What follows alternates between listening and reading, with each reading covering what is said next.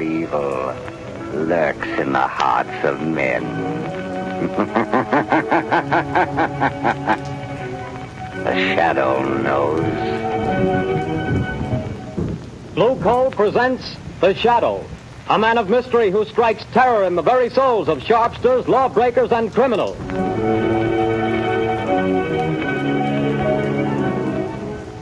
All signs point to a severe winter.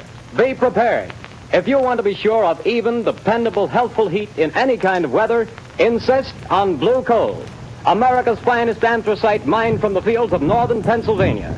The coal that is colored a harmless blue at the mines for your protection.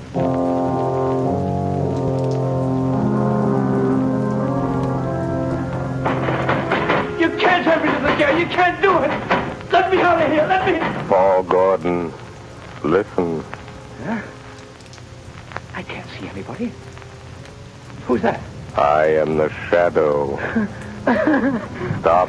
We haven't much time. We must hurry, Gordon. You're in the death house, charged with murder. Yes, I'm innocent. I'm innocent. But nobody knows it. Take courage, Gordon. The Shadow knows.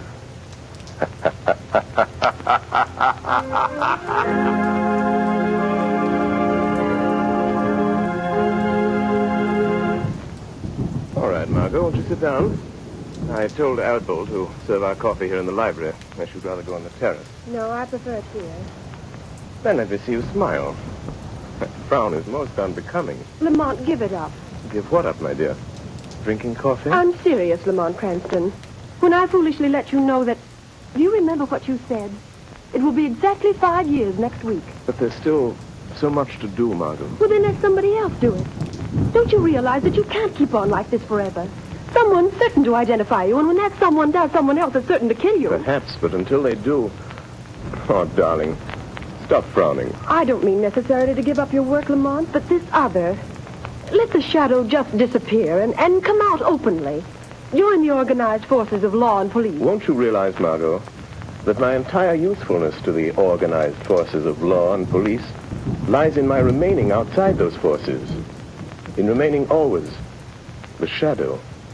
Would they approve my methods? Would they believe in my science? You would make them believe. You could make them approve. And in doing so, reveal my secrets, my knowledge.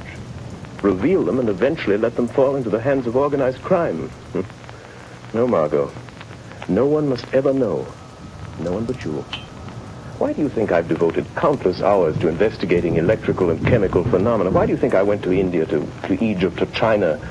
What do you think I studied in London, Paris, and Vienna? Except to learn the old mysteries that modern science has not yet rediscovered. The natural magic modern psychology is beginning to understand, and, well, magic that wouldn't seem so natural. I studied and learned for a purpose, my dear. All right, Lamont, I realize all that. But now the entire underworld has but one objective: to erase the Shadow. And to me, that means... Until they know what the Shadow is and who he is, what can they do? Stop and think how many criminals are either dead or in prison because of our activities. Why, even now, tonight, as we sit quietly here, somewhere, an innocent human being may be in desperate trouble. Somewhere, perhaps, there is a problem that can never be solved, except by the Shadow.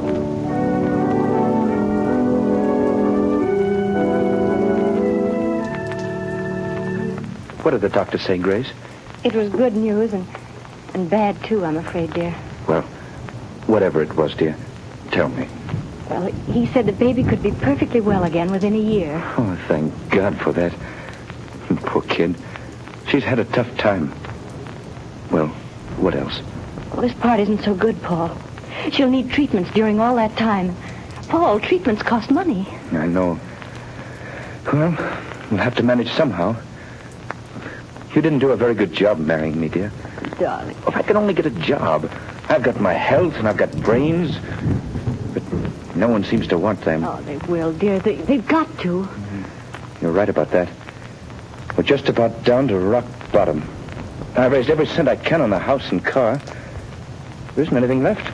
You and I are still left, Paul. And we've got to take care of Sally. She's our daughter, Paul, and she's got to have her chance. And she's going to have it. Somehow. Tomorrow I'll start out and take anything I can get. Darling, perhaps tomorrow things will break for us. Yes. If only they don't break the wrong way.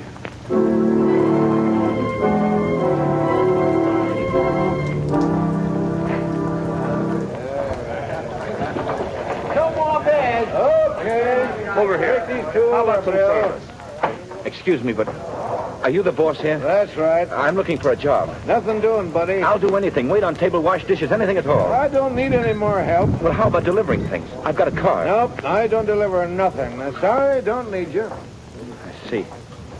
All right. Thanks. Hey, you. What? You calling to me? Yeah, sit down. Have a beer. No, thanks. I don't drink. Anyhow, sit down. Meet a friend of mine named Lefty. My name's Red. Look at my hair and you'll know why. Well, I'm glad to meet you both. Gordon's my name. Paul Gordon. Well, do you want to talk to me about something? We might be able to help you out. Sounds like you're looking for a job. You bet I am. I need one. You know anybody that could use me? Maybe. We don't know you yet. So far as that goes, I don't know you either. See, Red, the guy's smart. Yeah, maybe too smart. Now, look here, Mr. Gordon. We need a car, and we need somebody to drive it for us. You understand? Well, I've got a car and I can drive. Is it a good car? Has it got speed? I'll guarantee you up to 80. It's not bad. It's not bad. Now, listen, kid. How about meeting us tomorrow morning at 9 o'clock? All right. Where?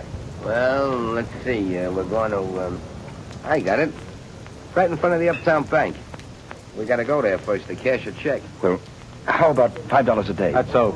But you remember, be there at 9 o'clock, or you don't get no job. Don't worry, I'll be there. I'll be there at 8 o'clock.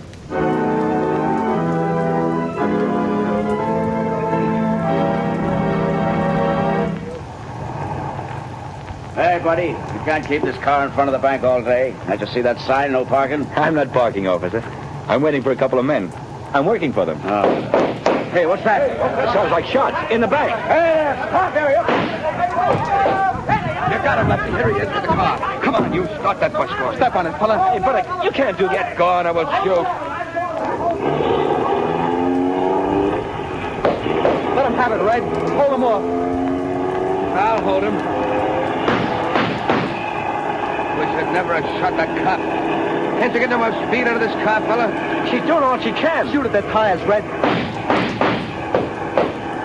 Missed him. Try the windshield. Say, let me out of this. Take the car. Don't think I'm in with you. That's just what we're figuring on. Now, here comes a curve. After you make that stop, get ready, Red. I'm ready. I'm just leaving the evidence. Put it under the seat cushion. Right. Okay, goodbye, Gordon. Thanks for the... Hey, wait, you guys. Don't leave me like this. They'll think I did it. Hey, come on back, will you? Look out! Up with your hands. Come on, get him up. All right, officer. I haven't got a gun. I wasn't in this. They made me drive the car. Yeah, keep your hands up just the same. Now throw the car, Charlie. Okay, Sarge. Now, fella, you might as well come clean on this. I haven't done anything. I tell you, I'm innocent. Hey, Sarge, I got it. Under the rear seat cushion. A bag full of bills and a gun. That's the gun that bumped off my buddy Louis. And you say you're innocent. Yes, I am. Well, it'll take more than saying so to keep you out of the electric chair.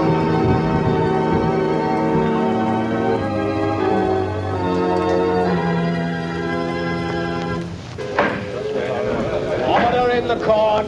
Order in the court. Paul Gordon, the jury have found you guilty of robbery under arms and of statutory murder. You have been shown to have had both motive and opportunity. The prosecution has piled up a mass of incontrovertible evidence, and I myself have no doubt of your guilt. Therefore, in accordance with the law, I direct that you be taken from here to the place from whence you came, and that there you be put to death in the manner stated by the law. And may God have mercy on your soul.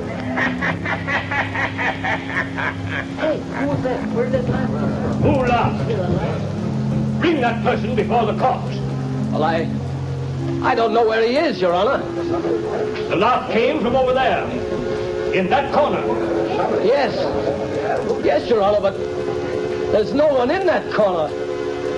Only a shadow.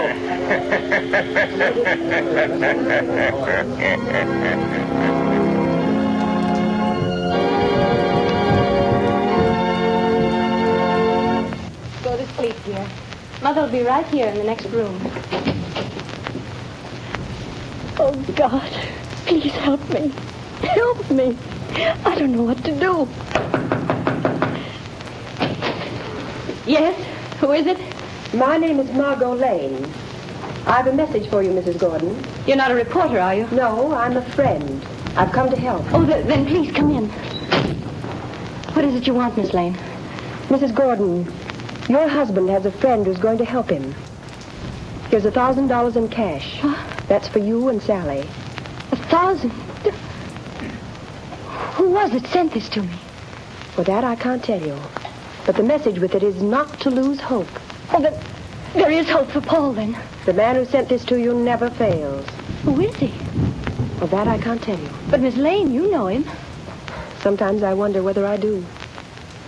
I love him. But I wonder whether I know him. What do you mean? It's hard to tell whether I really know the man or only his shadow.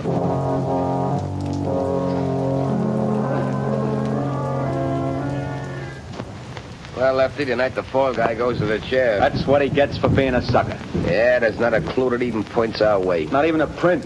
We had gloves on all the time. You had yours off for a minute when you were sitting next to him. Yeah, but I didn't touch the wheel. Then we ain't left a clue. You think so? Who said that? You, Lefty? No, I thought it was you. It was I.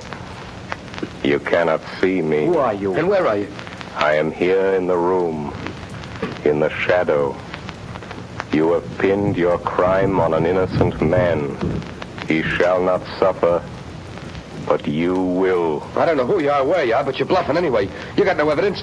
We didn't leave a clue. You did leave a clue. A clue that will send you to the chair. Where was it? Where was it? You're lying. Wouldn't you like to believe that? Keep thinking about it. Keep thinking about the clue that you forgot.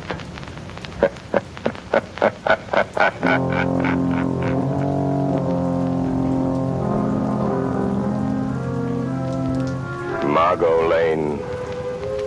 Paul Gordon is in the death house and is to die in the chair tonight. I am going to him now.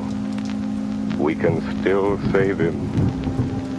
Stand by for orders.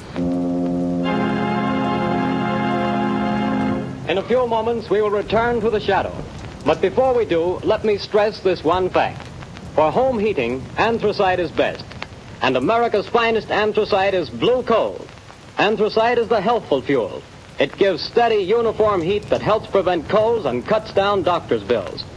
For with anthracite, there is no quick chilling of the house, such as you get with fuels of the on and off type, or with quick-burning fuels that flare up and burn out. Bear in mind that heating plants in this part of the country were especially designed to burn anthracite. So before that cold snap catches you unaware, call your local blue coal dealer. You'll find his name listed in the Where to Buy It section of your classified directory under the words Blue Coal. Call him tomorrow and order a supply of America's finest anthracite.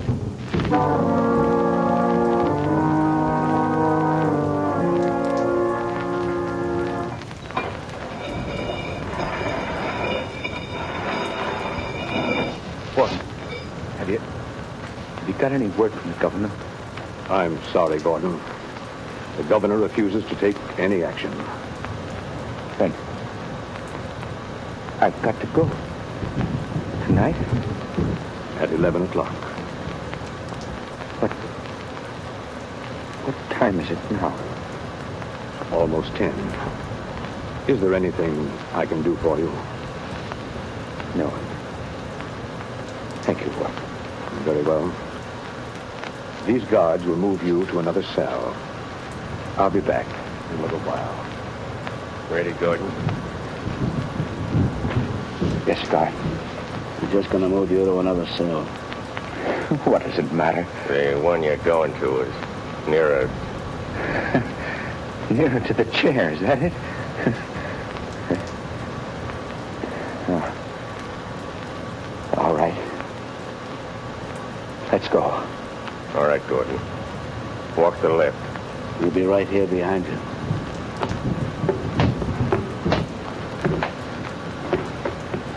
Now knock the door into this preparation chamber, Pete. Okay, just a second. All right. Go on through, Gordon. Watch him, Pete. I'll shut the door. What's the use of all this trouble? What chance have I got now? I'm afraid you haven't got much, fella. I wouldn't say that. What do you mean? Holy smokes. Look behind you. Where? There. Oh, too bad. I hated to do that, but there wasn't any other way, and he'll only be out for a while. Now, Gordon, listen to me. Hey, where are you? I can't see you anymore. Where have you gone? Back into the shadow. Now, Gordon, we haven't much time. Listen to me. No crime is perfect. There's always somewhere a loose end. The only reason that all crimes aren't solved is because there's some one fact that someone knows and doesn't tell. And sometimes they don't tell because they don't know that they know. I told everything I know in court. They wouldn't believe me then. Because you couldn't prove what you said. We are going after the proof now. You and I. How? I'm going to think with your mind. I don't know what you mean. Don't try to understand. Just do as I tell you. I want you to concentrate, Gordon. Fix your mind on everything that happened that day. Make mental pictures. I'll see what you see. I'll try. No, Gordon. Stop thinking about your wife and baby. How did you know I was thinking about that? I saw it in your mind. I see in my mind the pictures you create in yours. Oh, like television? Yes, or like mental telepathy or mind reading, hypnotism, whatever you choose. There's no time to talk. Stop talking. Think. I will. I'm thinking now. The picture is getting clearer. That's better. Go on. The restaurant? The bar? Gordon, stop thinking about the electric chair. It blurs the picture. I'll try.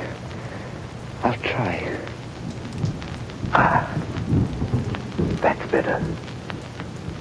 The car in front of the bank. Yes, I see it. The policeman. The crowd. Yes. Wait a minute. The small man with red hair. He was the one you called Red. Yes,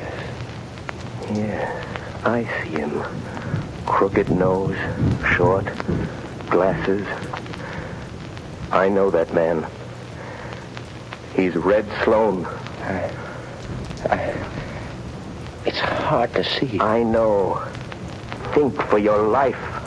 Try hard. Yes, you started the car. The other, Lefty, was in front with you. Lefty.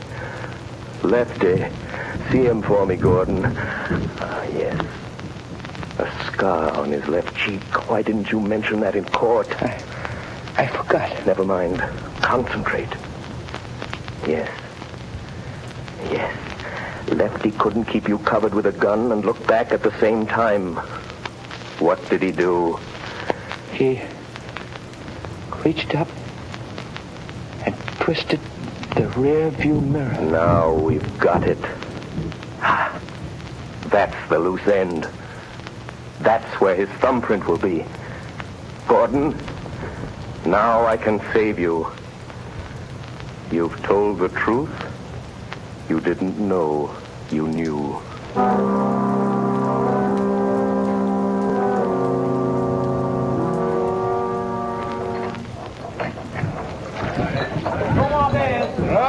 Another one over here. Red, you're a fool for coming in here again. This is the place we picked up that kid that's burning tonight. What do you want to come in here for? This is as good a place as any, ain't it? Hey, telephone for you, Lefty. Telephone? Yeah, maybe you never heard of it, but it's a great invention. But nobody knows I'm here. Well, somebody knows because they're waiting on the phone for you. It's over there on the wall. Okay. Don't be too long, Lefty. Hello? Say, what are you laughing at? Who is this? Lefty, did you ever hear of the shadow? Yeah. Say, what is this? Too bad about young Gordon, isn't it, Lefty? What do you know about that? The shadow knows. Who are you? What do you want? I want justice. Justice for Paul Gordon, Lefty. And I'm going to get it. But you ain't got no evidence. No. Perhaps there are some fingerprints, Lefty. Oh, no. We had gloves on. There couldn't be no fingerprints. Did you have gloves on all the time? Yeah, sure. I did. You're left-handed. Now listen carefully, Lefty. When you were sitting in the front seat of Gordon's car, your gun was in your left hand. Remember? Say, you ain't nobody, are you? It's just... Say... How do you know? What did you do with your right hand? My right hand? You took off your right glove, didn't you? No, I didn't. I didn't. No. Gosh, I'm going nuts. And you couldn't see the car that was chasing you because the angle of the rear view mirror was adjusted for the driver and you weren't driving, so... Do you remember what you did? No, I didn't. I didn't take it off. Are you sure you didn't reach up with your bare right hand and turn that rear view mirror? Are you sure, Lefty? No, I didn't. I didn't. Maybe I did that. If the police find that fingerprint, you'll burn, Lefty. Just the way young Gordon's going to burn tonight. Goodbye, Lefty. Hey, wait a minute. He hung up. No, I won't burn. Hey, Red! You set the gab long enough. Say, who was the guy on Never the... mind that. Where's that car of Gordon's now? In his garage. I guess I heard his wife... Listen. What? I got a hunch. There's some fingerprints of mine in that car. Red, we gotta wipe them off of there, or maybe we'll burn in that chair, too. Come on, let's go. But, Commissioner... I'm sorry, Miss Lane, but I don't see what we can do. But I tell you, Paul Gordon is innocent. The men who committed the crime are free. Where did you get this information? Oh, that I can't tell you. Miss Lane, Paul Gordon was convicted of murder by due processes of law. Tonight he pays for his crime in the electric chair. If the police listened to every crank who came in here claiming new But evidence... they can't send an innocent man to the chair. They can't do it. No, but they can send a guilty man. And according to the evidence, Paul Gordon is guilty. Commissioner, suppose that afterwards, when it's too late, they discover that Paul Gordon wasn't guilty after all. And suppose I testify that the police refused to listen. Well, what do you want me to do? If it's within reason, I'll do that. I want you to send some men to that garage. I want you to catch the guilty men and see that justice is done.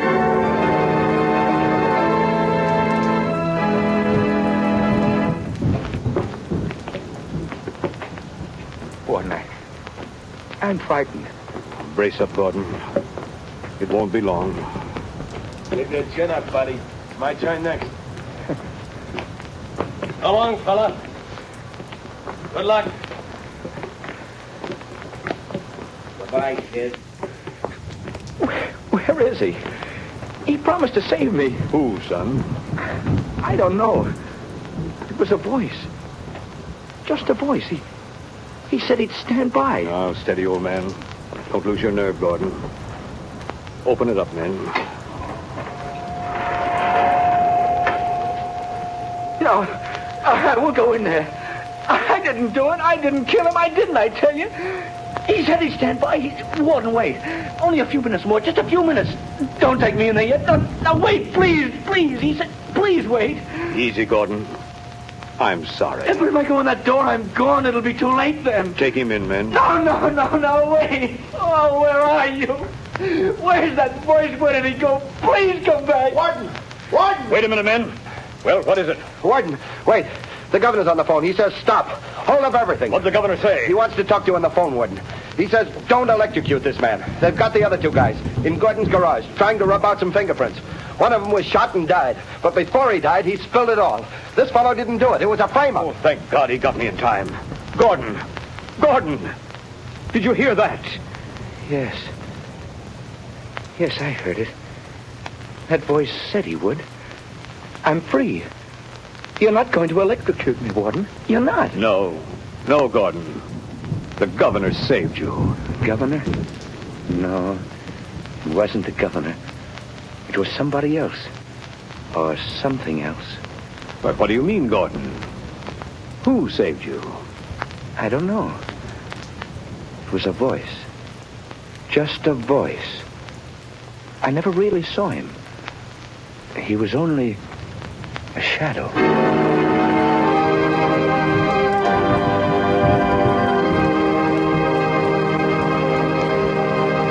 Before another adventure with the Shadow draws to a close, John Barclay, Blue Coal's heating expert, would like to say a few words. Mr. Barclay. Good evening, friends. If you're interested in having a more comfortable home this winter, be sure to call your local Blue Coal dealer. For he's more than a fuel dealer. He's an authority on modern home heating. You see, for more than 6 years, I've trained servicemen for these Blue Coal dealers. These men, known as John Barclay servicemen, have added thousands of families like yours to enjoy a greater degree of comfort and to save heating dollars, too. I'm going to read part of a letter typical of many received from satisfied customers using Blue Coal and John Barclay service. I quote in part. The service rendered by your John Barclay servicemen has been invaluable to me. We were burning a ton of coal a week and having great difficulty in keeping our fire going throughout the night. Your serviceman made me many helpful suggestions regarding the proper way to regulate the furnace and recommended the use of Blue Coal. We not only reduced the amount of fuel consumed to 1/2, but actually got more heat. Think of that, friends. In this case, a family cut their fuel bill in half simply by following the advice of a John Barclay serviceman, whose services were given without charge. Now, you don't have to buy Blue Coal to benefit from John Barclay service. No matter what kind of fuel you're using or from whom you've been buying, if you have any heating problems, consult the Blue Coal dealer. He'll be very glad to place his John Barclay serviceman at your disposal to solve your problems. I thank you.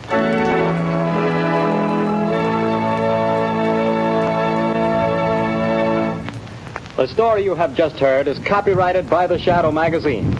Real names are never used in these Shadow stories.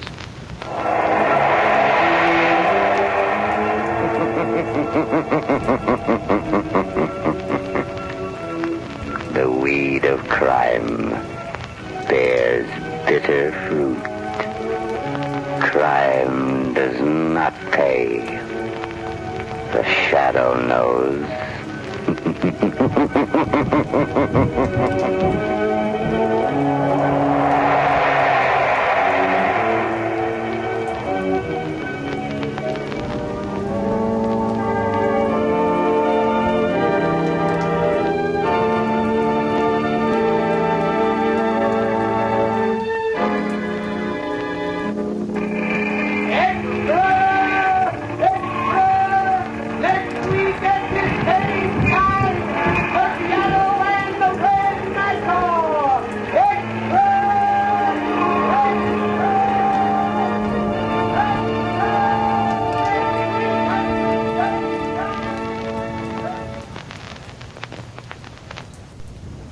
Who knows what evil lurks in the hearts of men? The Shadow knows.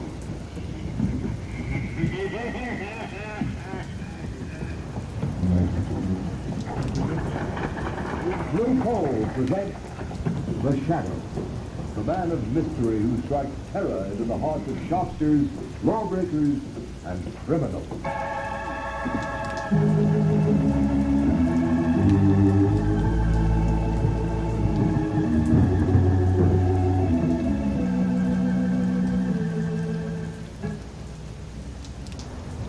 Friends, if you haven't yet tried Blue Coal, by all means order your first ton tomorrow. You'll like this excellent Pennsylvania hard coal. It's America's finest anthracite and can be depended upon to keep your home comfortable and healthfully warm all winter long. But be sure you get this finest anthracite. Ask for it by name. Ask for blue coal, the coal that is colored a harmless blue at the mines for your protection.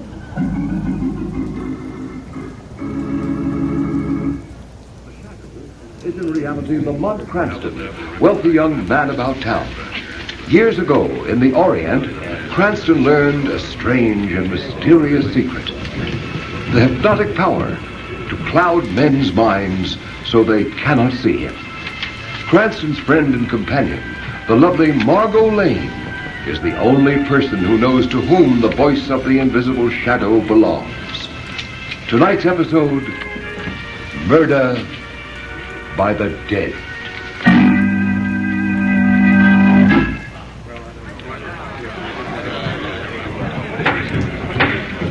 The court will come to order. The court will come to order.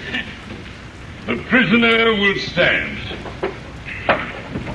Peter Swift, you've been found guilty of willful and deliberate murder after a fair and impartial trial. Have you anything to say before sentence is pronounced upon you? Yeah. I got something to say. Very well, be brief. Oh, I'll be brief, all right. You think you're gonna kill me, but you ain't. I'll get you, yes, you up on the bench there, and I'll get that district attorney, too. And just for good luck, I'll get the foreman of that crooked jury that railroaded me. Do you understand? Perfectly. Your threats against the district attorney and the foreman of the jury will, I am sure, go as unnoticed as your threat against myself. Peter Swift, I hereby sentence you to be taken from here to the place from whence you came, and that there you be executed in the manner provided by the law. And may God have mercy on your soul. You will hang me, will you, you old fool? I'll get you, all three. And if I can't get you living, I'll get you dead. Take him away.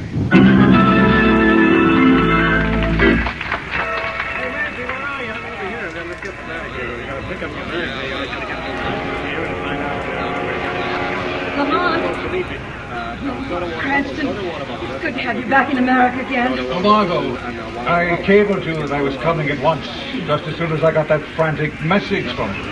What's it all about? Lamont, the district attorney Stowe was murdered last week. Yes, I know. I saw it in the papers. I cabled you because I was afraid. Afraid? You? What's the matter? Spooks? Well, I'm trying to believe it isn't. Oh, darling, you're talking nonsense. I only hope I am. Lamont, it was District Attorney Stowe who prosecuted that murder of Peter Swift 6 months ago. Yes, I remember. The chap who threatened to come back and get Stowe and Judge Clive and the foreman of the jury. You haven't forgotten who the foreman of the jury was, have you? Oh, by George. It was your father, wasn't it, Margot? Your father is the third on the list to die. Yes, now do you understand? Oh, but my dearest girl, you surely don't intend to suggest it. But I mean, Peter Swift was hanged. All I know is that 3 men were threatened, and one of them is dead. A coincidence, of course. Well, perhaps. I know you'll think I'm a fool, Lamont, but and I don't know how, but perhaps Peter Swift has come back. Peter Swift was executed. Hanging is usually effective. But there is something in what you say, I wonder now. So we're asked to believe that Peter Swift has come back from the land of shades to kill 3 men. 3 were threatened. 1 is dead, murdered. The killer must be, then, a ghost, a shade. Well, my dear, I suppose there's only one thing that can be opposed to a shade. And that is? A shadow. My dear Margot, a shadow.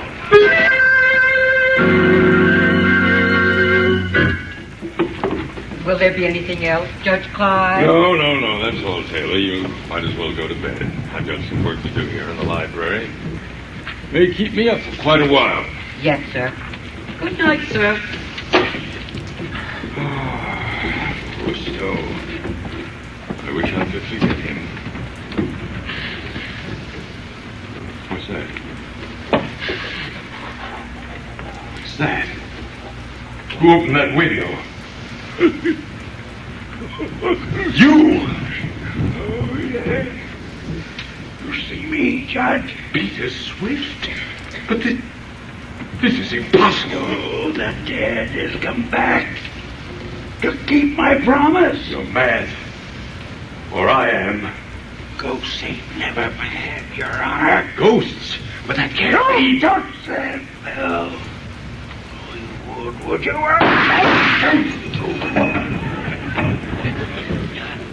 That's two of them. One more to go.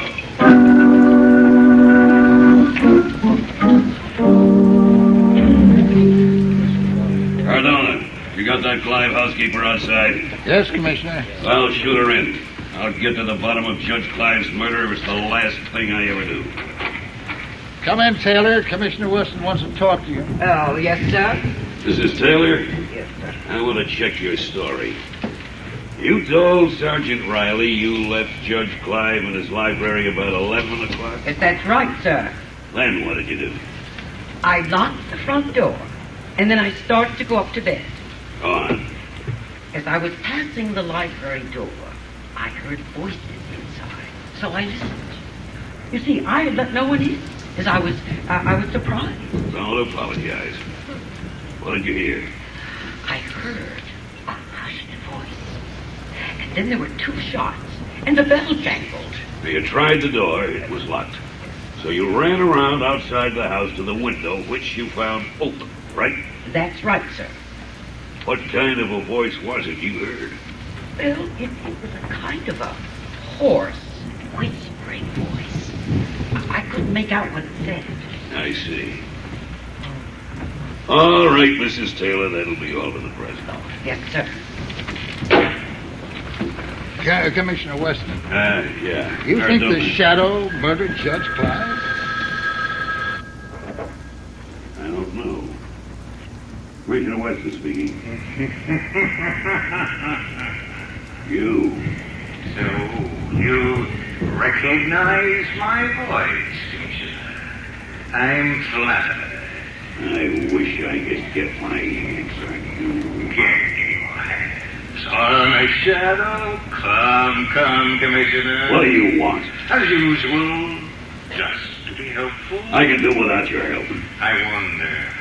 However, I've got a little suggestion for you. Have you ever thought of exhuming the body of Peter Swift? Peter Swift has been dead for 6 months. What do you want me to do? Get you a lock of his hair? Trace this corridor. Don't bother. I'm walking from a booth at Union Station, and I'll be gone before you can get anyone here. No, Commissioner, I don't want a lock of Peter Swift's hair. Even if I did, I suspect you couldn't get it for me. I imagine he's still wearing it. Yeah, maybe. In his car. I wonder. District Attorney Stowe and Judge Clive have been murdered. There's only Mr. Lane left. I don't believe in ghosts. No. But you believe in his shadow, don't you? Hello.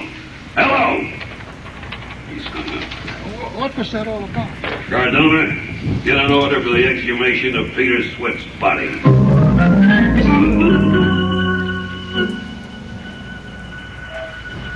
Margot Lane, stand by for orders. The police are on the right track, but they may be too late. Go to the Warden of State's prison. Pose as a newspaper reporter. Find out what disposition was made of Peter Swift's body following his execution. Hurry. Every second counts.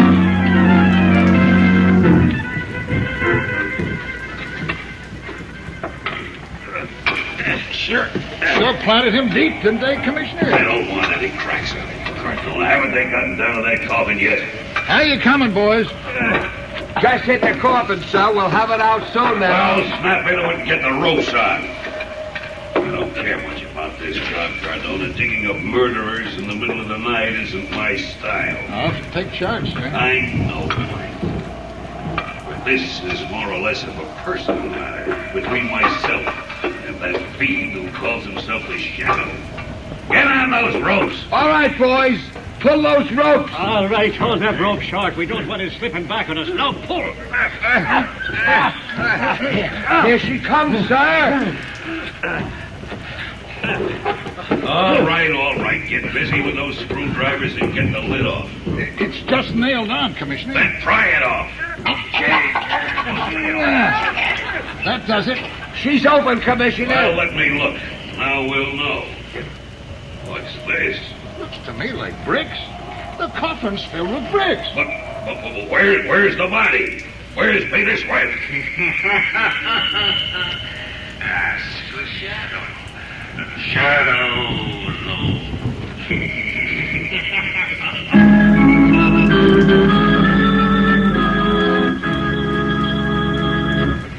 While we're waiting for the shadow, I want to pass on a bit of advice of particular interest to all homeowners. If you're anxious to cut down your doctor's bills this winter, to keep your family free from a lot of sniffles and colds, then by all means burn anthracite or hard coal, because anthracite is the healthful fuel. It gives steady, even, healthful heat, in contrast to the flashy kind of heat you get from the on and off types of quick-burning fuels. And friend, don't forget this point. Furnaces, cook stoves, and space heaters in this section of the country were especially designed to burn anthracite. And to get America's finest anthracite, ask for blue coal. Blue coal burns long and evenly, with the furnace dampers practically closed. There's no waste up the chimney. It gives economical as well as healthful heat. Blue coal is mined by the Glen Alden Coal Company, the world's largest producers of Pennsylvania anthracite. It is laboratory tested at the mines for purity and for uniformity of size. If you have never tried blue coal, place a trial order tomorrow. You'll find the name of your nearest blue coal dealer listed in the Where to Buy It section of your classified telephone directory under the name Blue Coal.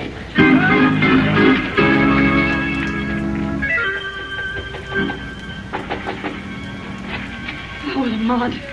Thank heavens you're back. Well, come in, Margot. Lamont, I was right about Peter Swift. I was right. Yes, I know you were. I found out from another source. My darling, you're trembling. What's the matter? Oh, I'm all right.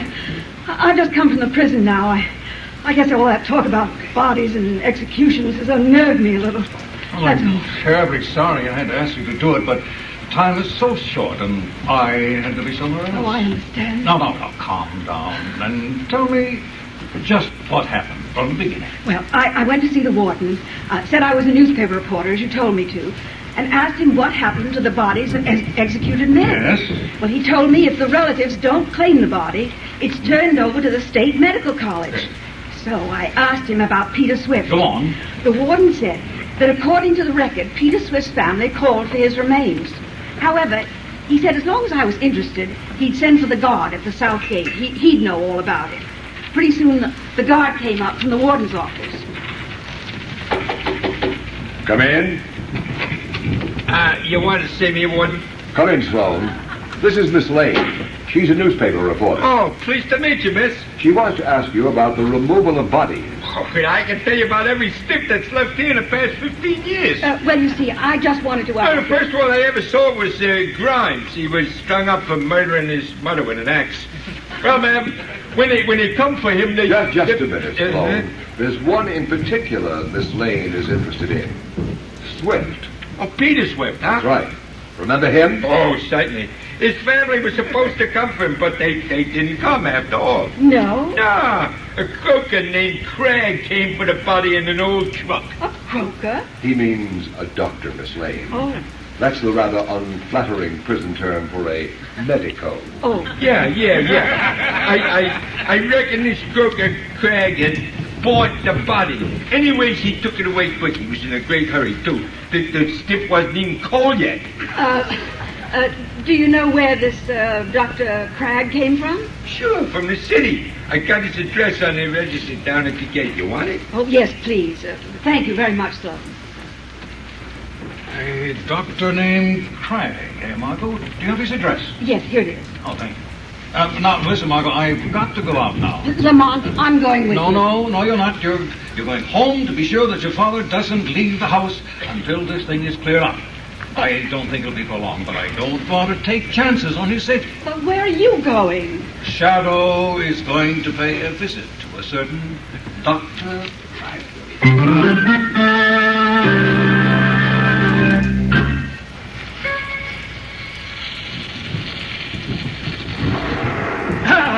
The solvent! At last, I've got it! Dr. Cragg? Huh? Who was that? Who spoke? Does it matter? I'm right here at your elbow. You lie. I'm the only person in the room. No, you're not, Doctor. But I wouldn't turn around to find out if I were you. Where are you? Where's that voice coming from? I could swear there's no one else here. Then you must be having hallucinations, Doctor. I'm sane. Sane. I'm sure you are, but you can't see, that's all. What do you want? Just a favor at a price. A good price. How much? $20,000? Yes, a good price. Well, I've got a friend booked to hang on the 23rd of this month. What's that got to do with me? My guess. 20 grand. Who's your friend? His name is Louis. Three-fingered Louis. Well, what am I supposed to do about it? Perhaps you could keep him alive. So, why come to me? Drop that gun, Doctor. I've got you covered. You dirty... You can't shoot the shadow. Shadow? You don't mean... Yes, I mean the shadow, Doctor. The shadow just wants a little information. You won't get it. Little information as to how you resuscitated Peter Swift. Brought him back from the dead, if you prefer the term. I won't tell you. And restored his broken neck. Ah, I did it. I've proved I can do it. But it's my secret. I don't care if you are a shadow or the shadow. You can't have my secret. No one can have it. It's mine. Perhaps you trade your secret for mine. My secret of blinding eyes to the obvious. I can teach it to you in a few minutes. The shadow's secret of invisibility. Well, I'm not interested in your secret, some psychological touch. What's the power of making oneself invisible compared to the secret of making the dead live? Perhaps you're right. Perhaps there is no comparison. But where'd you learn that secret, Cragg? Tibet or in the African jungle? I won't tell you. I won't tell you. It's mine. How long will it be yours? For as long as I want it to be. Forever and for all eternity. Because only I know the secret, and I shall never reveal it. No! They called me a madman. They threatened to put me in an institution. You are mad, Cragg. No. I am a genius. Well, you benefited by an exceedingly rare coincidence. No. A coincidence that might happen one time in a billion, one time in a trillion. It was no coincidence, I tell you. It was my genius. And I shall hold my secret. I shall continue to make the dead live. You're making Peter Swift live has caused two other men to die. To die at the hands of Peter Swift. And what interest is that to me? I am not interested in that. Not interested in the fact that the third man may die tonight. A man named Ross Lane. What do I care about Ross Lane alive or dead? It is nothing to me. Will you bring Ross Lane back to life? Oh, I could. I can bring anyone back from the dead. I tell you, I have found the secret of life over death. I can prove it again and again. I can prove it on myself. I can die and bring myself back to life. You are mad, Cragg. Oh, am I mad? Cragg. Yeah, I'm only putting my gun on the table. Very well, then. I'm not afraid of you, even though I can't see you. You see? Yes, Cragg. And I will prove to you what I just said. I am not mad. I am a genius. I have found the secret. What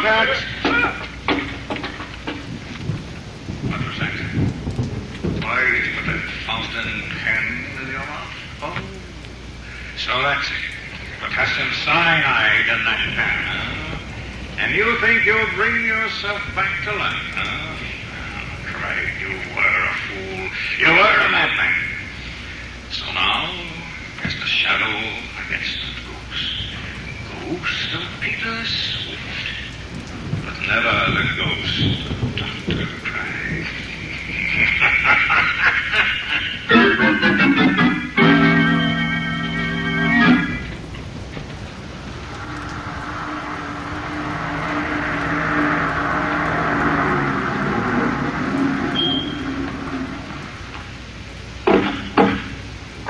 That you, Jenkins? Good. I'll be right out. But Mr. Lane, sir, Miss Margot left strict instructions that you were not to go out of the house. Oh, she did. Well, when she comes back, you tell her I went out. I'm not going to be ordered around by my own daughter as if I were a child of 3. Ridiculous. I can take care of myself. Open the car, Jenkins. But Mr. Lane, the danger my eye. I'm going straight to my own club. It's my own car with my own chauffeur. The club, Jenkins. Yes, sir.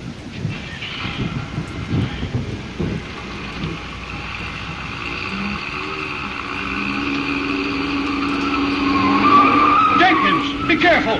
You turn that corner on 2 wheels. Remember, I have a weak heart. Drive carefully. Jenkins, did you hear me? Jenkins, what's the matter with you? Stop the car this instant. Jenkins, why, you're not Jenkins. For me, Why, you're Peter Swift. I don't care who you are. Stop this car. Let me out. Let me out.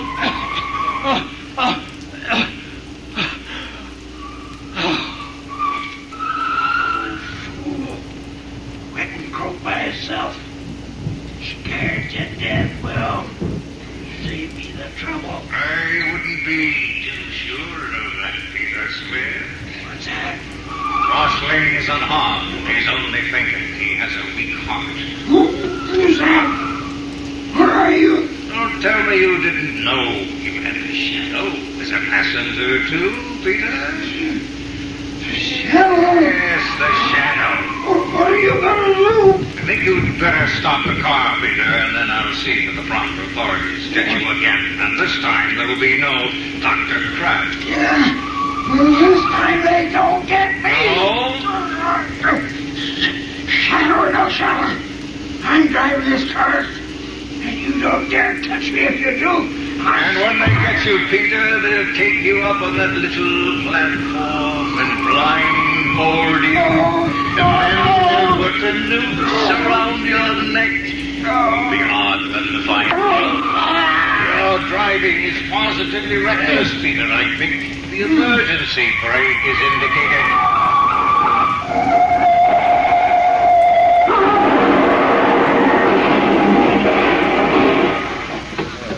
Did you see that crash?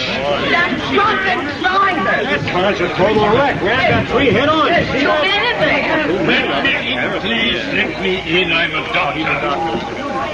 How about it, Doc? The old man in the back is all right. He's just fainted. Shock probably. And the other? Well, I'm afraid the shortly he is done for. Broken neck. Oh, this is funny. What's that, Doc? The sofa has a metal brace on his neck now. He must have broken it once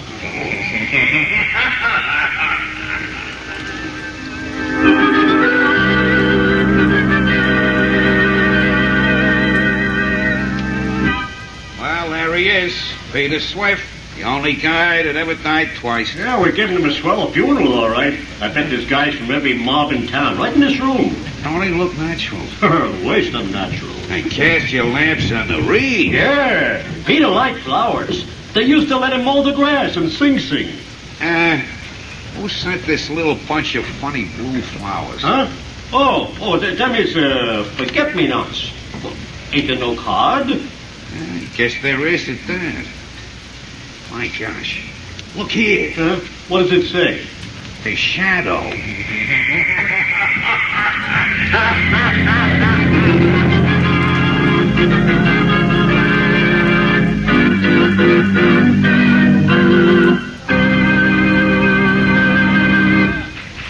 Ladies and gentlemen, before today's thrilling episode in the life of the shadow comes to a close, we have an announcement that I'm sure will be of interest to everybody. Beginning today, Mr. John Barclay, our blue coal heating expert, will give a series of practical talks on the subject of automatic heating. Ladies and gentlemen, Mr. Barclay. Good evening, friends. Today, more than ever before, we realize the need for absolutely uniform heat. in order to enjoy really healthful living conditions. However, many people are under the impression that it is necessary to spend huge sums of money and install elaborate equipment in order to have this uniform heat.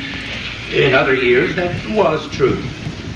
But today, you can have uniform heat 24 hours a day for as little as $18.95. That's the price of a blue coal automatic heat regulator. Is this a simple device which can be installed on any kind of heating equipment? Oh, yes. It works equally well. Hot air, hot water, steam or vapor heating plants, even on space heaters, which you probably know of as parlor stoves. Not only is the blue coal heat regulator so inexpensive that anyone can afford one, but its operation is simplicity itself. It consists of a thermostat located right upstairs where it's always handy, or you can have it in your living room, your dining room, your kitchen, anywhere at all. This thermostat is then installed to connected to a silent motor located in the basement near the furnace. Is it easy to install? Why, yes. Yes, the installation of the blue coal heat regulator is such a simple matter that it requires but an hour or two. In fact, you don't even have to let the fire in your furnace go out. And the charge for installation is very low, averaging around $5. Why not drop in to see your nearest blue coal dealer and let him tell you more about this remarkable new heat regulator? You'll find he's the outstanding heating authority in your community. And take advantage of his John Barclay trained serviceman, who is qualified to give you expert counsel on any heating problem at no charge whatever. I thank you.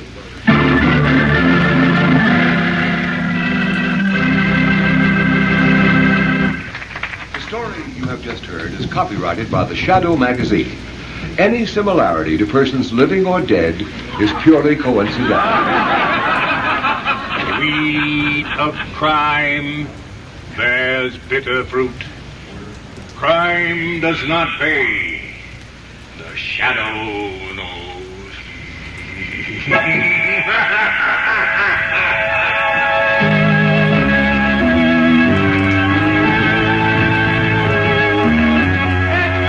To hear all about the shadow. Next week, same station, same time, the shadow returns.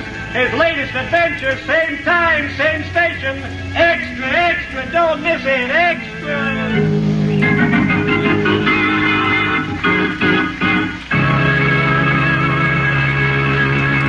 Our cast tonight has included Dwight Weist, Margot Stevenson, Parley Bear, Jackson Beck, Arnold Moss, Sidney Sloan, Trudy Warner, Arthur Anderson, Dick Osgood, John Nanovic, organist Rosa Rio, and Terry and Ken Ross on sound effects. Is there another name I should mention? And of course, Carl Weber as John Barclay. This is your announcer, Ken Roberts, who joins with the cast in extending our appreciation to the creator of the shadow, Mr. Walter Gibson.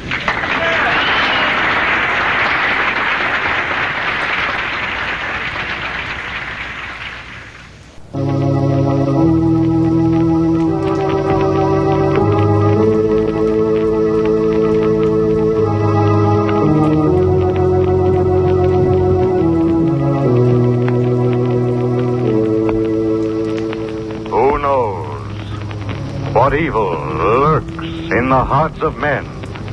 The shadow knows.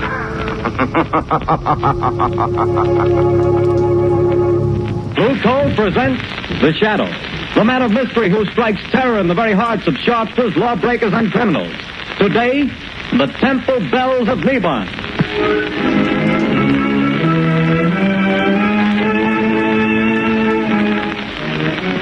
Friends, if you want to be sure that the fuel you get to heat your home this winter is safe, healthy, and economical fuel, then by all means buy Blue Coal, the finest of Pennsylvania hard coal. Remember, this superior quality anthracite has been colored a harmless blue at the mines so that you can recognize it at a glance. So take the guesswork out of your fuel buying. Get America's finest anthracite. Ask for Blue Coal by name. Order a supply tomorrow.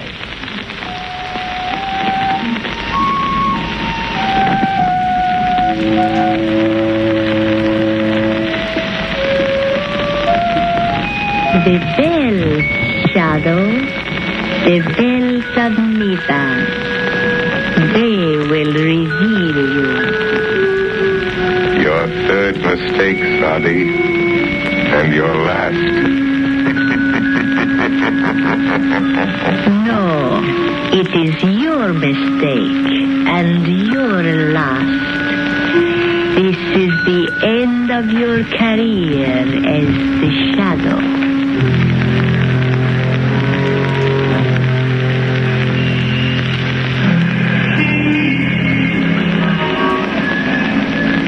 Oh, Margot, we'll make this a large evening. A couple of hours at the Club Caliph. Does that intrigue you? Lovely, but not too late. I have an appointment at 10 in the morning at the Women's Club. They're trying to get some action on this terrible narcotic situation. Yes, I read about that. The stuff's being peddled all over town. They found school children using it, society women. Why, it's already caused a half dozen suicides. Yes, I know. It's terrible stuff. Oh, it needs the Shadow to get at the bottom of it. Yes, I know, dear, but for tonight I do enjoy just being myself. Lamont Cranston, dilettante. Let's be the Shadow only in real emergency. You know, they tell me there's a lovely Indian dancer at this new club, Caliph. Indian dancer? Mm-hmm. You know, there's the place just there. Club Caliph, driver. Yes, sir. Lamont, you are going to do something about it. You've started already. Perhaps. Well, here we are. All right, driver. There you are. Thank you, sir. Oh, that looked like young Jerry Gleason just going in. Yes? I was that young man's father. I'd spank him and keep him home occasionally. Spoiled son of a wealthy sire. Here, let me have your coat. I'll check it with mine. Good evening, Jerry. Oh, hello, Miss Lane. Your father and sister well? I haven't seen them lately. Yes. I'm sorry, but I can't wait right now. I've got to see someone, and it's important. I'm sorry. But Jerry... Hello. What ails young Gleason? I don't know. He seems awfully upset about something. He doesn't look well either. Pale and shaky. You're right, he doesn't. Something curious about that boy. Well, let's go in. May I show you to a table, sir? Take this table by the dance floor, thank you. Oh, there's someone getting up to speak. We seem to be just in time for the main attraction. Apparently. Ladies and gentlemen, we take pleasure in presenting the fascinating and beautiful dancer of the Far East, Sadi Bel Ada. For our first number tonight, she will give you the dance of the cobra, Sadi Bel Ada.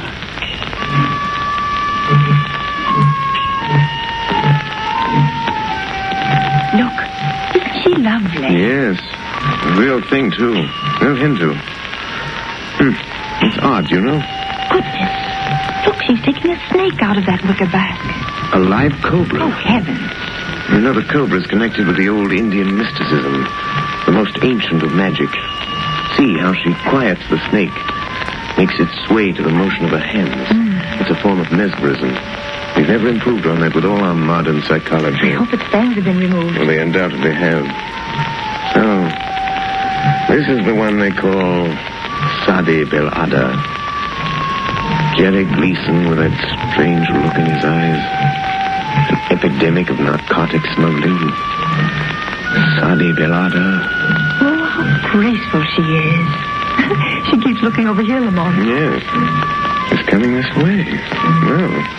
Souvenir for the beautiful lady, sir. Oh, a bracelet. Thank you. Bismillahirrahmanirrahim, fair lady. Ah, you know the tongue of Mother India, sir. Only enough to make a small prayer. Only enough for that. Sadi Bel Ada. It is good sometimes to know a small prayer. Just in case of an emergency? Yes. You are very wise, sir. In case you should meet someone who could destroy you, sir. I see. Cela. Just what did she mean by that? I don't know exactly. Funny sort of thing. She seems to know something about me. I'm trying to recall where I've seen that face. Richie!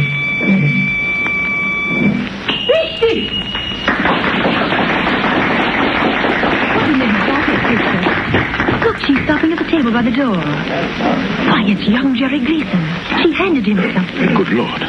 He's going out with her. What's the matter, It Luke? just struck me, Margot. That boy's face. The color, the skin. You mean drunk? Yes. The poppy of India. Oh, but not Jerry Gleason. Oh, that'd be too awful. And our old friend Claire Gleason, his aunt, who's tried so hard to steer him straight since his mother died, it would just about kill her. Come, Margot. We must do something. We're Mama. going to.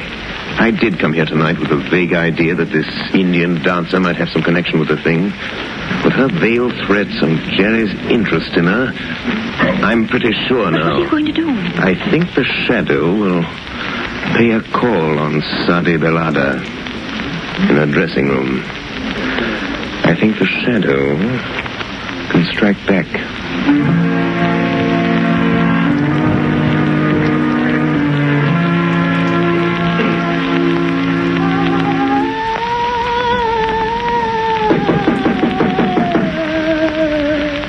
Come in. Sadi, can anyone overhear us here in your dressing room? Oh, no. What do you want, Alexis? A message from the captain. What then? Tomorrow is the day. The police are getting closer. We sail tomorrow night at 8. I am not afraid of the police. But there is somebody else I am not sure about. You took care of Jerry Gleason? I gave him his medicine and sent him home. But you bring him tomorrow night? Do not fear, Alexis. Jerry will be with me when we sail. I have a way to let him know. Good. But the air blows from that window. Close it, Alexis. Too bad we have to terminate. The grand success of Sadi Belada and the Club Caliph. Yes. But as the Americans say, business is business, yes. And we still have a small business with the rich papa of Jerry Gleason. No doubt the richest part of our business, sweet Sadi. The rich man will pay well. Who laughs? Where are you? Speak. I am here, in the shadow. But I'm afraid you can't see me. Speak. And say who you are. Have you never heard of the shadow? Oh, the shadow? So it is you. Have I not somewhere in the past seen your face and known your name? I think so. Did you enjoy yourself tonight? I warn you, Sadi Belada. Leave the Gleason boy alone. The boy to whom you give the evil drug. I have no fear of you, Shadow Sahib. I hold a greater power. I hold the power of the temple bells of Neban. You command the temple bells of Neban, do you? Yes. Either you lie, or you desecrate a great gift. Put your strength against mine, White Effendi, and you will see how I desecrate that gift. I can cast your little spells aside and make them nothing. I can kill you. Kill me? The shadow, Sadi? Yes. If you dare to come to me again, will you come? Who could refuse such an invitation? Especially when made by so charming a lady as yourself. Yes, I will come. And be sure you don't mistake my voice when I do come. Sadi Belada.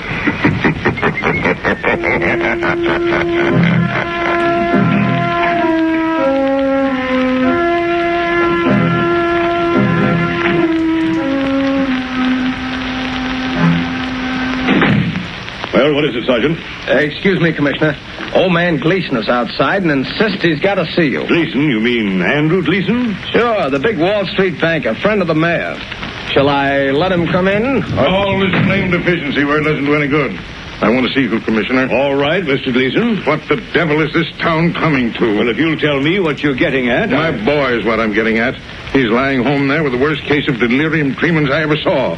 Spent the night sopping up liquor in these rotten honky-tonks. Mr. Gleason, if you think the police department's going around playing wet nurse to all the spoiled kids in this town...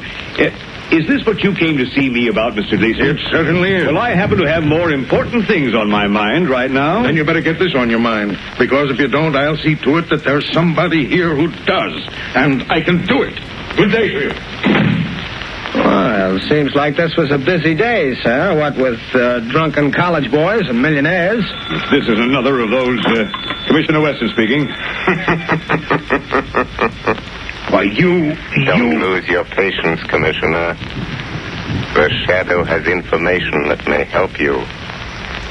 Young Jerry Gleason is becoming a drug addict. What? Yes. A victim of this flood of drugs being peddled on our streets. It might cost you your job. Are you interested, Commissioner?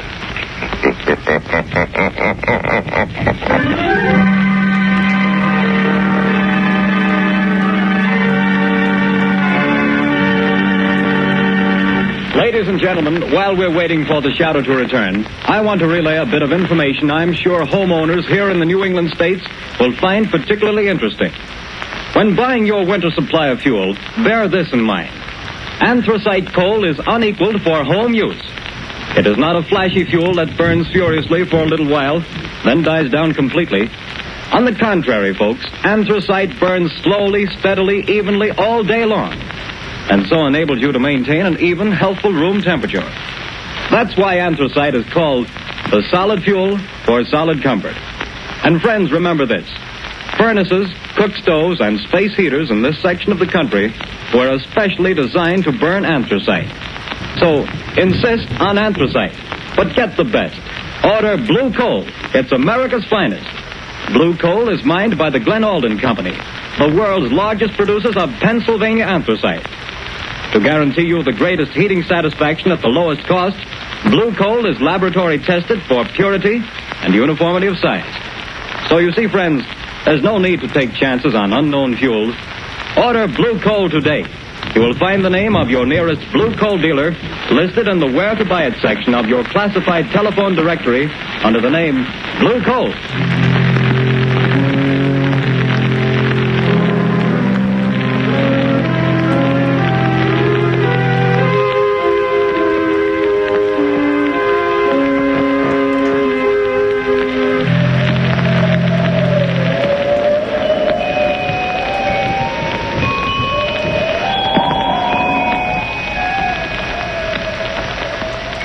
Margot?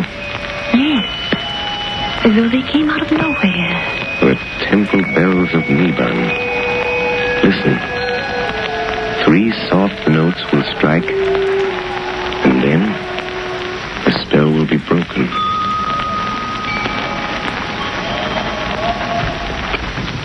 They're gone. But how, Lamont? Here we sit in your apartment listening to weird temple bells. Where did they come from? How did you do it? Not too difficult, Margot, dear. Those who've learned its secret. Its secret based on the phenomenon of telepathy combined with the old science of the yoga. The same magic which gives voice to a shadow. It's a very awe-inspiring demonstration. If there should be someone who could command the temple bells of Neban, the shadow would cease to be a shadow. You mean they could sing? Yes. At the last stroke of the bell, I would be only what I am. Lamont Cranston. My magic invisibility, so to speak, dispelled by this greater power. And you think there is someone with this power? I'm not sure. Years ago, in India, a yogi priest, keeper of the Temple of the Cobras at Delhi, the ancient mysteries.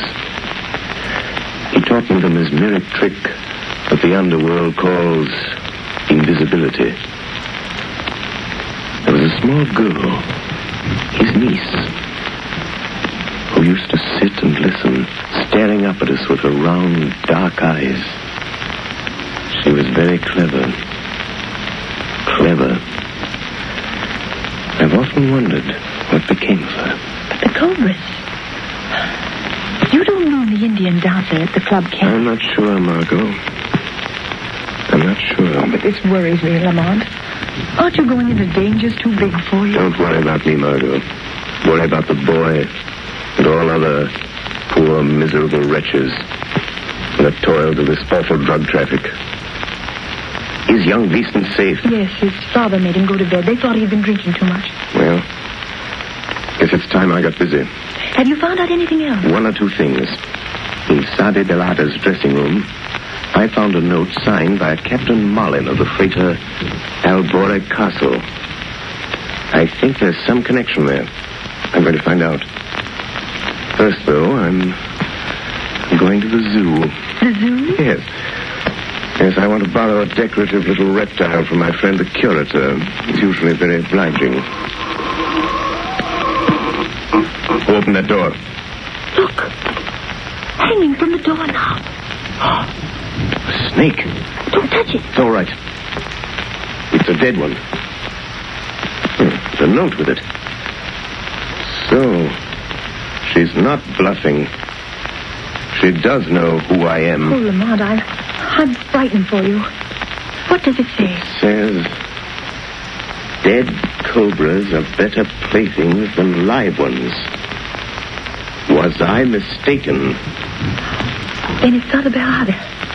Oh, Lamont. Margot, it's a challenge. But the bell. The bells of Neban. Oh, I'm afraid the shadow this time will get beyond his death. We shall see, Margot. We shall see who is stronger. Sade and the bells of Neban, or the shadow and the snake.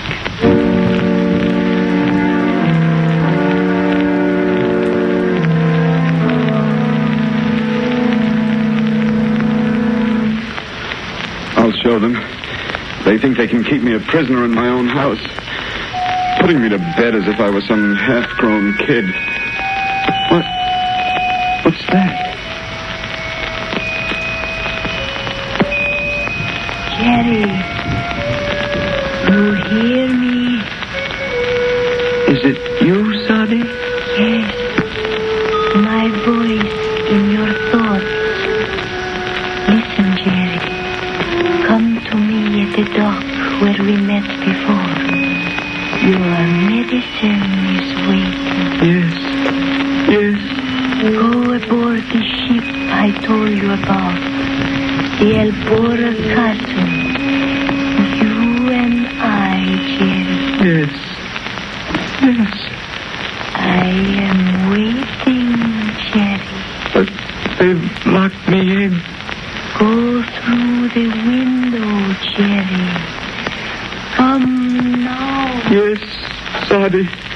The window.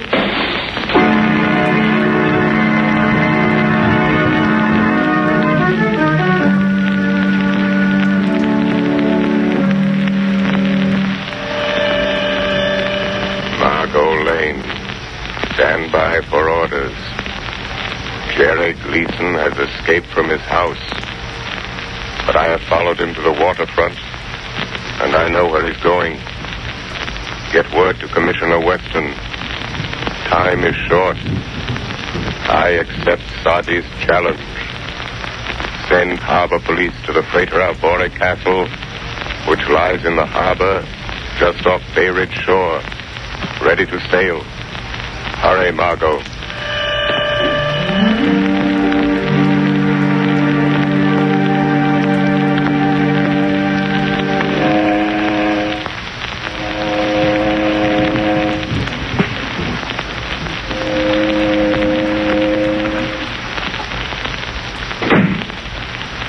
It's depressing here in this cabin, Sade Bell. A little. Why do you tremble so, Alex? I wish we were far at sea on our way to Rio. Oh, be patient. The ransom note was delivered to Papa Gleason? Yes. What was that? There is nothing. Oh, it's you, Captain. We are leaving, Captain? Yes, we're getting on the way now. We've got the boys stowed safely below decks. And the rest of the medicine? We got rid of that. What was left of it. A nice clean-up for all hands, not counting this Gleason job. That'll net us another 100,000, or nothing. Oh, we're fixed, whichever way the dice roll. And after that, we live like kings, without a care, yes? Not even a conscience to bother you. What? Sadie, he has come. I was afraid. Who said that? I did, Captain. So you're the one with your trick ghost talk and magic, eh? I'll make a shadow out of you soon enough. Not that way, Captain. No? Here, lock that door, Alexis. It is locked, Captain Malin, but the porthole. No one can get through those, not even a shadow. Save your laugh, whoever you are. We've got you. You're in this cabin somewhere, and this ship is outward bound. Laugh that off. I think you may have made 3 mistakes, Captain. One too many. Yes? Yes, Captain. But I do not make mistakes, Dad. That remains to be seen. Sade Belada. Then you will see. Hand me the wicker basket, Alex. Hey, what are you going to do? Yes, Daddy. I call the temple bells of Neban, Captain. The shadow has the power to blind your eyes. A trick he learned in India from a yogi who was my uncle. But I have a better trick. When the last bell sounds while the sacred cobra dances, you will see the shadow only as a man. Be ready to shoot, Captain. I'm ready. And now, my cobra, to dance with the bells of Neban. I wouldn't open that basket if I were you, Sade Belada. You watch my pretty cobra, Sal. He may find you even before the captain's bullet. You would die just as quickly. Dead cobras are better playthings than live ones. Bismillahirrahmanirrahim. Make your small prayer, Sal.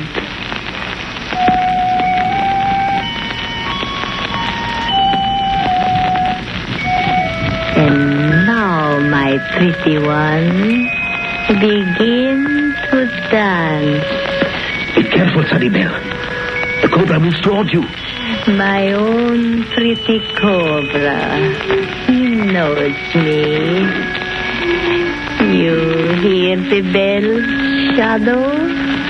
The temple bells of Neban? I hear them. When the last bell strikes, we shall see our prisoner. And I am waiting for that minute. But, Sadie, the cobra. Look out! He's going to strike. Alexis, something! Go! Quick! Drop the basket over Alexis. Kill him!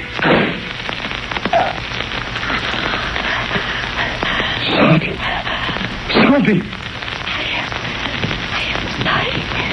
The shadow warned you, Sade Belada. You take credit for this too, do you? No.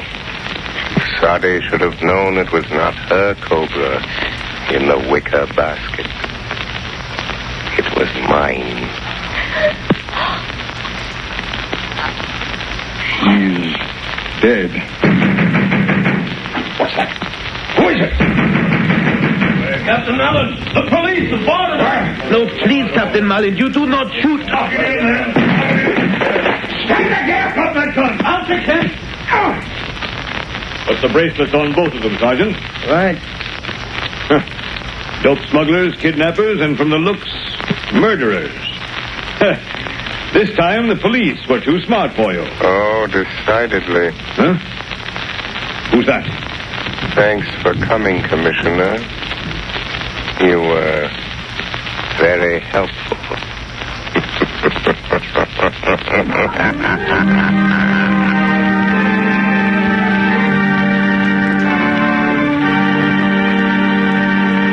The story you have just heard is copyrighted by the Shadow magazine. The characters in this story are entirely fictitious. Any similarity to persons living or dead is purely coincidental.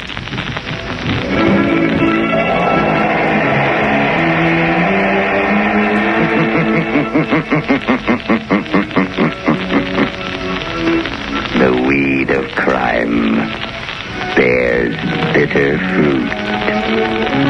Crime does not pay. The Shadow knows.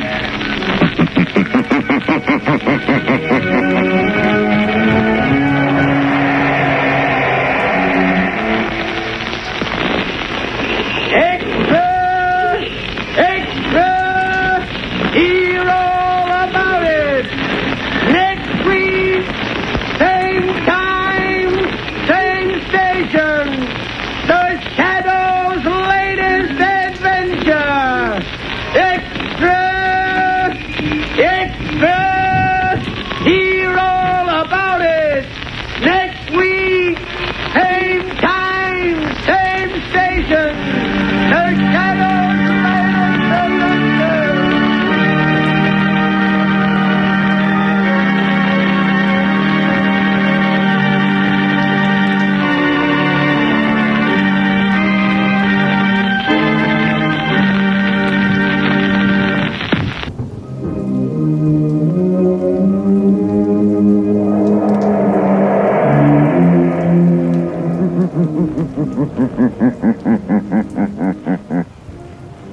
The Shadow knows.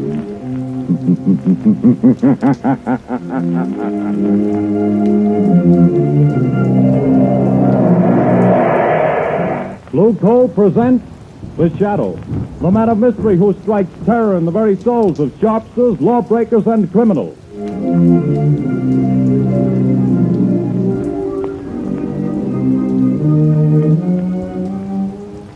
Friends, there's no longer any need for you to rely on guesswork when it comes to buying fuel. Now you can get the best fuel for home use, and know it at a glance, too. For Blue Coal, the finest of Pennsylvania hard coal, is colored a harmless blue at the mines for your protection, so that you can identify it instantly. To be sure that the fuel you buy is a safe, healthy, economical fuel, get America's finest anthracite. Ask for Blue Coal by name. Order your supply tomorrow.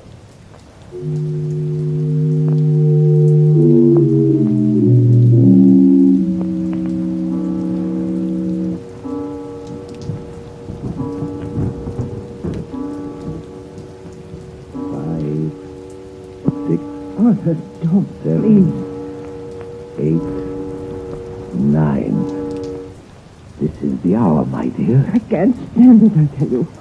Always at 9 o'clock it comes.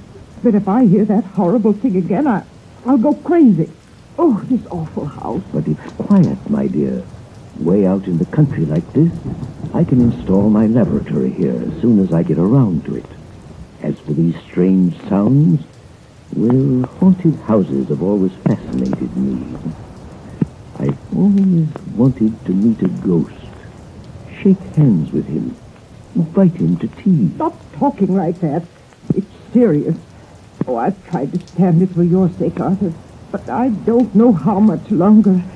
My heart isn't strong, and I... Hear it? But that's only the wind, isn't it? No. It always starts like that. You know it does. Don't move. Listen. Arthur, it's coming. It's coming. It's coming. A ghost, eh? Well, we'll see. I'll meet him this time. I'll meet him halfway, too. Stop! Stop! Come. We'll both meet him. Give me your hand. No!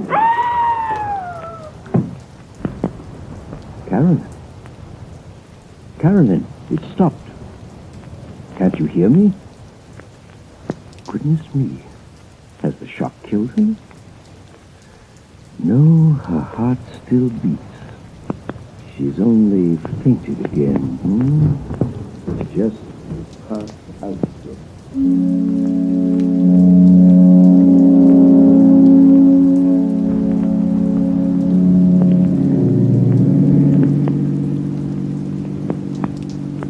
Turn the next corner, Lamont. It's that big house set on the hill. May I ask, Margot, the reason for this late call on Carolyn Sneed? I'd like to know what's the matter with the poor woman.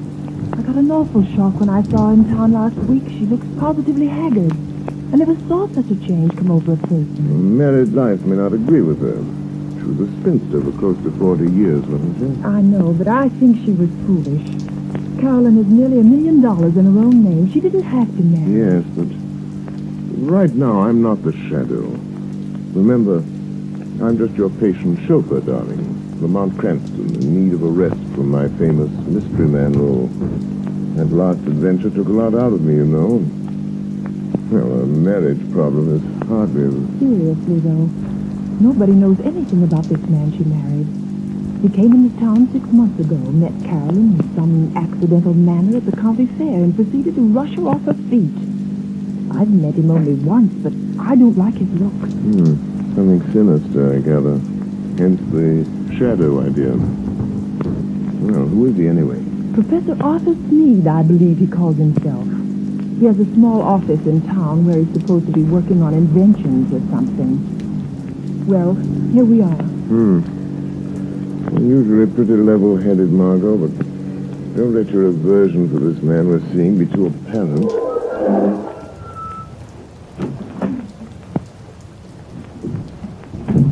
Dreary place, isn't it? I don't see any bell. I guess you're supposed to use the knocker. Here he comes. Well, who... Oh, it's you, Miss Lane. Yes. Good evening, Professor Sneed. I hope we aren't too late. Too late? Too late for what? Why, I phoned Carolyn that we'd drop in just to say hello. Well, she didn't tell me. Carolyn isn't feeling well at the moment. I'm sorry. Good night. Oh, but please, I only want to see her for a moment. That is, unless it's something really serious. Well, it isn't as serious as she pretends to think it is, but, well, come in. Thank you. This is my friend Lamont Cranston. Come in. I'm very happy to see Mr. Cranston. I've heard a lot about him. How do you do? You say Carolyn is ill? She didn't mention it when I came on suddenly. She's been in a nervous condition lately, but it's mostly imaginary. I made her go to bed. Well, would it be all right if I saw her? I suppose so. Go on up if you like. Well, thanks. I'll only be a few minutes, Lamont. What seems to be the trouble with your wife, Professor Sneed? Oh, she's run down, I guess. Frightfully nervous. She has some absurd notion that this place is, well, haunted. Haunted? It's only the wind, of course, and the creaking of an old house. Ghosts. She keeps talking about ghosts. And I can't persuade her that there are no such things. Of course, old houses have a habit of getting themselves haunted, Professor. As for myself, I'm not so sure there aren't such things as ghosts. But surely, Mr. Cranston... Oh, not the conventional sort, perhaps, but... I mean people's spirits. Souls, whatever you want to call them. Haunting the places where they've been unhappy. Very interesting, I'm sure. But a lot of tosh. I put no stock in it. No? I'm just noticing that rather rare book on the table, Professor. Neuroses of Death. What? If you're interested in that, I'm sure you must be interested in ghosts. I understand its morbid analysis of the factors of violent death are quite interesting. What do you know about it? Oh, I read all sorts of things, Professor. Professor Sneed. Oh, yes, Miss Lane? Carolyn wants her sedative. Oh, yes. I'll go up and give it to her. Did you find her comfortable, Miss Lane? Well, I think Carolyn is seriously ill. Yes, but more nerves than anything. Excuse me just a moment, won't you? Lamont, there's something wrong here. I was afraid there was. I don't know what it is, but it's something terrible. What's the matter with Carolyn? Oh, she hardly recognized me, and she talks like one in a trance, as though she were in the grip of some deadly fear. When I suggested sending the doctor over, she shook her head, but I'm going to just the same. I can't help feeling it's that man, her husband. Yes, he isn't very pleasant, is he? His skin has an odd pallor. You see it on men who spent some time in prison. There are many little traits of his behavior that interest me as a psychologist.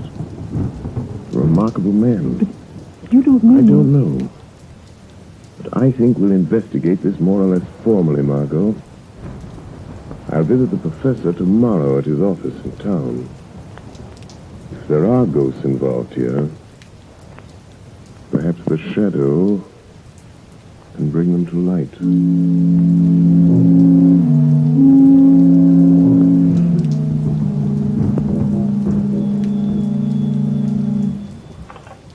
Hello? Yes, Carolyn. Well, don't worry, my dear. I'll leave the office here at 5 and I'll be home before 6. Yes, I understand. Goodbye, dear. Well, who is it? Is that you, Miss White? Who's opening that door? Don't get up, Professor. I'll close it after me. What? I thought I might find you in. Who said that? Who are you? Your conscience speaking, Professor. Or have you a conscience? I'll show you what I've got. Don't excite yourself. I'm only a voice. A voice they call... Professor, have you ever heard of the shadow? The shadow? Yes.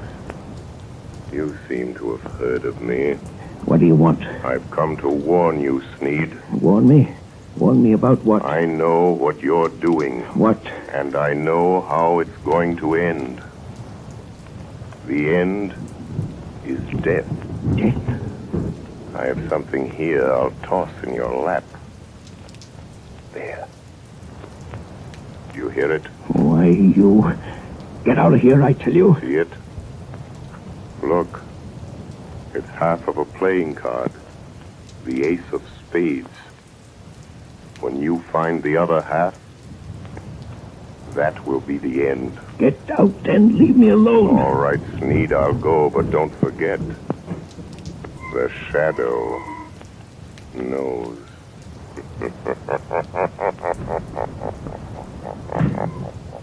Trying to frighten me with his tricks.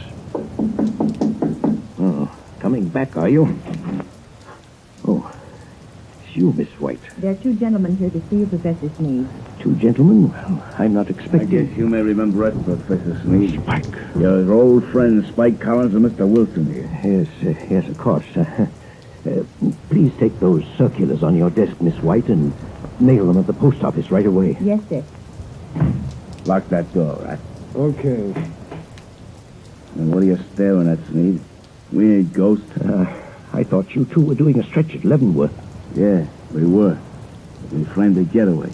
And now we come to see an old pal. Well, now listen, Spike. I'd help you if I could. Nuts. We've been watching you and we know your game. We ain't got no time to stall. This old dame you married has got plenty of... I don't know what you're driving at. Well, you'll know if we squawk about that dame you married out in Idaho that croaked without anybody knowing what was the matter with her. Cards on the table, Sneed. Is this one signed our money over to you? Yes. She fixed her will in my favor. Well, what are you doing to get it? Well, she has a weak heart and... I know. Playing ghost and scaring her to death, eh? That's too slow, Sneed. I got a better scheme.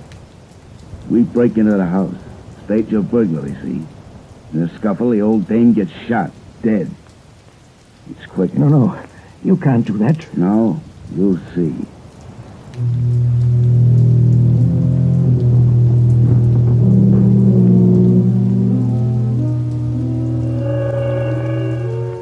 Spike Collins. Spike Collins. Wake up. Spike Collins. What? Who's that? Just a voice, Collins. The voice of your own thoughts, coming to warn you. No one but you can hear me. Your friend Sneed is going to double-cross you tonight. Sneed Sneed is going to double-cross you. It's your move. Be there to prevent him. Be there in time. 6 o'clock. Be there.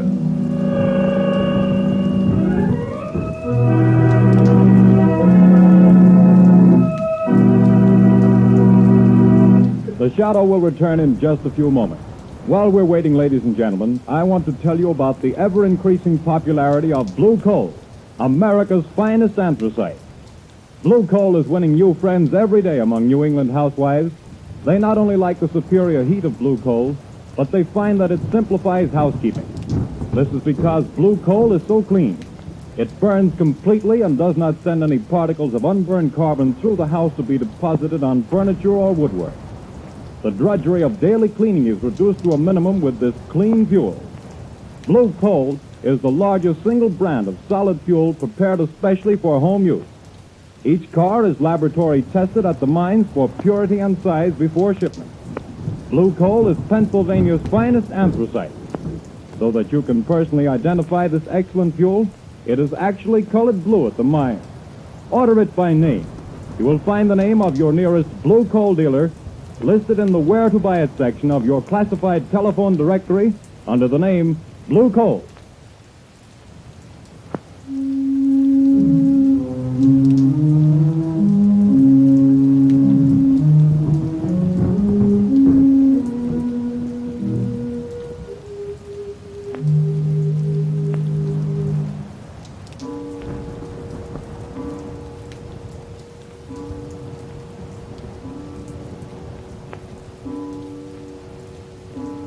Are you comfortable in that chair, Carolyn? Yes, thank you, Margaret, dear. And I do appreciate your coming out here and staying with me. I'm glad to do it. But it's 6 o'clock. Your husband ought to be coming home pretty soon, shouldn't he? He phoned just before you got here and said he was starting. He seemed very agitated. Oh, he's a strange, unaccountable man sometimes. There are things about him I don't seem to understand. Yes, I know, dear. He has the car, I suppose? Yes, he's driving. He's probably on his way now. I've got to think of something. I know. We leave town. You're driving rather recklessly, Sneed. You again. I'm going to haunt you. Try to forget that I'm here in the rear seat, if it annoys you. No, don't look under the seat. If I could only see you, get my hands on you, I'd show you how much it annoys me. Shut up. I'm the voice of your conscience, Sneed. Perhaps you have a conscience. After all, I could choke that voice down your throat without any trouble to my conscience. if you only had the power of second sight, you could see me. That's an invaluable gift, Sneed. Being able to see things that other men can't. Some people call it mental telepathy, some by other names. Remember, I can see the pictures you make in your mind. I told you about that. You can warn all you like. That's not evidence, not in court. A lot of wild guesses that don't mean anything. Well, doesn't it frighten you a little, Sneed? I simply will you not to see me, and you don't. Careful. There's a truck coming down the road. Better sound your horn. Good Lord, the fool's taking up the whole road. It's going to hit you. Look out. It's gone. There wasn't any truck there. No. I willed you to see it. And you saw it. No truck at all. Just hypnotism. Gosh, I'm having hallucinations. But that's the way to dispel hallucinations. Drive straight through them. Be careful.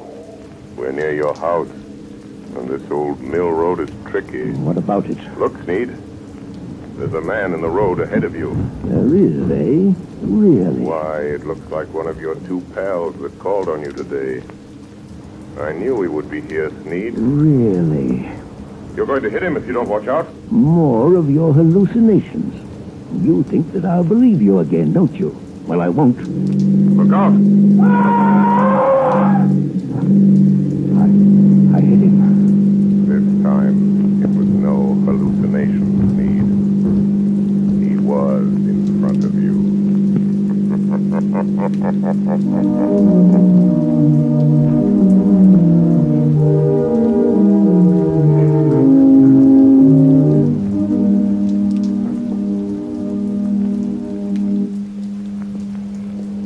Morning papers! Morning papers! Ex-convict Spike Collins found dead last night on the Old Mill Road. Spike Collins, wanted by the police, found dead. Here, son. I'll take one. Hey, Asher. What's it all about, Lamont? Found dead on Old Mill Road. But that's out with the same place. Yes, I believe it is. Notorious criminal struck by automobile and killed. He was certainly struck by an automobile. I wonder if Sneed knew anything about it. He acted very strange when he got home last night. Strange? What way? Well, he was pale and shaky, and he hardly seemed to know I was there. He told Karen that he'd had a message from out of town, and they'd have to pack and leave. Oh, did he say when? Well, they thought they could get their trunks and things ready by this afternoon sometime. You're not going to let Carolyn go with him, Lamont? Not if I can help it. Let's see. A little after 9, I imagine Commissioner Weston is rather startled by the morning's news. I think I'll have a word with Commissioner Weston.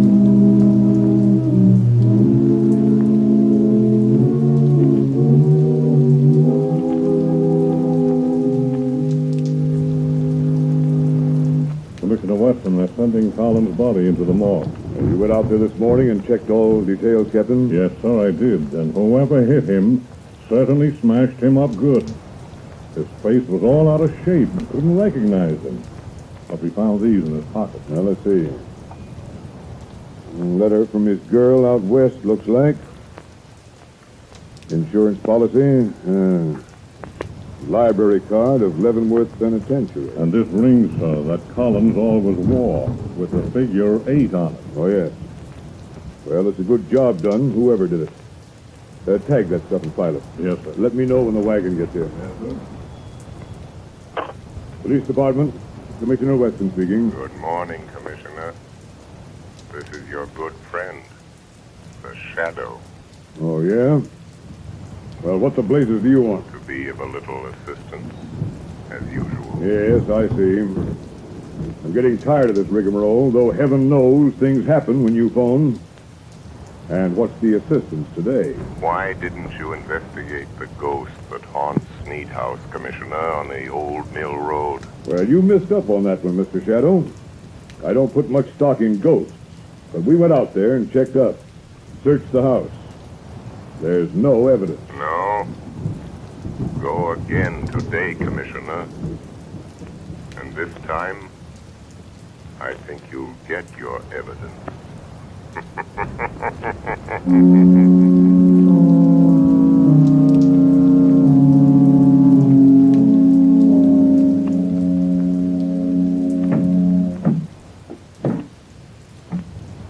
Is that the last drunk, Arthur? Yes. The expressman won't be here until 4. Another hour yet. Why don't you go up and lie down a while, Caroline, Yes, I will. Try to sleep a little now that it's daylight. You told the milkman we wanted to pay him. He's coming back before we leave. Good. Well, that must be him now, the back door. Get back. Get back. What's the matter, Sneed? Think you're seeing a ghost? Stop. Don't come near me. Nuts. Snap out of it, will you? This is me, Spike Collins. You? Alive? It wasn't me you hit with your car last night on that back road. I guess you wish it had been, huh? Who was it then? It was Rat Wilson. Fool got a half pickle trying to get up his nerve for the job. Staggered on the road before I could stop him, and wham! It was all over. Wilson, eh? So there was my chance, see? Him and me about the same size, his face and hands all smashed flat. I put my stuff in his pockets, my ring and what was left of his finger. There I was, dead. And all that time you was giving me the double cross. Maybe I am a ghost, but I can still deal with you, Sneed. Who is it, Arthur? Just a minute, Carolyn. Now listen, Spike. There's only one way to see this thing through. You and I have got to stick together. The shadow is after us both. We've got to get out together, away from this shadow. Don't kid me anymore about the shadow. You see this cat? I'm here on business and I'm going through with it. Put the old lady out of her misery. Good Lord. What's the matter? There. On the table. Nothing but a torn playing card. The ace of spades. Or half of it. You've got to stop it, Spike. You've got to stop. Arthur, what's the matter? Who's this man? Carolyn. This is a friend of mine. Friend? Sure, a friend. But I don't understand. The pistol, Yeah, that's my way of doing business, lady. Your husband does it different. He's been scaring you to death, ain't he? Making you think the place was haunted. You know how he always does it? Stop it, Spike. He used to be an electrician, see? He rigs up a sort of electric sound box with a remote control switch. He usually puts the switch over here by the door. Yeah, here it is. What's it all about, Arthur? The ace of spades. The end. Death. When he turns the switch, you hear the ghost dance. All you have to do is turn this knob. That's the way it works, lady. But I hear it. Arthur, I hear it. Turn that thing off, you idiot. What? I haven't turned it on. You haven't. And what's making those sounds? I am. What's that? It's him. He's come. A shadow. I am coming up these cellar stairs. I will enter and stand beside you. Where is he? Stand back or I'll shoot. When I enter, I will touch one of you on the shoulder. Stop him! Stop him! And that one will die. Open over there. It's the cops. Come here, Steve. It's a plant. You called in the cops. No, don't shoot, Spike. The jig is up. You can have the bullet I was going to give your wife, you double-crossing skunk. Oh, you killed him.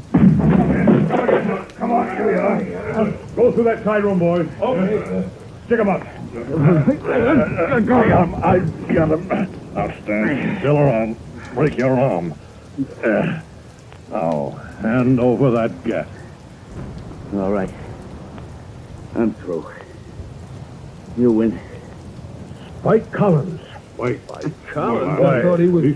I thought you... Say, what is this? Who was that guy that got killed over here last night? Come clean, Collins. Whoever it was, I didn't do it. Who's that? Where are you? Don't be alarmed. I am here behind you, in the shadow. Oh. So you're here, Shadow, eh? Maybe you know who got killed here last night. The man killed last night, Commissioner, is a ghost. Oh, yeah? There are now 2 ghosts in this little adventure. Mr. Collins will probably make the 3rd.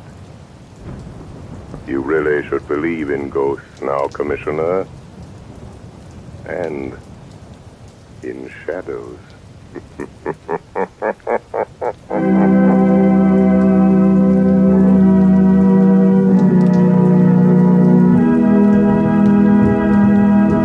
And now, before today's adventure with the shadow comes to a close, John Barclay, Blue Coal's own heating expert, is here to give us another of his practical talks on automatic heating. Ladies and gentlemen, Mr. Barclay. Good evening, friends. In former Sunday night talks of mine, I've shown you the importance of having the temperature of the home properly controlled with a Blue Coal automatic heat regulator. That is, in terms of health and convenience. Now, tonight I'm going to give a third important reason for automatic heating: economy. Most authorities will tell you that the proper degree of heat in the home is 70 degrees. Naturally, you can't by hand keep your fire from giving off more than 70 degrees of heat, but the Blue Coal automatic heat regulator can and does. But here's how that saves you actual fuel dollars. Heating engineers have discovered that for every degree you raise the temperature above the desired 70 degrees, your fuel goes up in cost 1.5%. So you see, friends, by automatically shutting off that heat, that extra, wasteful, unhealthy heat regulator automatically saves on fuel costs. Why not investigate this Blue Coal heat regulator further? Ask your local Blue Coal dealer to give you a demonstration. The cost is only $18.95 plus a small charge for installation. You'll find it well worth every cent of that and more. Moreover, if you have any heating problems, discuss these also with your Blue Coal dealer. He is the best informed heating authority in your community, and assisted by his John Boxley trained serviceman, can, I'm sure, help you save money and have a more comfortable home this winter. This service is free. It costs you nothing. Thank you.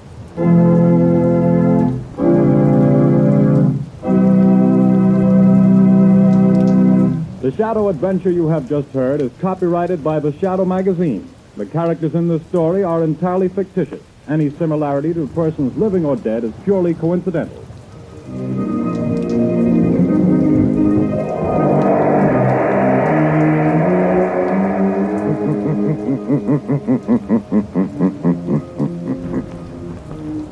The weed of crime bears bitter fruit. Crime does not pay. The Shadow knows.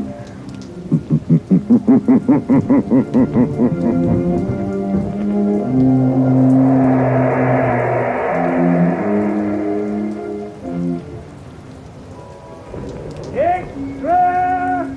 Extra! Hear all about it! Next week, same time, same station. The Shadow's latest adventure. Extra! Extra!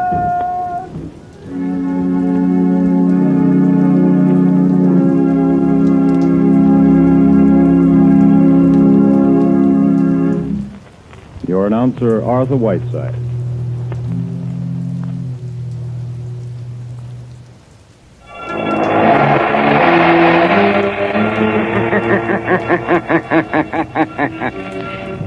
Who knows what evil lurks in the hearts of men?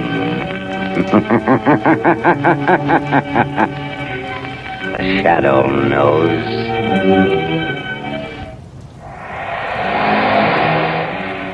Blue Coal presents The Shadow, the mystery man who strikes terror in the very hearts of shopsters, lawbreakers, and criminals.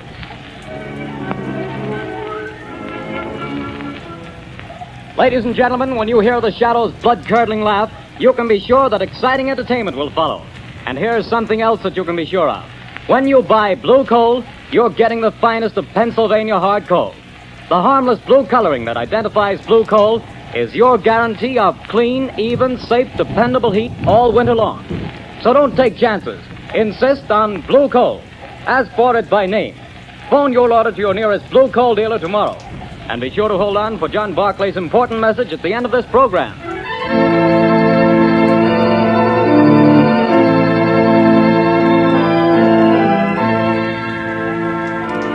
The plot murder announced for today has been postponed. Today, the Circle of Death.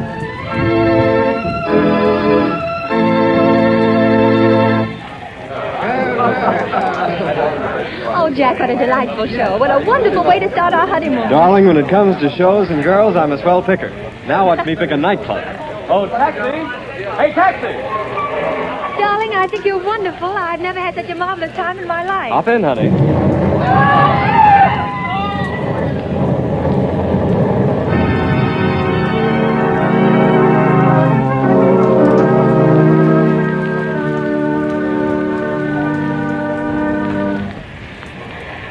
Well, things are pretty quiet around the theater district tonight, Bill. Yeah, pretty thin crowd.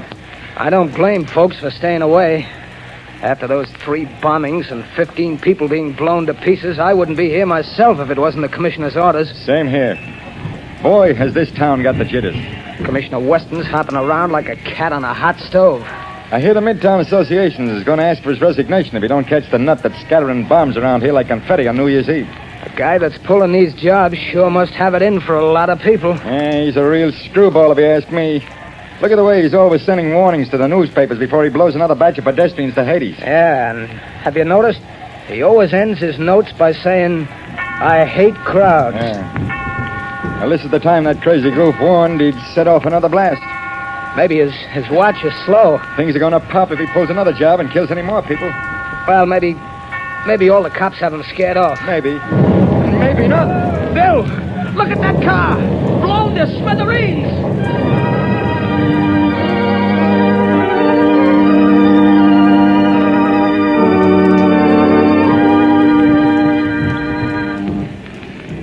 Mass killer strikes again. 5 more dead. Get your paper here, paint. Read all about the mad maniac's latest slaughter. It's horrible, Lamont, horrible. It's senseless and insane, Margot. Crimes like this always are. Turn on the radio. It's time for a news bulletin. There's a switch on the dashboard. All right, Lamont. Turning the attack upon the inefficiency of the police department. Tonight at Midtown Hall, a meeting of businessmen of the entertainment world and property owners is in progress. Police Commissioner Weston has been asked to defend his department and produce results or resign. That's enough, Margaret. Washington, Shut the radio D.C. off. Now listen carefully. Yes, Lamont. I want you to go to that protest meeting right over there at Midtown Hall. Commissioner Weston is speaking, and the crowd is pretty certain to heckle his explanation of the failure of his department to catch this fiend. I'm sure of Now, it. here's what I want you to do. Keep quiet and watch your chance. Then I want you to cry out that Shadow could solve this crime without half trying. Aren't you flattering yourself? Never mind that, Margot. I have a very definite reason for doing this. But a lot depends on your getting the crowd to take up your suggestion. I'll do my best, Lamont. But where are you going? I won't be far away. Hand me that leather case on the floor. Here you are. Am I permitted enough womanly curiosity to ask what's in it? Just a little wire-tapping device. Telephone? No. Now, Commissioner Weston will be talking over the loudspeaker system in Midtown Hall. Don't be surprised if the Shadow interrupts his speech. Now, remember, Margot, cry out at the psychological moment. Hundreds of lives depend on it.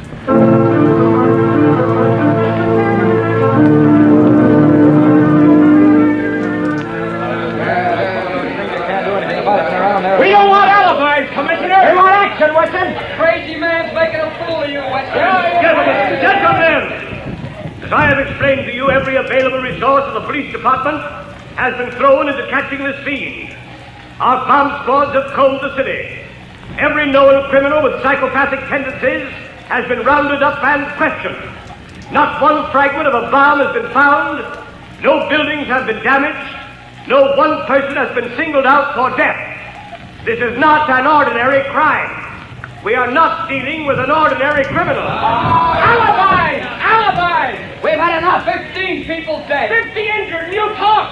Talk! Business is at a standstill. We're being ruined. The whole city's in a panic. Get this killer or resign, Weston. Get out. Let the mayor appoint somebody with brains enough to catch this maniac before he strikes again. Yes. The Shadow could solve this crime without half trying. There's an idea. The Shadow. Yes, the Shadow would get him. He's cracked cases for you before, Weston. Why don't you call him in? He wouldn't have to do much to do a better job of it than the police have. Get the Shadow, Weston. What about it, Commissioner?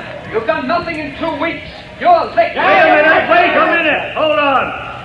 What makes you think this man who calls himself the Shadow is interested in law and order? He's helped to trap plenty of criminals, hasn't he? Yes, he's tipped us off occasionally, but it may have been to get rid of rivals. We have no assurance he isn't a criminal himself. What of it? A thief can catch a thief. I don't run my department that way. You're not running it at all. That's a matter of opinion. You're not running it. I was asked here to tell you what we've been doing. You seem to think my department works with the Shadow. We don't. We never have. And as for the Shadow, and you reporters can spread it all over the front pages, I challenge him to uncover one single scrap of evidence that my men have overlooked. I challenge the Shadow to find this maniac. I am the Shadow. I accept that challenge, Commissioner Weston. I am working on the case.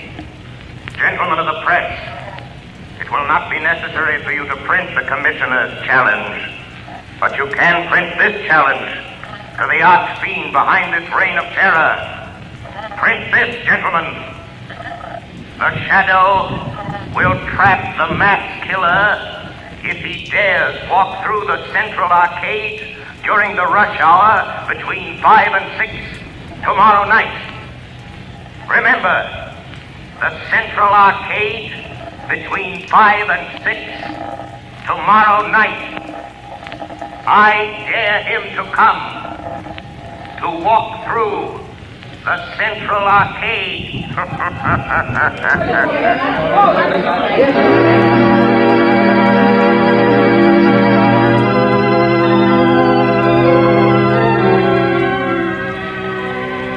Extreme paper! Shadow breaks up the meeting. Challenges mass killer in Central Arcade. Read about the rush hour rendezvous. Hey, boy, you here. Give me a paper. That's 2 cents, mister. Here's your 2 cents. Well, thanks. Here's the paper. No, not that one on top. People, crowds have seen it. Well, so what? They're all the same. No. Give me that one underneath. Okay, the customer's always right. Hey, you mass murderer challenged by the Shadow. That's your extra paper. The Central Arcade tomorrow. So he's daring me, this Shadow fellow. He knows I hate crowds and people pushing and getting in my way, voices talking and shouting. I hate them. And I'll show them. I'll show the Shadow fella, too. I'll fool all of them. I'll accept his challenge. I'll be there at the Central Arcade. And the Shadow fella will know I was there. The whole world will know. After I've gone.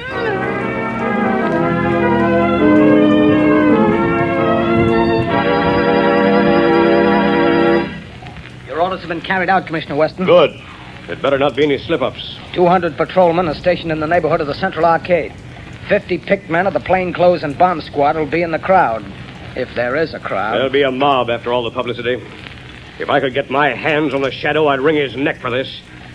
What time is it? A little after 4, sir. We better get down there pretty soon. Yes, sir. Shall I take that call, sir? No. I've been waiting for this. And if it's who I think it is... Hello. Listen to me, Shadow. No, Commissioner Weston. You listen to me. I'm listening. Quick, Collars, trace this call. Yes, sir. Don't bother, Commissioner. You can't trace this call. I've tapped a line. Just as I tapped the Midtown loudspeaker system last night. So that's how you pulled that crazy stunt. You're a fool, Shadow. Don't you realize you've endangered the lives of thousands of people? Nothing will happen if you do not interfere. Don't take my orders from you, Shadow. You're not running the police department. I'm not giving orders, but I need your help. Just do one thing for me, and you and not the Shadow will get the credit for the capture of the mass killer. Oh, yes? Well, what do you want? Just keep the crowd moving through the narrow arcade. Just keep them moving. Keep them moving. Everything depends on that. What are you trying to do, Shadow? To find a needle in a haystack. A man in a million. You haven't a chance. The maniac won't come. You overlook the fact that a dare is a powerful psychological magnet that no egotistical, crazed mind can resist. Just keep that crowd moving, Commissioner. Keep them moving.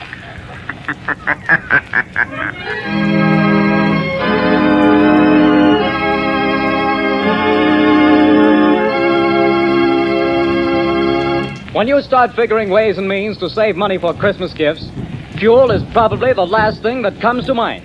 Naturally, you don't want to jeopardize the health and comfort of your family. But did you know that you can actually have better heat for less money simply by burning blue coal? Here's why. Blue coal is a rich Pennsylvania anthracite. The fuel that furnaces, space heaters, and cooking ranges in this part of the country were especially designed to burn.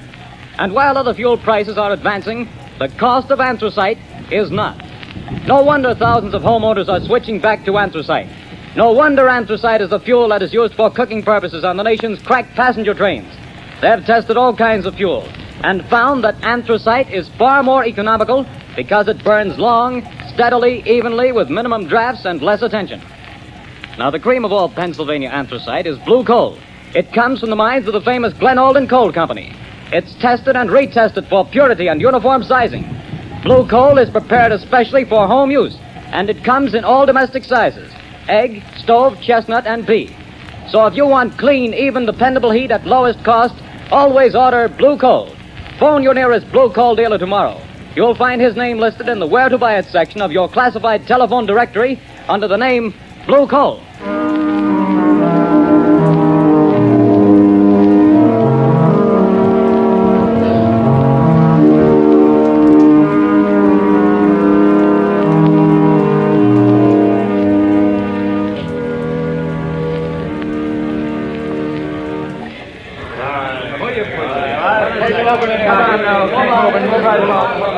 Quit blocking the arcade. Keep moving. Well, the time's almost up, Commissioner Weston. Yes.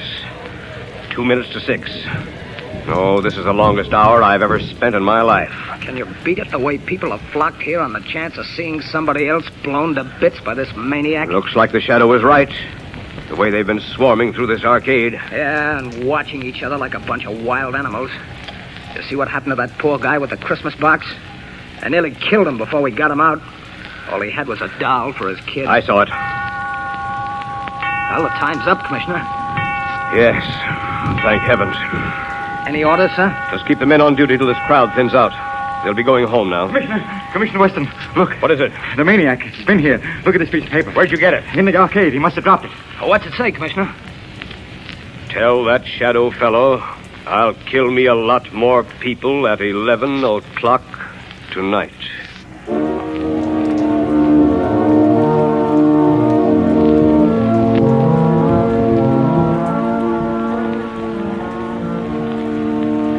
Lamont, I was afraid something had happened to him. Something has. I found the maniac. Thank heavens. Have you notified the police? Margot, this man is a fiend. If I notified the police and they bungle things, he might kill hundreds of people. This is a job that the Shadow must handle alone. But Lamont, he's dangerous. You might fail. He might kill you. The Shadow won't fail, Margot. But if he should, it's far better that one die than hundreds. Oh, Lamont, please. There must be a safer way. Perhaps, Margot, but this is the only sure way to end the career of this mass killer. Goodbye, my dear. Lamont. Oh, Lamont.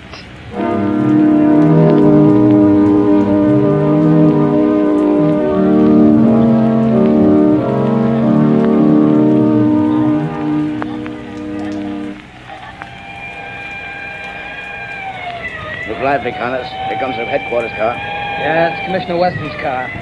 He's plenty worried about this maniac threatening to kill another batch of people at 11 tonight. Well, he'll sure have to go out of the theater area to kill him. They won't let anybody in the district here without a police permit. Wait a minute. Here comes a guy. Hey, you! You! Who, me? Yeah, you. Where do you think you're going? Me? I'm going to work. That's where I'm going. Got a permit? Got a badge. See? Says I'm a night watchman. I got to go to work. What do you watch? Where do you work? I watch things in the ground. Down there. Down where? Down under the street. Down under the planks. Oh, I get it, Bill. He's a night watchman down on the new subway they're building. Yes, that's it. I go down them steps. Every night I go down them steps and watch. Well, why did you say so? Get on with you. Get to your watching. Thank you. Joe Tonetti is waiting for me so he can go home. Every night at 10:30, I take from him the job of watching. Now, that's a job I wouldn't want any part of. Me neither. I'll pound my feet on the street.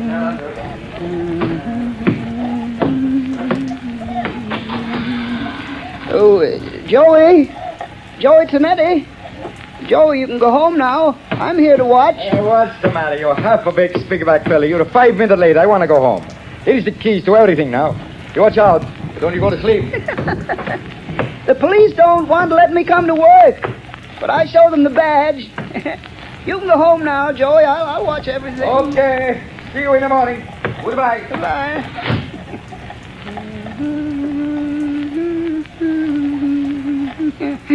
Oh, those people. So many people always pushing me. But I'll show them. I'll fix them good.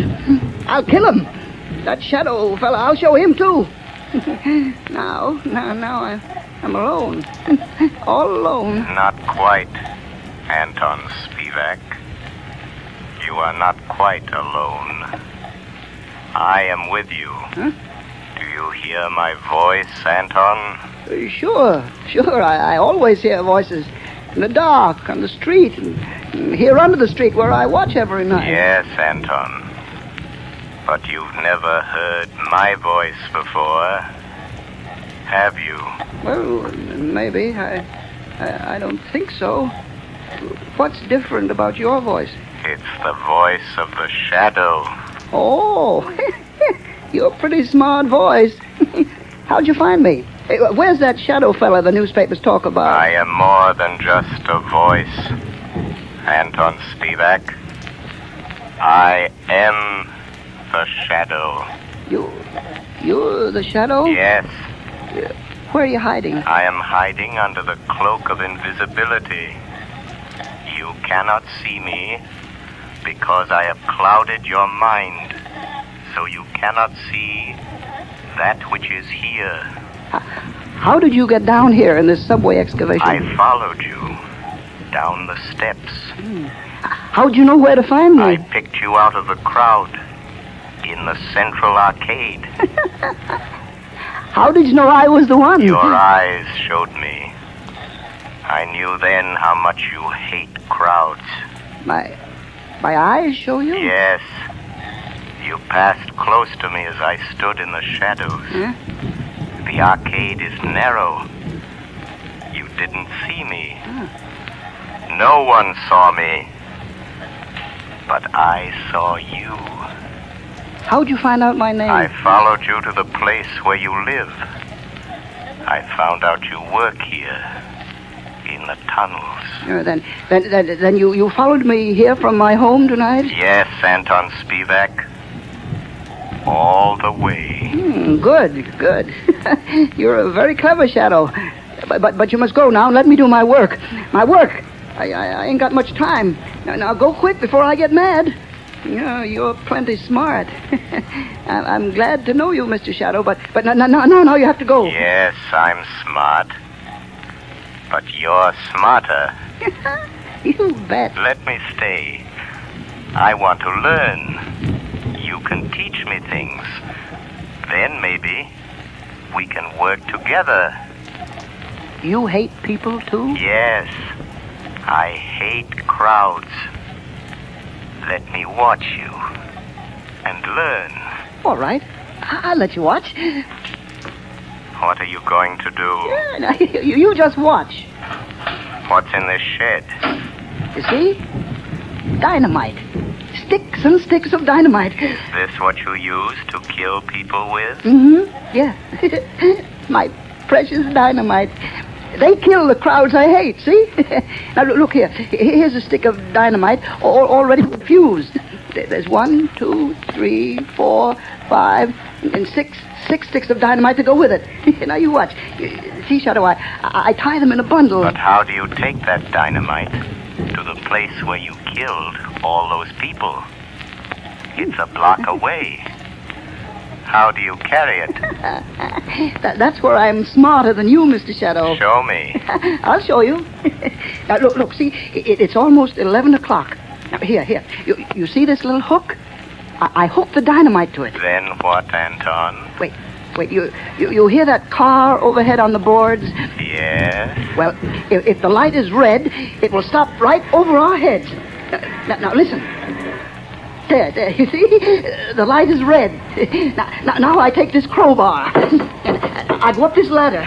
Come on, you come with me. Yes, I am still here, although you cannot see me.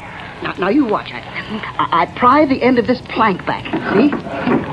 And I hook the dynamite on the brake rods. I strike a match, and I light the fuse. And when the light changes, the car takes the dynamite with it. And when the dynamite explodes a block away, I'm still here. While the...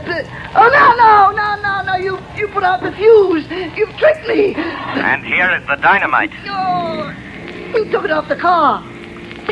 It's gone without the dynamite. And I promised I'd kill a lot of people tonight. Now I have to wait. Tomorrow the crowds will be still pushing me, scaring me. You tricked me. That's what you did. You tricked me. Where are you, Shadow? Shadow. Come here, Shadow. Nice, Shadow. Nice, Shadow. I'm here, Anton Spivak. Yes, I hear you. Nice, Shadow. Come close to me. Put down that dynamite, Anton. No, Shadow. I light another match. If you touch that match to the fuse, you'll die too. But I'll kill you. And I don't care. You wouldn't let me kill people. And I don't want to live. I want to die. I want you to die too, Shadow. Wait, Anton. No, you blow out my match. Yes, I have a plan. Those thousands of people waiting up the street. Yes? You can kill all those people. Wouldn't that be better than just killing the two of us? How? Tell me how. Take your dynamite and come with me. Up the steps.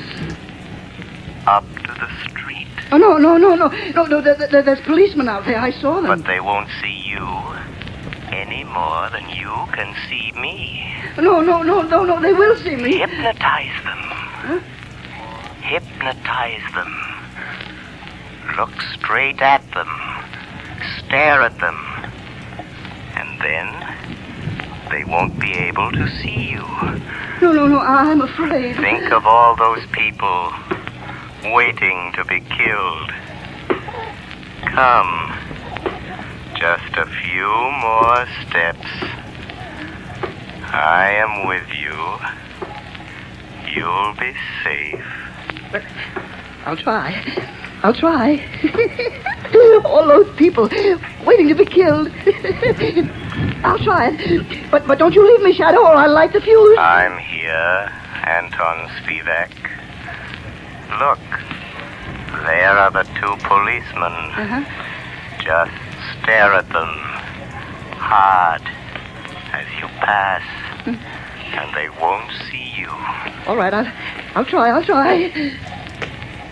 Well, it's past 7, Congress. Looks like a false alarm this time. Hey, wait a minute. Here's that night watchman. Hey, what's the matter with him? What's he staring at? Look what he's carrying. You can't see me.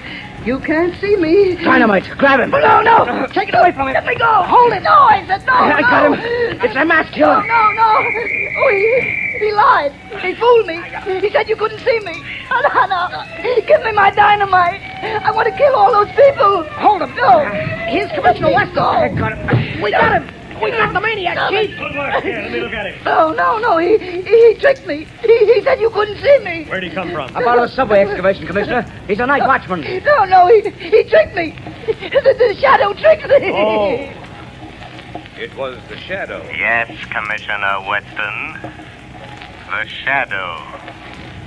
I found the killer, but the glory is all yours.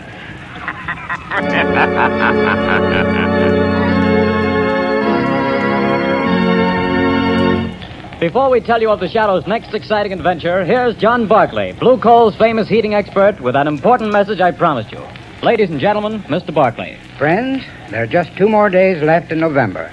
That means that homeowners have only 2 more days in which to phone their Blue Coal dealers and get the full details on how they may have a Blue Coal heat regulator installed in their homes for a free trial period of 2 weeks. To me, this is the most unusual offer ever made. The free use of a Blue Coal heat regulator for 2 whole weeks without any obligation on your part to buy. Believe me, friends, until you've used one of these marvelous thermostats, you don't know what real comfort is. Imagine having your home warm and cozy from morning till night without once having to make a trip down to the furnace. And that's not all.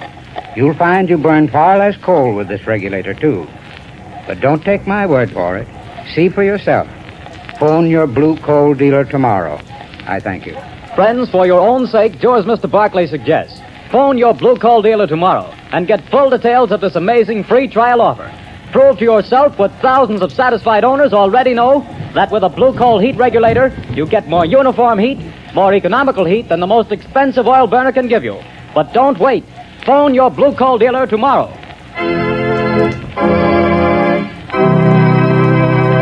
The story you have just heard is copyrighted by the Shadow magazine. The characters in this story are entirely fictitious. Any similarity to persons living or dead is purely coincidental.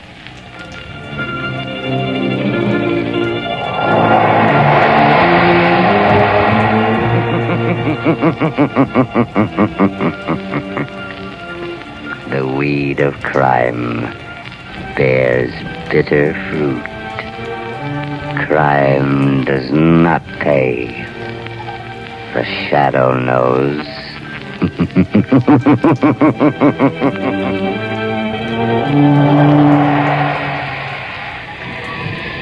Extra! Extra! Hear all about it!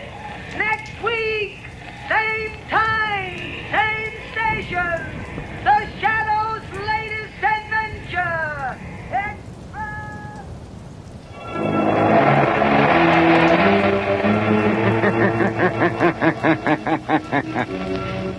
Who knows what evil lurks in the hearts of men? The Shadow knows.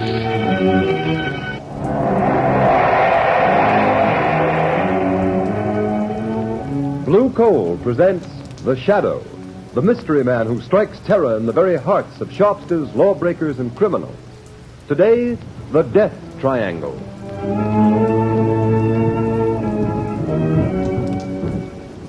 Ladies and gentlemen, The Shadow will be with you in just a moment. In the meantime, I'd like to remind you of a well-known fact. Coal-colored blue means better heat at less cost. For when you buy blue coal, you're getting the cream of old Pennsylvania anthracite. The harmless blue coloring with which blue coal is trademarked is your guarantee of clean, even, safe, dependable heat all winter long. Such heat ensures the health of your entire household. So when you order coal, specify blue coal. Ask for it by name.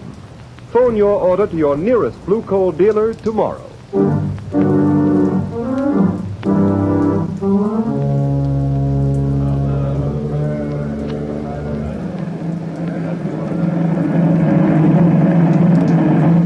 On this day, December 22nd, 1913, by order of the authority of Devil's Island, you, Pierre Martin, are hereby sentenced to 100 days in confinement solitaire and 100 lashes in the presence of the assembled prisoners as a warning to all who would attempt to escape. Let the punishment begin. I will find the devil who betrayed me. 1. I will learn his name. 2. I will kill him. 3. I will find him. I will kill him. 4. I will kill him. 5. 6. 7. 8.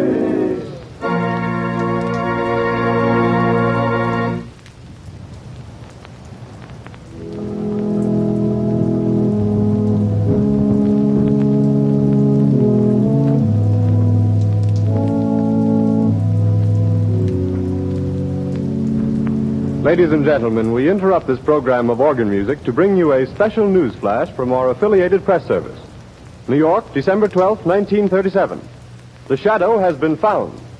Dr. James Evans, world-famous child surgeon, told reporters this afternoon that a wounded man who claimed to be the Shadow forced his way into Dr. Evans' private clinic and at the point of a gun forced him to remove a bullet. The wounded man then revealed that he was none other than that mysterious character who has waged a one-man war against crime, the Shadow. Before Dr. Evans could report the case to the police, however, the Shadow mysteriously disappeared. The famous surgeon believes the Shadow has little chance of surviving his wounds. Our organ recital now continues.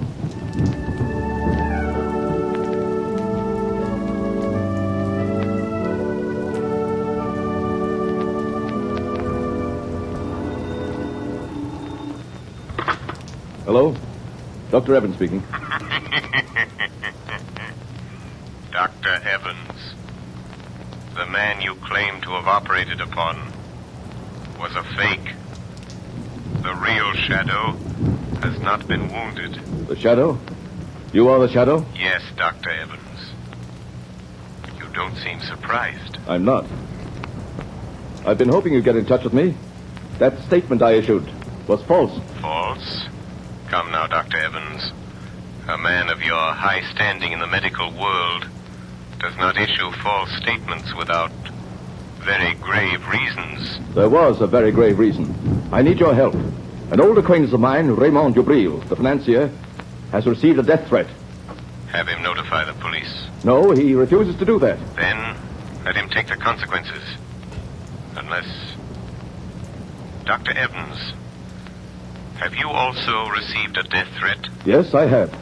Before I made this call, I investigated your past, Dr. Evans. My past is a matter of public knowledge. You were once a political prisoner on Devil's Island. You escaped 20 years ago with 3 other men. Raymond Dubril, the banker, and Pierre Martin, the concert pianist. Yes, but our convictions were reversed by a high court a year after we escaped. I know it was proved that you 3 were innocent. But what about the 4th man who escaped with you? A murderer. Jacques Cauvet. He was caught and sent back to Devil's Island. After the escape, one of you betrayed him to the police. I don't believe that. Why else should he mark you for death? Then you know Cauvet escaped from Devil's Island a second time 6 months ago? Yes, Dr. Evans. Then you're interested. You'll help? Yes, I will help. But only because your life is in danger, Doctor. The world can ill afford to lose the skill and genius that has saved the lives of countless children. You overestimate my importance, Shadow. But will you help? Yes. When and where does Cauvet's warning say he will strike first? At Dubril's Long Island estate tonight. How do you know this warning came from Cauvet? Dubril received a miniature music box in the shape of a coffin in the mail this morning. A musical coffin? Yes. And when the lid of the coffin is raised, the music box plays a tune. A tune Dubril, Martin, Cauvet, and myself whistled as a danger signal when we were planning our escape from Devil's Island. Where is Dubril, Dr. Evans? At his Long Island estate. Martin is staying with him, and I am driving out there to spend the night. I had hoped you'd come and help. I will help you, Dr. Evans. Tell Dubril and Martin that the Shadow will be there tonight.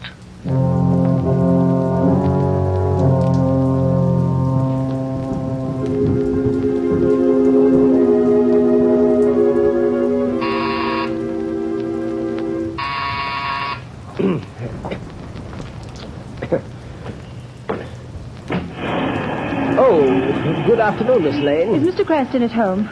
No, Miss Lane, he's not. You know where I can reach him? Well, he may be at his club. No, I've tried there. His office? Yes, everywhere. Nobody's seen him all day. Oh, is there anything I can do? Be sure and stay here in case he comes home. I'll call you on the phone later. Yes, miss. I've got to find him. I've got to. I've just got to.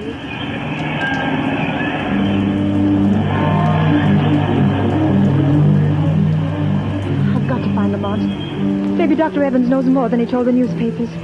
His office said he might be at home.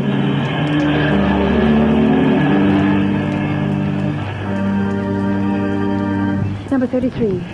Yes, this is it. Oh, Lamont, I knew they'd shoot you someday. Yes, miss? Is Dr. Evans here? I must see him. I beg your pardon, miss, but are you another reporter? Yes, and I must see Dr. Evans. It's important. It's a matter of life or death. I'm sorry, miss, but Dr. Evans has nothing to say to the press. He's not at home. But I must see him. I must find him. I'm sorry. That car. That's Dr. Evans' car. Yes, miss. Where's he going? I'm not at liberty to say, miss. Never mind. I'll find out myself. Taxi! Taxi! Okay, miss. Where to? Follow that big black limousine, the one with the green cross on the license plate. Well, that's a doctor's car, miss. I may have to break a lot of traffic laws if it goes through red lights. Never mind, I'll pay the fines. Don't lose sight of that car for a minute. Okay, lady, but this is going to be one fast ride.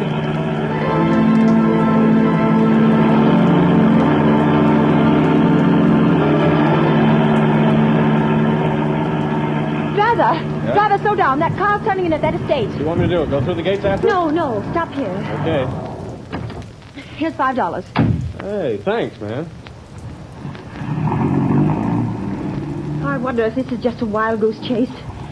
Lamont couldn't be way out here, not if he's wounded, dying. That car, it sounded like... Oh, but it couldn't be. It is. It's Lamont. Lamont! Margot, what in heaven's name are you doing here? Oh, Lamont, then it wasn't true. You weren't shot. Dr. Evans didn't operate on you. Oh, no, so you heard that news flash, too. The papers are full of it. I tried to find you at the office, at home, at your club, everywhere. I'm sorry, Margot. I should have known you'd worry, but I've had a very busy afternoon. How did you get here? I followed Dr. Evans' car. He just drove through those gates. What's happening, Lamont? Are you trying to find out why he said he operated on the shadow? Is someone impersonating you? No, Dr. Evans did that, knowing I'd get in touch with him. He needs my help in a very special manner. But why? Is someone after him, threatening him? Yes, also the owner of this estate, the banker Dubril, and Martin, the concert pianist. And you're going to help them? I'm interested in helping Evans. He's a great doctor and a great humanitarian. His life is in danger. Lamont, now that I'm here, is there anything I can do? Yes, Margot. Wait in my car. Keep your eye on the house. If you see a light go on and off twice in one of the windows, drive to the nearest payphone and notify the state police to come to the Dubril estate. I'll watch for the signal. Fine. I suppose there's no use my asking you to be careful. No, Margot, but I'll try.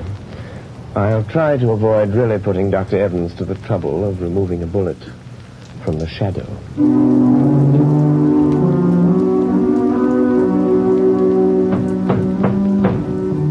Dubril, stop pounding on the table and cursing Covey. Oh, that's all very well for you to say, Evans. Your turn hasn't come, but it will. If we three sitting here, you or me or Martin, don't get Covey when he comes here tonight, you will be the next on his list. You or Martin. Don't concern yourself about my fate, Dubril. I am not afraid of Covey. Oh, you'll change your mind if he manages to kill me, Martin. I wonder what it's like to die. What do you think, Dubril? Or do you ever think of anything but your fat stomach and your money? Gentlemen, this is no time to argue. I have something more important to tell you. What is it, Evans? I hear you had quite an experience today. Operated on this man who calls himself the Shadow. Yes, that's what I want to talk to you about. Ah, there's a man, Dubril, the Shadow. He might save you from Covey. What could he do? I've had the best private detectives in the country trying to find some trace of Covey ever since he escaped from Devil's Island again 6 months ago. By the way, Dubril, I've always wondered who tipped off the police when Covey was hiding after he helped us escape 20 years ago. Covey was a murderer. We were innocent men. And also, who betrayed me, Dubril, the time I tried to escape alone the first time? Martin, Dubril, now listen to me. A moment ago, we were talking about the Shadow. Well, he isn't dying. I didn't operate on him. I announced that, hoping the real Shadow would get in touch with me. And did he? Yes. And he's coming here tonight to help us. I've always been curious to see this Shadow. You won't see him. No man has ever seen him, but he'll be here. Oh, Evans, for a man of intelligence, you're talking like a fool. The age of ghosts and mystic presences is You're past. wrong, Dubril, you're wrong. Because I am a doctor, I can readily accept the fact that the Shadow is a master of the powers of mental suggestion, of mass hypnosis. Recent experiments have proven conclusively that... Rubbish. Allow me to convince him, Dr. Evans. What was that? Who spoke then? The Shadow, Dubril. You do not accept the theory of my power of invisibility, but perhaps you will accept the fact, for I am here. Sit down, Dubril. You look rather pale. If I am to help you, you will all sit down. Sit at that table there. I understand there is little time to lose. I must know the whole story, the truth, if I am to help you. Do as the Shadow says. Sit there, Martin. And you, there, Dubril. Well, why don't you talk back, Dubril? Be quiet, Martin. Dr. Evans, I will help you if I can. But there is one gap in the chain of events leading up to this moment. I'll tell you anything I know, Shadow. Then tell me this. When and under what circumstance did Covey first threaten your lives? It was the last day we spent in the open boat in which we escaped from Devil's Island 20 years ago. Storms had blown us off our course. Our food was gone. Our water was exhausted. Covey, the only one who knew how to navigate, was... Well, he was slowly dying from hunger and thirst. I can still remember it. Water. Water. Oh, be quiet, Covey. There is no water. The cask is empty. You're lying, Dubril. All of you. You've been drinking my share. Give me that bucket. Give me a drink of that Don't let him mustard. get back. Don't let him. Salt water will kill him. What does it matter, Dr. Evans? 17 days in this open boat. Nights of storm and days of blazing heat. Water. Water. I'm dying, I tell you. Dying. You're not giving me my share. You're stealing my water. Where will you be if I die? I'm the only one that knows navigation. Be patient, Kobe. It may rain tonight. We might as well be back on Devil's Island. At least there was bread and water there. Bread. Bread. A crust. Just a crust of bread and water. Water. There's no bread, Kobe. The last crust went 3 days ago. You're cheating me. Killing me. You only brought me along to steer the boat. Now you're starving me to death. You don't want me to live. But I will live. I'll get you for this. I'll live to kill every one of you for this. You, Dubril. You, Martin. You, Evans. Oh, shut him up, Evans. You're a doctor. You know what to do. Look. I can't, Dubril, look. Seagull. Oh, what does it matter if we have no gun? I know, but don't you see? The gulls never go far from land or a ship. Oh, you're right, Evans. Look to the west. It's land. Land at last. All right. There, to the southwest. You can see the sun of the mountains. We're saved, free at last. Come back. Sit up. Look. We've sighted land. There'll be food and water plenty for everybody. You tried to kill me. Starve me to death. But I'm going to live. I'm going to live until the last one of you is dead. Dead. Yes, we threatened all three of us. And so you see, that's how it all began. And now Kobe is free and out to get us, Shadow. But what makes you so sure it is Covey? Well, it couldn't be anyone else. It's Kobe, all right. He sent you Breel that thing on the table. That oblong box? Yes, Shadow. Notice its shape. It's a miniature coffin, beautifully carved. Kobe was a woodcarver. He was always handy with a knife. But still it does not follow that he was the one. Except for one thing, Shadow. When the lid of the coffin is raised, it's a music box. And that tune it's playing was a warning signal we used while planning our escape from Devil's Island. Remember, only the four of us knew it. You, Breel, Kobe, Evans, and myself. Oh, stop it, Evans. Stop that cursed thing. Stop it, I tell you. I can't stand it. So you have a conscience, eh, Breel? That danger refrain recalls the past, doesn't it? Stop talking about it. It looks as though Kobe meant business, doesn't it? Don't sit there conniving over me. You forget your turn, maybe next, maybe tonight even. I am not forgetting anything, Dubreel. You better steady yourself, Dubreel. I'll get you a drink. Oh, never mind. Here's the decanter. I'll pour it myself. Oh, that tune! Where is it coming from? I smashed the coffin. Good heavens, Dubreel! It's the decanter in your hands. Oh, someone changed the decanter. Kobe! He did it! He's here! He's been in his house tonight! Dubreel, where are you going? To my room! I don't trust anybody! I'll be safe there behind locked doors, alone! And if Kobe comes, I'll be ready for Wait, Dubreel, wait! Let him go, Dr. Evans. But he shouldn't be left alone. Kobe may carry out his threat. Are you sure it is, Covey? What do you mean? It must be. It couldn't be anyone else. The coffin, the decanters are his warning. I know. But you said the four of you knew the signal. Are you sure it isn't one of you? Of course not. I thought you said the Shadow was here to help us. I am. But I am content to let events lead themselves to a logical conclusion. You mean you won't use your power to save us from him? I shall use my power at the moment it is required, Dr. Evans. Right now, for instance. Look on the table. Huh? There's a note where the decanter was standing. Good heavens! Kobe has been here. Listen to this matter. You are the first. And you will die tonight, Raymond Dubreel.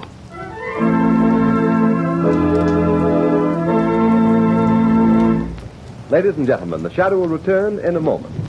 There are thousands of families living around snowbound Buffalo today who are as snug as a bug in a rug thanks to blue coal. You have read how the whole city of Buffalo has been literally snowed in. In that entire area, business practically came to a standstill for several days. But those families who laid in their supply of blue coal kept comfortable. The icy, biting winter blowing outdoors made no difference to them. These storms are reported to be coming eastward, so take a tip and get ready. Put in a supply of blue coal tomorrow. It is the most economical fuel that you can use. Furnaces, parlor stoves, and cooking ranges in New England were designed to use anthracite. And blue coal is America's finest anthracite. Blue coal is mined by the Glenalden Coal Company and is especially prepared for home use. It is available in all domestic sizes: egg, stove, chestnut, and pea. Every carload of blue coal is laboratory tested for purity and sizing before shipment from the mine. Blue coal burns steadily and evenly, sending a full supply of heat to the living quarters of your home, even in the most severe weather. Get set for winter tomorrow by ordering blue coal. You will find the name of your nearest blue coal dealer in the Where to Buy It section of your classified telephone directory under the name Blue Coal.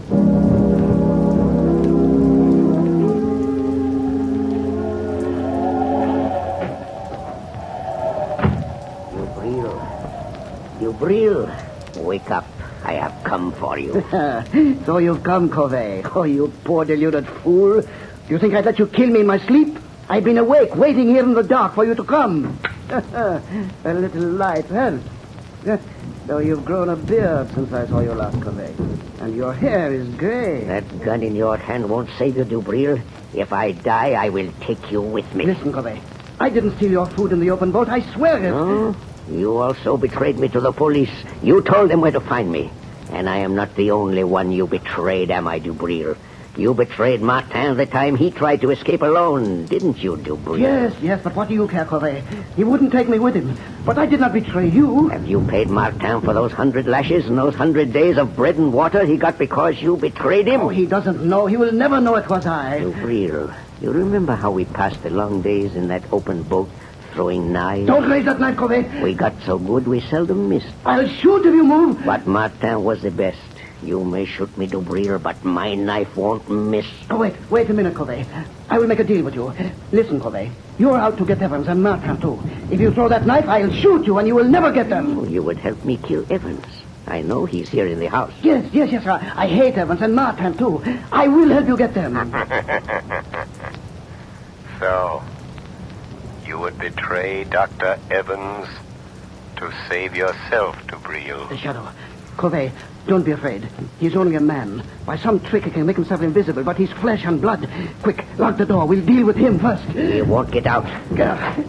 Now, Shadow. What can you do to stop us? Speak up. I dare you to speak. Listen where his voice comes from, Dubril. Then shoot quickly. No. The shot would bring Evans and Martin. Throw your knife, Covey. Make him speak. I won't miss. Speak up, Shadow. We will find you anyway. You can't get out. I am here. In the corner. In the far corner. Throw your knife, Covey. I heard him. Oh, you missed. But he was there. No. Only my voice was there. Ventriloquism. He's there in front of you, Dubril. Shoot. Yes, I will shoot now. Yes, I will shoot. But not the Shadow. He came here to help us catch you, Covey. And he has your knife. It's gone. Now, Covey, you are helpless. And now I'll deal with you. You treacherous snake. You fool. You think I carry only one knife? This one is for you. Oh, you devil.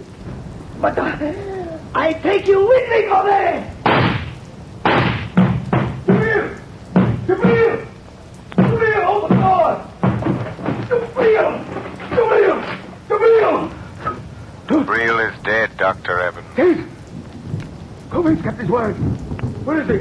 Look there, on the floor by the window. Covey? That Covey? Dubril tried to save his life by promising to help that man kill you. Dubril? Dubril offered to help Covey kill me? Look closely, Dr. Evans. Remove the gray wig and the false beard. Wig? Beard? It's Martin! Yes. Martin, disguised as Covey. Still alive, breathing. Get away from me, Evans. Don't touch me. I hate you. I hate you both. Why did you do this, Pierre? Why? I hated Dubril because he betrayed me on Devil's Island. I hated you, Evans, because you have got the things that I always wanted. Success, fame, glory. It was I sent the musical coffin, the warning note. I knew you'd think it was Covey. I've got Dubril, but Covey will get you, Evans.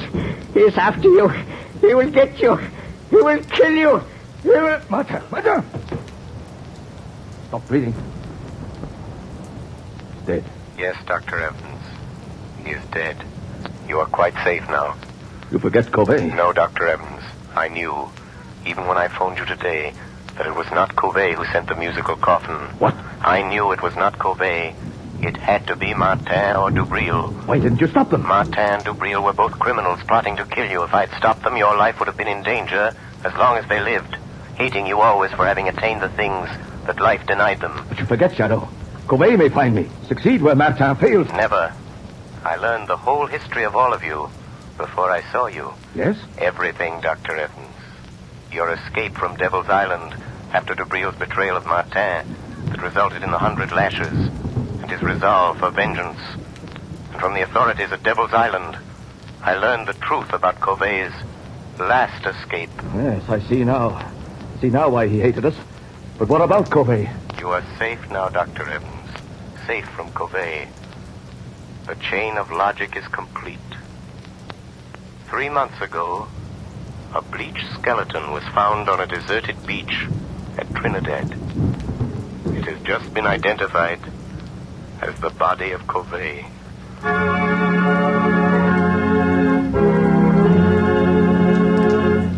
Before we tell you of the Shadow's next exciting adventure, here's John Barclay, Blue Coal's famous heating expert. Ladies and gentlemen, Mr. Barclay. Good evening, friends. While you're doing your Christmas shopping, why not get a gift for your own home? Something will not only make it a cheerier, happier place in which to live, but also make it easier to run. To my mind, the perfect gift for any home is a Blue Coal heat regulator. This marvelous thermostat provides the last word in comfort. For example, there's no running up and down stairs to open and close dampers. The Blue Coal thermostat does that tiresome job automatically.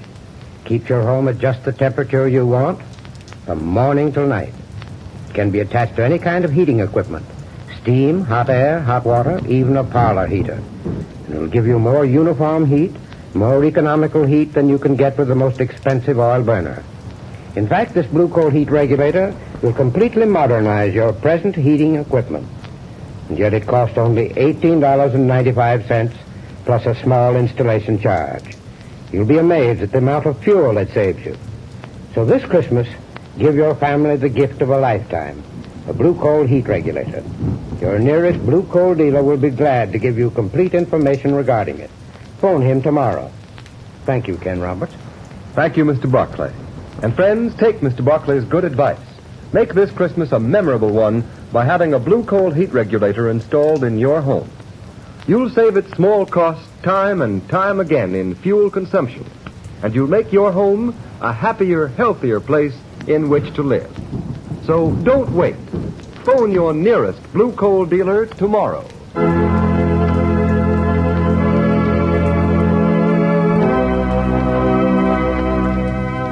The story you have just heard is copyrighted by the Shadow magazine. The characters in this story are entirely fictitious. Any similarity to persons living or dead is purely coincidental. And at this time, may we remind you to mail your Christmas presents and cards early to secure delivery before December 24th. There will be no post office service on December 25th.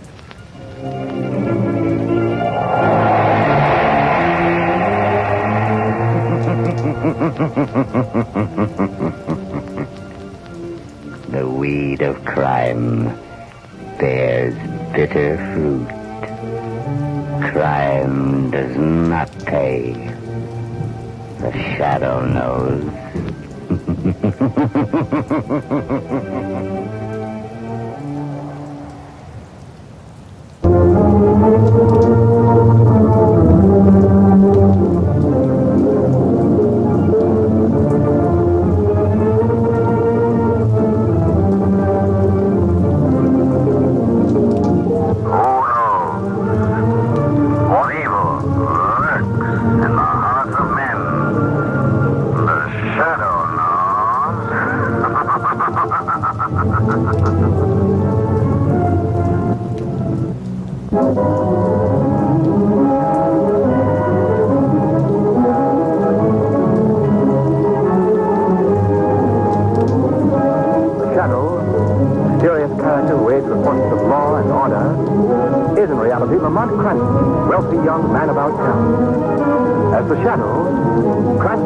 With hypnotic power to cloud men's minds so that they cannot see him.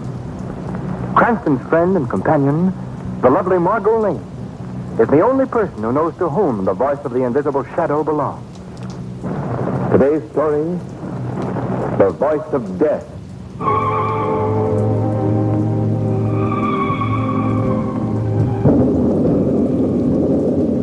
Sam? Yes, Annie. You almost finished reading your paper? Yes, Annie. Time to go to bed, ain't it? Yes, Annie. Better make sure all the windows are shut. Sounds like a real mean storm coming up. Yes, Annie. Sam, Yes, Annie. did you hear that? What? You hear it? Sounds just like little kittens. Yeah. Well, I wonder where they come from. With the poor things outdoors on a night like this. Sam, will you go out and find them? Go on, will you? No, Annie, you don't. Just listen to them little critters. Ain't you got no heart, Sam? Oh, all right. Where's my raincoat? Oh, here you are. I'll set up a little box for 'em by the fire. All right. Now, stop your crying, kittens. I'm coming. Just wait. I'll heat up a bit of milk, too.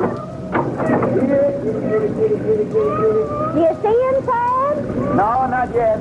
Here, kitty. Annie, Sam, what's wrong? What in the name of all that's holy? Sam, what is it? Sam, what happened? Sam, blood. You're all covered with blood. Rose. Hey, Torma. Hold up. Sam, how could kittens do... Sam. He's dead.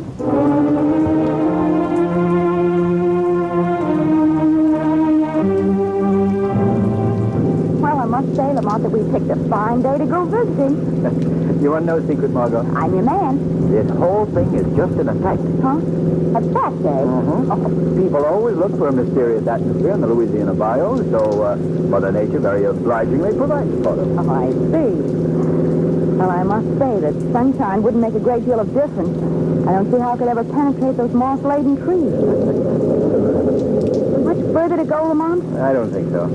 Arthur told me the house was exactly 5 miles from that last bridge. Why in the world would anyone want to live way off like this?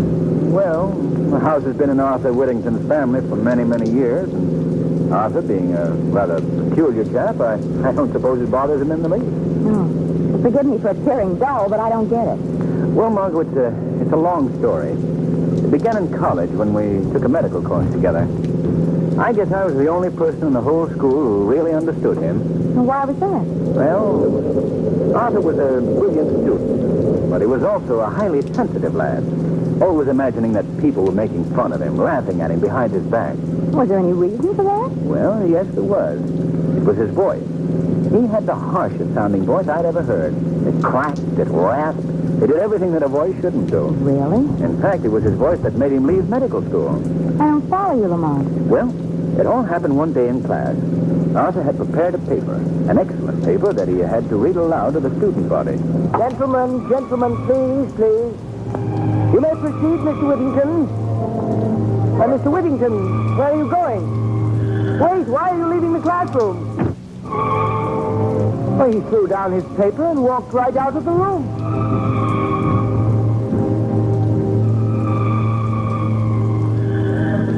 Oh, the poor boy. I've never heard of him since, but we've corresponded. And then, as you know, when he learned that we were down here in Louisiana fishing, he got in touch with me and invited us out to see him. Well, that goes a long way toward explaining his living out here so far from civilization. You know, he still must be sensitive about that horrible voice. Yes, I'm sure he is. But remember, we mustn't do anything to call attention to it. Oh, heavens, no, I wouldn't. Lamont, there's something right ahead on the road. Yes, Marjorie, yes, I see it. Yeah. This rain on the windshield is hard to... Wait. It's some sort of a fence. Well, it looks like we've reached the end of the line, and not a house in sight. Oh. Well, there seems to be a sign on it. We better get out and investigate. Button up that raincoat, Margot. Oh, don't worry.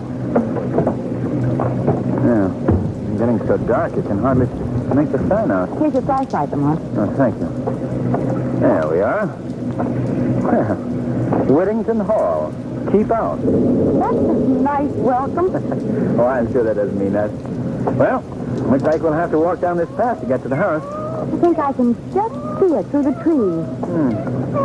Come on, did you hear that? Yes.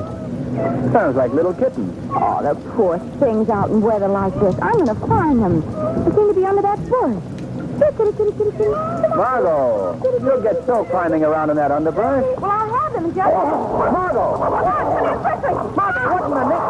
Dog, giant dog. Get down, you. Get down. Get down. Run for it, Margot. This car will take care of it. Get down, you. Get out. There. They're running away. Margot, you all right? Yes, I guess so. They didn't hurt you? No, one of them ripped my coat, that's all. Come on, I don't understand. They sounded like little kittens. Yes, I know.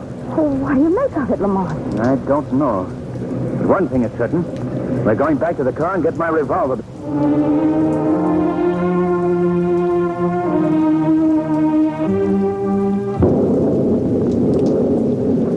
Lamont, I've never seen such an eerie-looking house in my life. The broken shutters and the crumbled stairs, those unpainted walls. Don't tell me that this is the Whittington mansion. I guess it is, Margot. I wish we were back in New Orleans. Well, if you'd rather we... Oh, no, we've come this far. Go ahead and knock at the door. I promise you, if a ghost answers, I won't be surprised. No. Frankly, nor will I. You going to tell Mr. Whittington about the dog? Of course. Why not? Well, it may sound a bit strange in the telling. Dogs that sound like little kittens. Well, he may know who's... What do you want? Oh, good evening. We'd like to see Mr. Whittington, please. What is it about? He's expecting. There are no guests expected here tonight. Well, if you'll say that Miss Lane and Mr. Cranston are here... I tell you that Mr. Whittington is not seeing anyone tonight. Yes, sir. What is it? People here, Mr. Arthur. Oh, Arthur. It's Lamont Cranston. Lamont, come in. Come in. Yes, sir, you old fool. I told you we were expecting Mr. Cranston. Sorry, Mr. Arthur. Come in, sir, please. Well, Lamont, I'm glad you were able to come. It's good seeing you again. Well, thank you, Arthur. I'd like you to meet a friend of mine, Miss Lane. This is Arthur Whittington, Margot. How do you do, How do you do, Mr. Whittington? Well, come, take off those wet coats. Yes, we're more or less swimming in these. Jasper, show Miss Lane and Mr. Cranston into the living room. There's a fire there, Lamont. You can dry off. All the comforts of home. Yes. Now, if you'll excuse me for a moment, I'll go and arrange for dinner. Oh, yes, of course. You will come this way, please. Thank you. Lamont, the place is just as scary inside as it was outdoors. Yes, I see what you mean. Those musty walls and that worn furniture. And candles and old-fashioned lamps. I don't understand how anyone can live here. There's something else that's more difficult to understand, Margot. What do you mean? That man that greeted us was Arthur Whittington. But it was not Whittington's voice. No, Lamont. I saved this wine for special occasions. Very special occasions. Well, we're flattered. I suppose my mode of living is a bit mystifying to you, Miss Lane. Mystifying? Well, my staying here in the wilderness, in the house that's almost in ruins, living alone with just the servant. Well, I think it might have its advantages, too. Well, I'm glad to hear you say that. Some people might not understand. I must say, though, Arthur, for a man who's roughing it, you set a highly civilized table. Well, I'm like a Britisher in the tropics, I guess. I still like to maintain that. Master Arthur. What is it, Jasper? Why are you interrupting my meal? Master, they are loose again. What? I told you to keep that door locked. I know, but they got out. You fool. They must be someplace near. I keep hearing them. Excuse me, please, Miss Lane. Lamont, I'll be right back. Come along, Jasper. Yes. Oh, don't mind us. Lamont, you know they're worse people. What's all this about? I'm not sure, Margot. But it could be those savage dogs. Lamont, do you think they belong to Mr. Whittington? Perhaps. You know, I'm letting you in on a little secret. I wish we could leave here. Well, why, Margot? Well, the way Arthur Whittington acts, the way he talks, the way he looks at you. I don't know, it just sends shivers up my back. But we can't leave now. Not until the storm is over, at any rate. Oh, I certainly wish that we'd never... Lamont, do you hear that? Yes. That same sound. They're near the house this time. Why should we have such beasts around here? And how did they get the voice of a cat? That's something we'll find out when Arthur returns. I'll just go... What was that? It was a human voice. It sounded like it came from someplace here in the house. Yes. Oh, I don't like this place, Lamont. When he comes back, I think you should ask for an explanation. I think we should know about those dogs and that mining, too. Yes, when Arthur returns... I have returned, Lamont. I didn't hear you come in. What was that about? My returning, Lamont? Well, Arthur, both Margot and myself are very curious to learn something about two giant dogs that we encountered on our way in here. Yes? What about them? Well, we wondered just how it was possible that these huge animals had the vocal cords of tiny kittens. Oh, Lamont. I shouldn't have given you that last glass of wine. No, but it's true. I saw and heard them, too. Oh, now come, Miss Lane. I'd say your imaginations were working overtime. Who is that, Arthur? What? Well, what are you talking about? They're here? That voice. Someone in this house. Arthur, we've got to... Yes, I know. Now that you've heard him, I'll have to explain his presence. Well, who is it? Why did he cry out like that? Miss Lane, that was a cousin of mine, Frank Harper. He's in one of the rooms off this corridor. He's locked in that room because he's not right mentally. Oh. I'm sorry you had to learn about this. Family skeletons are never a very pleasant topic. Harper. Yes, you see, my dear cousin Harper. I've gotten free of my shell at last. Oh. And now... there, do you hear me? No, I won't. Help me, you two. Help me. He can't keep me here like this. Look, fool, get back to your room. No, let me go. Take it easy, Arthur. I must handle this my own way. Don't let him bring me back. Help me. Shut up and hold me. Come in here with me. No. Lamont. Oh, Lamont, that was horrible. Yes, and it was also very revealing. What do you mean? The voice of that man Harper is the same one that used to belong to Arthur Whittington.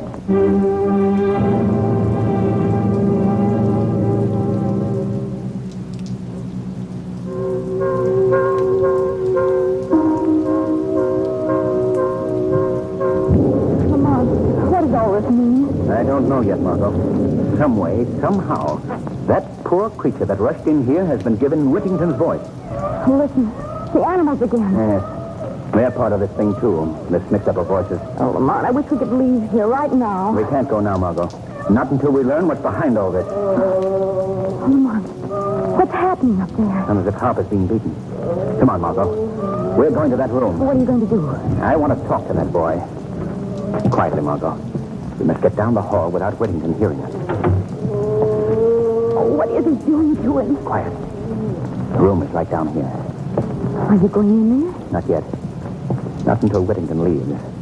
I want to talk to the boy alone. Well, perhaps I'd better wait in the living room. Well, If Whittington wants to know where you are, I can tell him that you've gone out to the car for something. very well, Margot. But please, Lamont, please don't be long. I won't.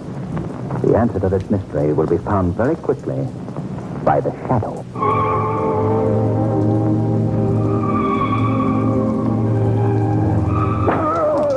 That'll teach you not to go running around this house.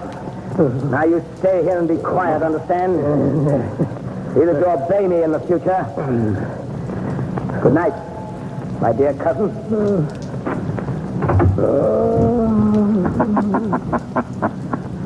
Harper. What was that? I've come here to help you, Mr. Harper. Hearing things. I'm hearing things again. No, you're not. Who speaks to me? I am called the Shadow.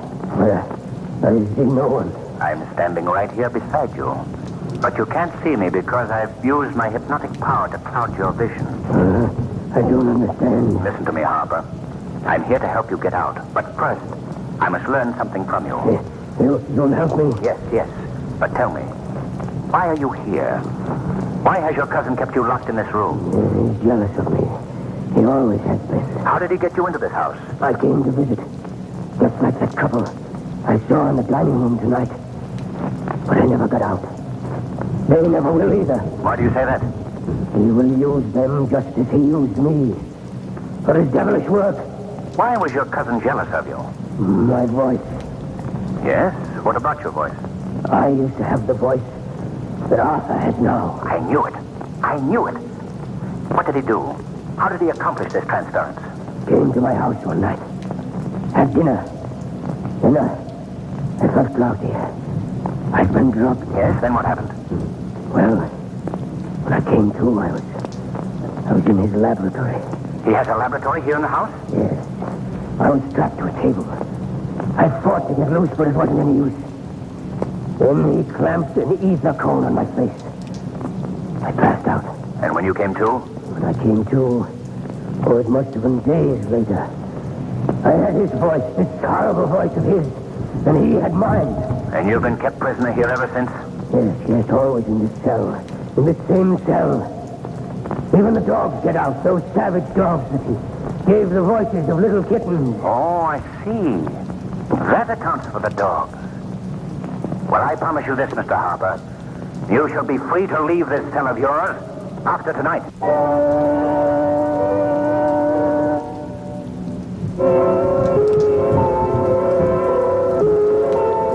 Is that you, Lamont? No? Oh. I'm sorry. Oh, Mr. Whittington. Where is Lamont? Well, he went out to the car for something. He should be right back. I see. Well, perhaps you'd like me to show you your room while we're waiting. Oh, no, thanks. That's all right. I'll wait for him. I'd rather you come with me now, if you will. I have several chores to perform, and I'd just like you to know where your room is. Oh, very well. Just down this hall, Miss Lane. Thank you. I think you'll be very interested in what I have to show you. This will be your room. Won't you step inside? All right. Is there a light that I can... What are you doing? I'm just making sure that no one will disturb us, Miss Lane. Why did you lock that door? You'll see. Now we'll put on this lamp. There. What's wrong? What is this place? This is my laboratory, Miss Lane. My workshop, where I conduct my experiments. Let me out of here and unlock that door at once. I'm sorry, but you're staying here. You don't let me out. I'll call for help. Lamont will hear me. Why don't you call? Lamont! Before you continue, Miss Lane, you might be interested to learn that these walls are completely soundproof. What are you doing? Why have you got me here? You're going to help me, Miss Lane. Help you? Yes. You're going to be a party to an experiment of mine. My greatest experiment. What do you mean? You'll learn soon enough. First, I'm afraid I must strap you to this table. No! Don't keep away from me! Stop being such an obstinate fool. Don't do that! Stop pounding on that door. Let go of me. You come with me now. Oh! On this table. No, you can't do this. There you are. Let me go. Let me go. Now, a few straps to hold you securely. Don't let me loose. There we are. Oh. Now you can struggle or scream as much as you wish. I'd particularly recommend the scream. It may be your last chance to use it. What do you mean? This experiment of mine has to do with your voice, Miss Lane. That's my work, you know. The transference of voices. What are you saying? You've already heard two of my examples. The dogs with the voices of little kittens. And my cousin Frank Harper. And it's true. What Lamont thought is true. Oh, so he guessed my secret, eh? Well, he'll never live to tell it. Oh, no. You will survive, though. But you won't be able to tell it either, Miss Lane. What are you going to do to me? I'll show you. The answer to your question is in this box. Let me open it. There we are. A cat. Yes, a cat. Have you ever seen a more beautiful cat? She's pure Persian, aren't you, girl? What has a cat got to do with me? A great deal. And giving her your vocal cords. No. No, you don't know what you're doing. You're mad. Not at all. I merely have a great hatred, Miss Lane, for the entire human race. They ruined me. Their heartless cruelty blighted my entire life. But animals, you're different. Aren't you, my little pet? No, you can't mean what you say. But I do. Lady knows that, don't you, girl? She knows that after tonight, we'll be able to converse. Be able to tell one another all the things that we've kept stored up.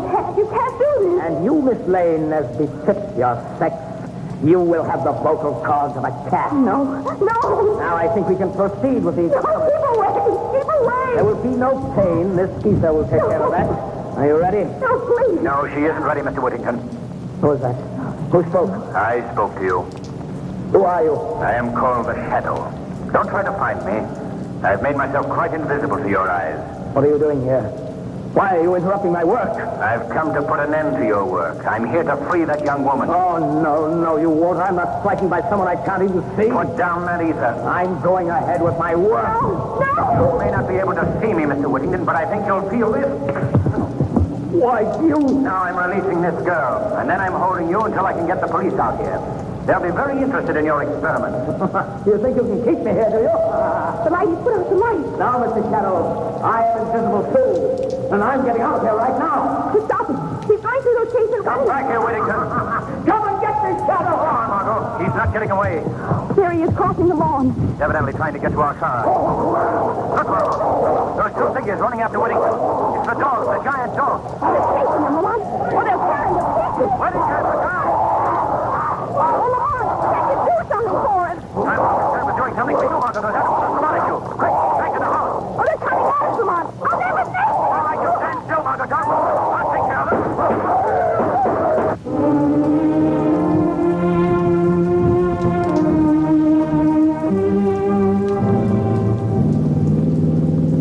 Well, now that we've seen that Mr. Hawthorne's in good hands, I don't mind saying I'm certainly glad to be leaving that place, Lamont.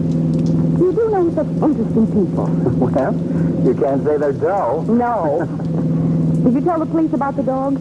Yes, they've destroyed them. And Whittington's body is being removed to town. You know something, Lamont? What? Whenever I see an alley cat from now on, I'll think to myself, there, but for the grace of the shadow, go I.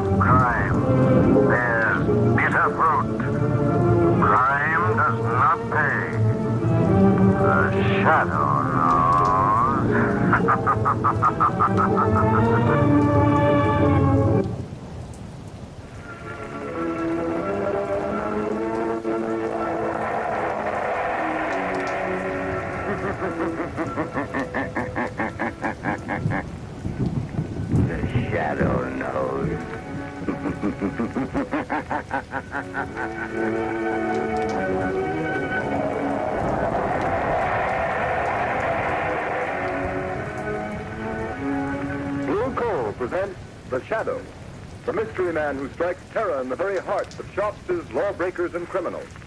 Today, The League of Terror.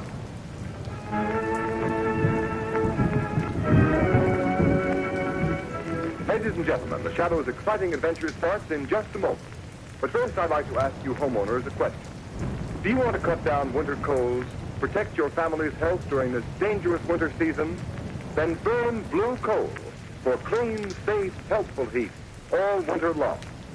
Blue coal is Pennsylvania's finest anthracite, and its harmless blue coloring is your guarantee of better heat at less cost. So when it comes to fuel, insist on blue coal. Order it by name.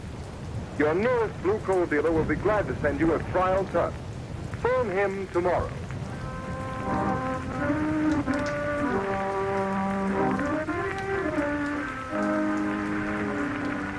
With the court's permission, I'll rephrase that question. Mr. Sullivan, do you know how these counterfeit $1 and $5 bills came to be in the cash register of your grocery store? I got them from customers, I guess. Michael Sullivan, you're a witness in a federal trial, under oath to tell the truth and nothing but the truth. You know you can be sent to prison for perjury? Yes, I know it well enough. Before this trial began, you testified that the defendants in this case, Slater and Marino, entered your store. That they forced you to buy counterfeit $5 and $10 bills to be passed out in change to your unsuspecting customers. Why have you changed your testimony? Why? I was mistaken, that's all. You're lying, Michael Sullivan, lie. Order in the court. Mr. Prosecutor? Yes, Your Honor. It is quite apparent that your witness has received a threat, either to himself or his family, if he testified against the defendants in this case. Since he will not repeat his sworn testimony against these defendants, I have no alternative but to dismiss the charges. Case dismissed. Order in the court. Your Honor, I demand that Michael Sullivan be held on a charge of perjury. Michael Sullivan, much as this court may sympathize with your reasons and motives for shielding these criminals who prey upon an unsuspecting public in the wholesale commerce of worthless counterfeit money, I have no alternative but to sentence you to 1 year in prison. 1 year in prison? But, Your Honor, there's my wife and my daughter, Mary. I'm afraid of what the dirty rats would do to them if I told the truth. I'm sorry, Michael Sullivan, but unless you testify... I can't. I tell you, I can't. Very well. The sentence of 1 year in prison must stand. Court's adjourned. It ain't fair. It ain't right. I get a year in prison for trying to protect my family, and the real crooks go free.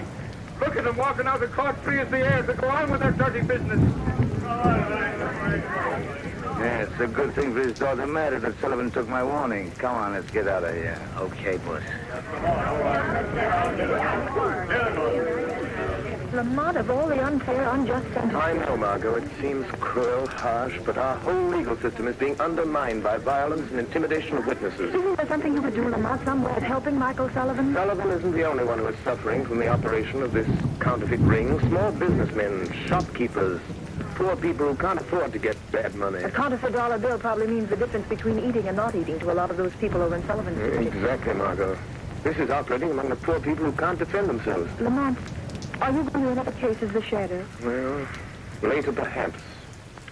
Right now, Margot, Lamont Cranston, Margot Lane can help by doing a little shopping in Michael Sullivan's grocery store.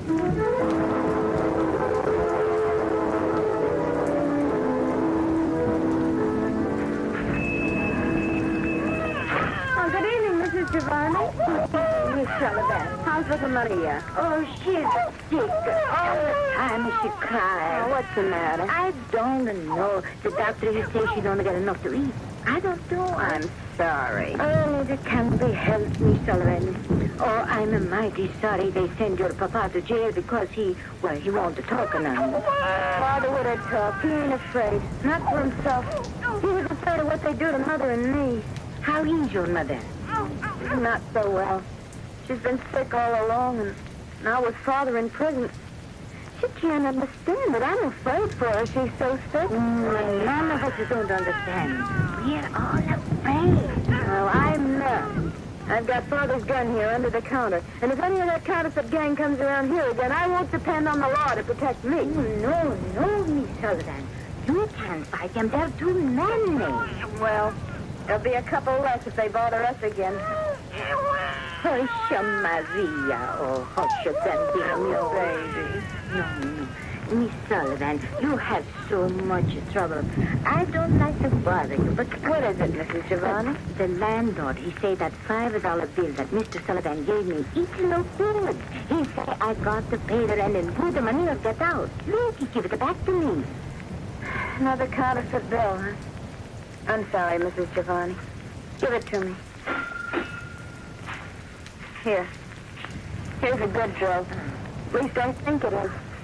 The counterfeit bills are so good you can hardly tell they're fakes. Oh, thank you. Thank you so much, mister. Here we are, Margot. I'll be with you in just a moment. Well, thank you.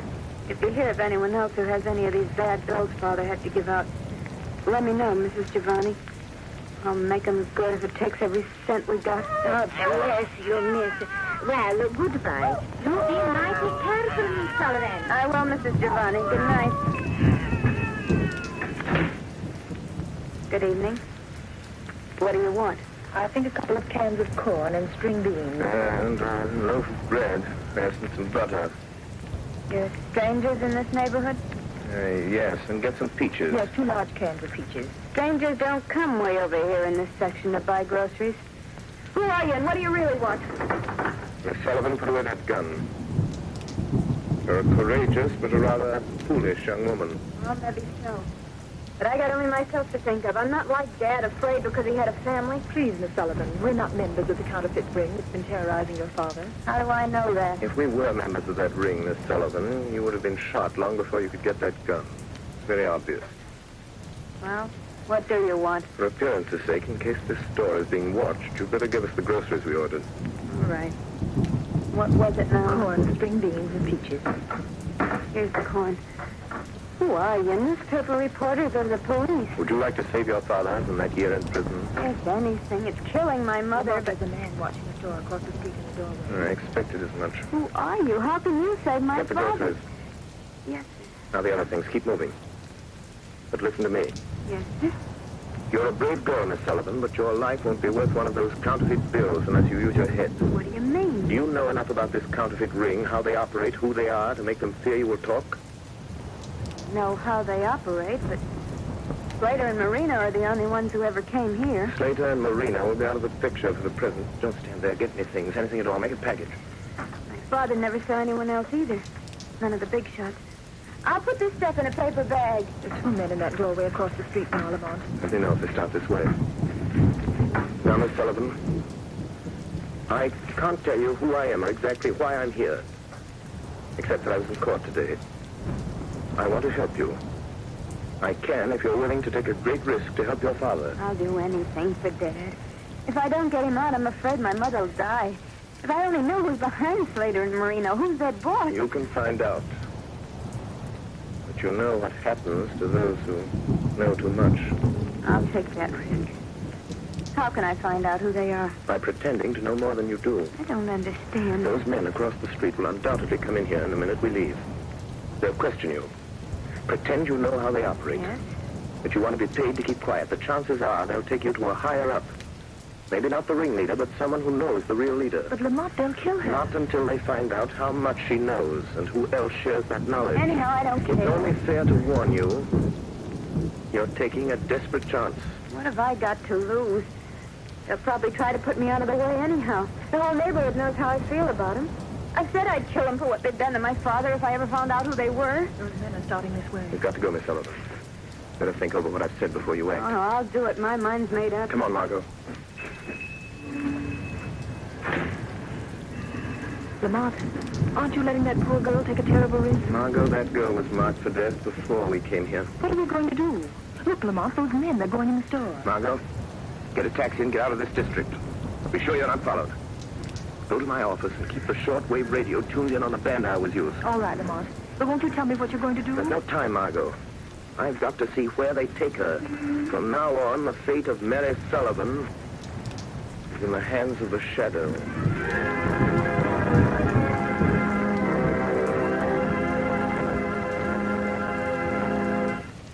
Ladies and gentlemen, the Shadow will be back with you in just a moment. In the meantime, I'd like to tell you some interesting facts. In the Dominion of Canada, where there is a temperature range of almost 200 degrees, from warm summer days to frigid Arctic nights, the selection of fuel is a serious problem. And the tremendous popularity of blue coal in Canada under these varying conditions is positive proof that blue coal gives steadier, healthier, more dependable heat than you can get with any other fuel. You homeowners here in the United States should be just as critical in the selection of your fuel. And when you choose blue coal, you'll find you're getting better heat at less cost. For blue coal is a selected Pennsylvania anthracite, the fuel that burns longer, more economically, down to a fine powdery ash.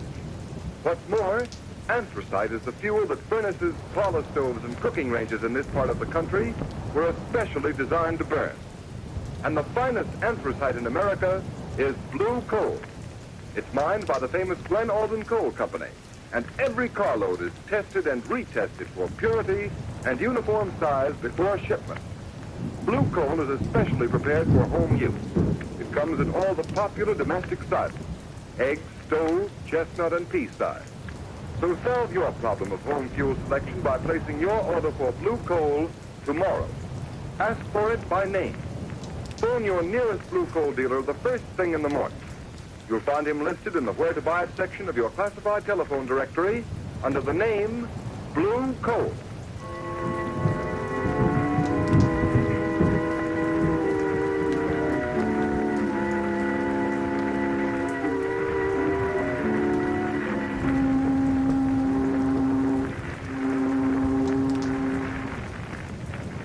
Where are you taking me? Shut up.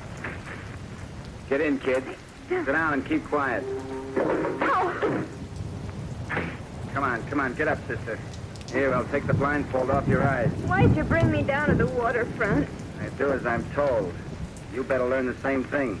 Where are you taking me? Maybe this is the end of the line for you, Mary Sullivan. You wouldn't. Wouldn't we, though? But not without orders from the big boss. What do you know about the big boss? Plenty. Then your number is up, all right, kid. Them that know plenty about the big boss don't live long. You're still alive? Yeah, sure. Because I don't even know who the big boss is, and I don't want to know. It ain't healthy. Who's that? Hey, Rankin. You got the Sullivan thing? Yeah. Here she is. So I see. She's a nice looker. Listen, Rankin, she says she knows plenty about the big boss. I'll say I do. You're a liar, Mary Sullivan. You do know too much about the rest of us. You better get in touch with the big boss before you do anything to me. We don't bother him with all the details of this counterfeit racket. Well, you better bother him about this. And you know, Rankin, I think she knows something. Shut up, Trigger. I'll do the thinking around here. Maybe she does at that. I know plenty. And I'm not the only one. Say, what happened to that fellow in dame that was in the Sullivan grocery just before we snatched her? The guy got clean away somehow. Yeah, what about the dame? Yeah, she took a cab. Smitty trailed her, but she gave him the slip. Switched cabs in traffic somewhere. Maybe you better take this kid to the big boss. Not till I find out how much she knows. Come on, Trick, make her talk. You know how. All right, kid. Do you spill what you know, or do we have to get it out of you the hard way? Let go of my arm. I won't talk to anybody but the big boss. And he'll pay me plenty to keep quiet. You can't scare me like you did my father. She wants Doe to keep quiet. Shut up, Trigger. Twist her arm. Give her a sample of what's coming to her if she don't talk and talk fast. All right, kid.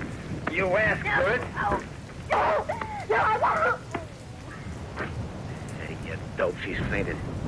I guess I twisted her arm too hard. Hey, Rankin, did you hear that? Yeah, I heard it. What was it? The trap. The cops must have found us here. Come on, let's take it on the lamp. No. Wait, we can't leave that dame here. You take the Sullivan kid, I'll shoot out the light. Don't draw your gun, Trigger. Don't move, Rankin. He knows who we are. Trick, there's something screwy about this. That voice is right here, but there ain't nobody with it. You're mistaken, Rankin. There is someone here. What kind of gag is this, Rankin? I don't see nothing, but I'm getting out of here. Wait, Trigger. Trigger. Do you remember Lefty's sin? Sure. The best thing a man in the East, but... He tried to shoot it out with a voice. The police got him. But when he went to the chair, there was only one name on his lips. Remember? The shadow, Rankin. That's what it is. It ain't the police or the feds. It's the guy nobody's ever seen. The shadow. They say he throws a sort of spell over a guy's mind so you can't see him. Shut up, you crazy. Yeah. It's just somebody blowing his voice. I've seen him do it in Vaudeville. Come on, you pop that light and let's break for it. Wait. I'm not going to stop you.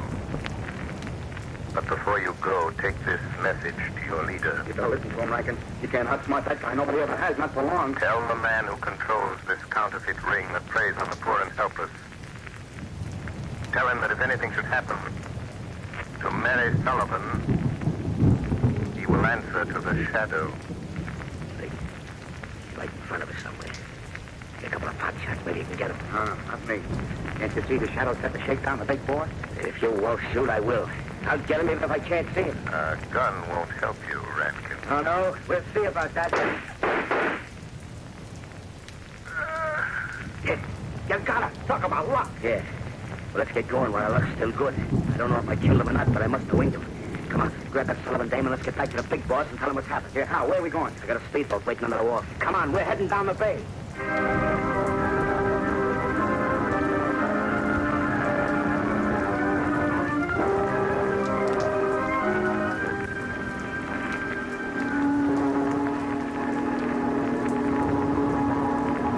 Hey, look. What do you think the big boss will say about bringing the Sullivan dame to his hideout? Yeah, I hate to think about it. You're about to steer the boat. You watch that Sullivan dame. She ought to be coming too by now. Yeah, she's coming out of it. Hey, how much farther we gotta go? Yeah, we're practically there. See that yacht laying at anchor out there? You mean that's the big boss hideout? Yeah, Trick. You're finding out something you're liable to wish you never heard about, much less seen. Yeah? You mean that's the plant, huh? That's where all the phony dough's been coming from. You catch on quick, don't you? Yeah. Yeah. That's the layout the feds and cops have been looking for months. Flashy, ain't she? All right, here we are. Get that Sullivan dame on her feet. Yeah, okay.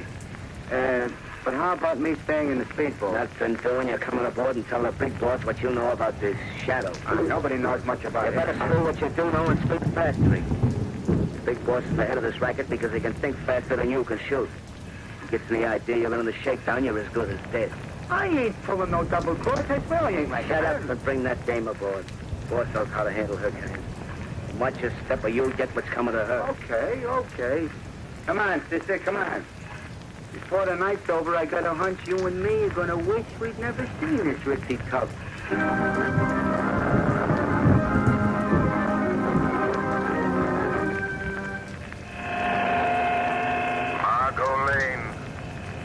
Margot Lane.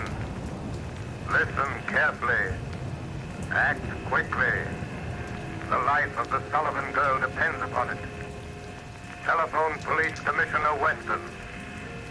Have him notify the harbor patrol boats that they will find the leader of the counterfeit ring on board the large yacht anchored off Diamond Point. Hurry.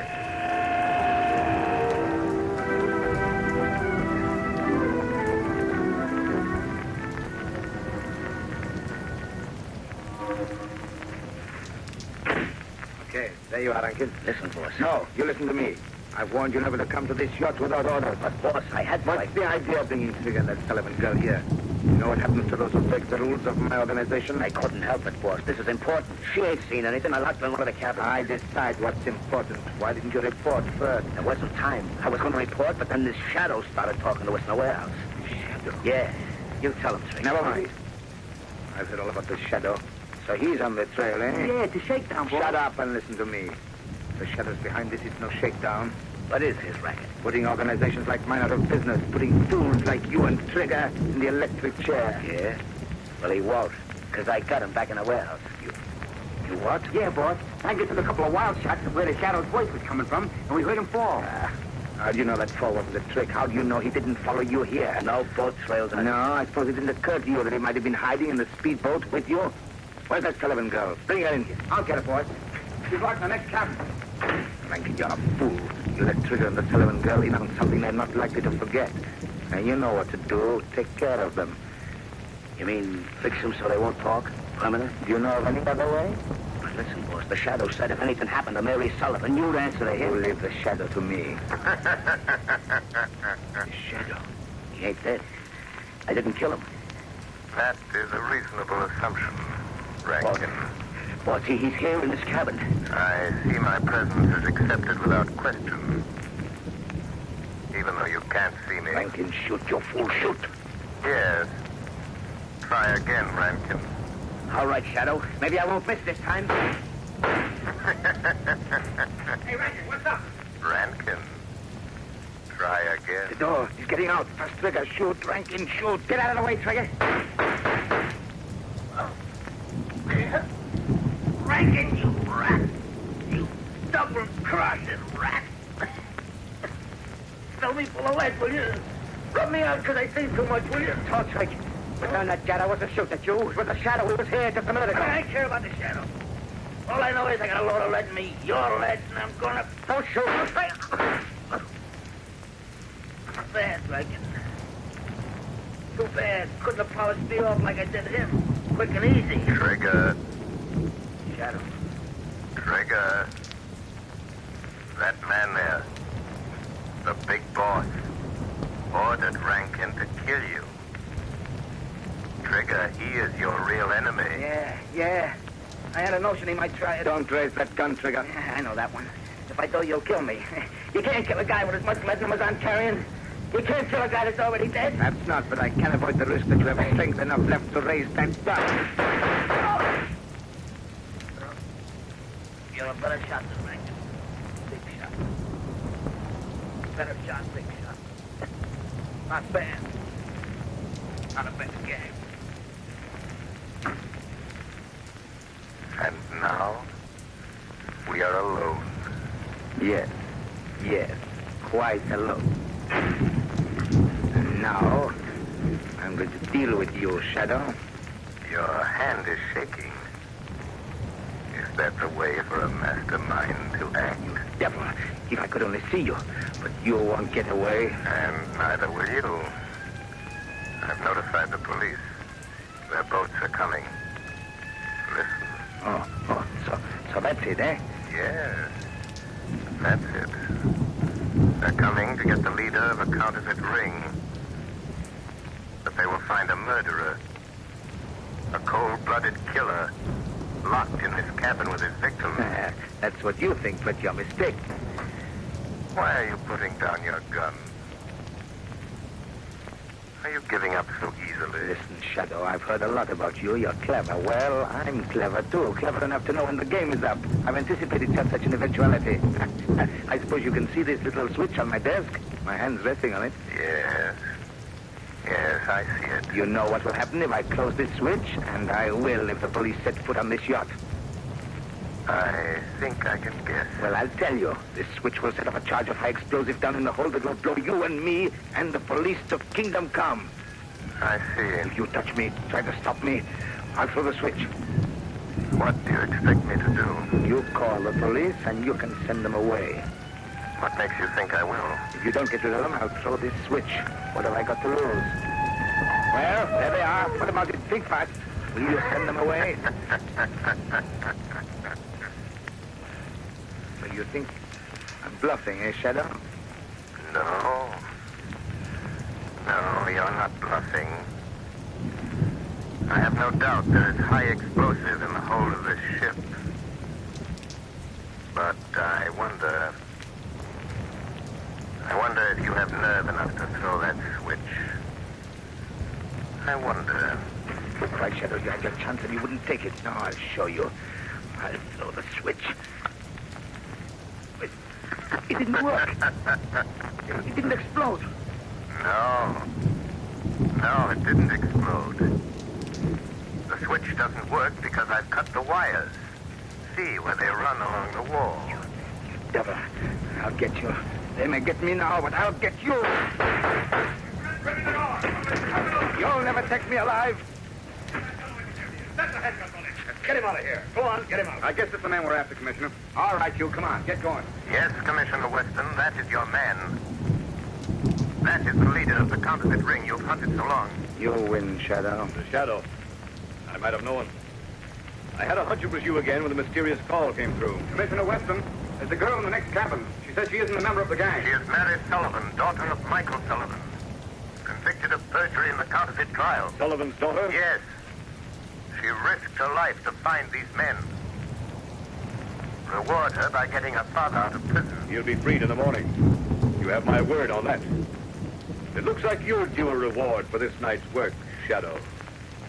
My reward, like yours, Commissioner, is in protecting the defenseless from those who have not learned that crime does not pay.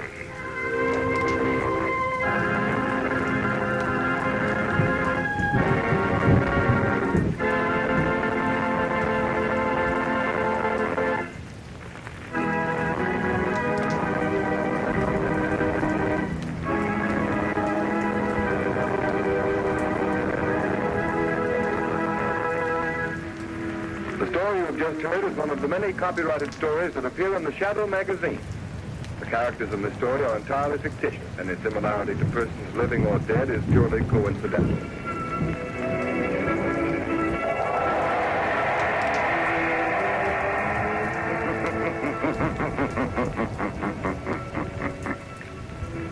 The weed of crime bears bitter fruit. Crime does not pay. The Shadow knows.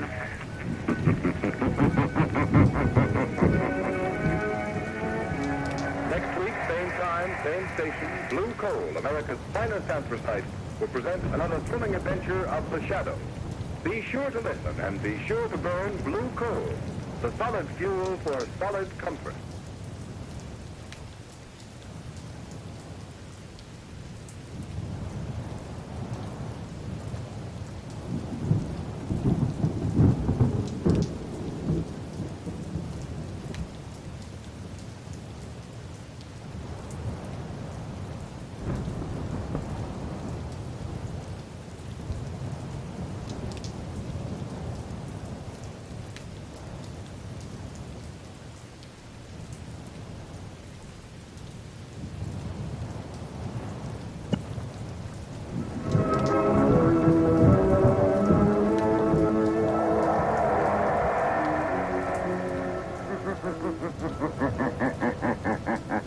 The shadow knows.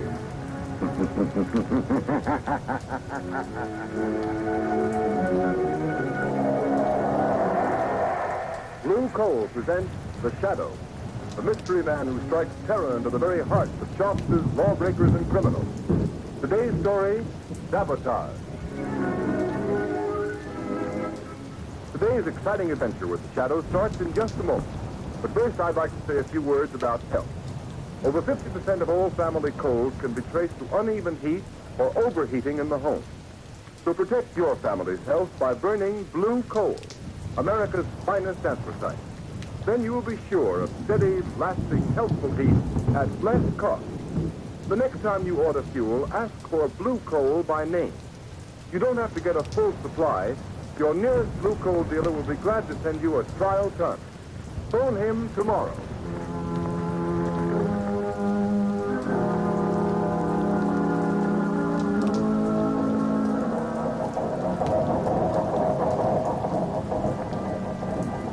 Engine room. Stand by for test number 11. Engine room standing by, Commander. Ship full speed ahead. What the? Engine room. Hello. Hello, engine room. Chief Engineer Swain reporting. Boiler explosion, sir. 3 casualties, sir. Good Lord, what happened, Commander? Boiler explosion, Lieutenant. Hard luck, sir. Luck nothing. You mean another case of sabotage? Yes, sabotage.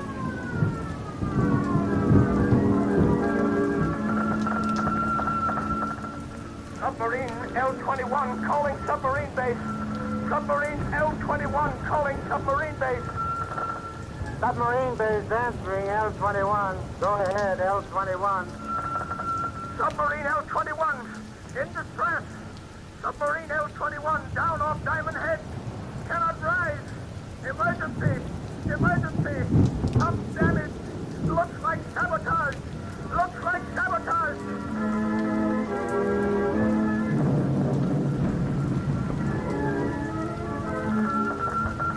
Cruiser returning to base. Cruiser returning to base. Explosion. Explosion in after gun turret. 3 dead. 6 wounded. Suspect sabotage. Suspect sabotage.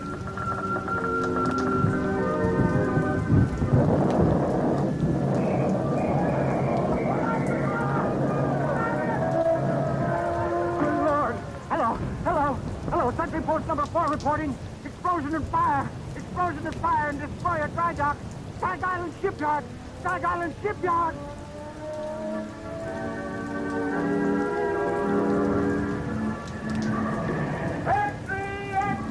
Sabotage ring strike Stag Island Shipyard. Read all about it. Mysterious explosion and fire.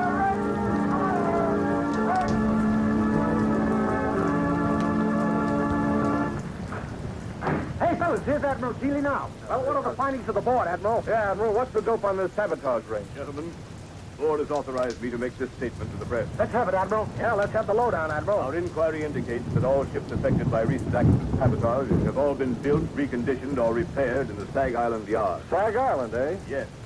Every resource at the command of the government is being directed toward the apprehension of those responsible for the systematic blows at the naval defense strength of the United States.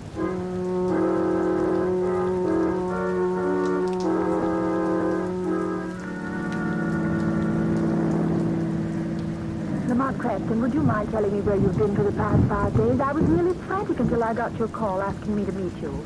And why those old clothes, and why haven't you shaved? I'm sorry, Margot. I've been at Stag Island. Stag Island? You mean where they're having all the trouble in the shipyard? Yes, it seemed to be a case where the Shadow might be of some use to his country. You've uncovered something. Is that why you sent for me, Lamont? I'm not sure, but I stumbled on something last night. It's been a process of elimination. Where are we going? Back to Stag Island? Yes, we're almost there now. Lamont, have you anything definite to work on? It seems so hopeless. You forget, Margot, that I, as the Shadow, have a certain gift. You mean what the underworld call the power of invisibility? Yes, and the ability to read other men's minds, particularly the mind of a man who has something to hide. But you've got to find that man first, Lamont. I know.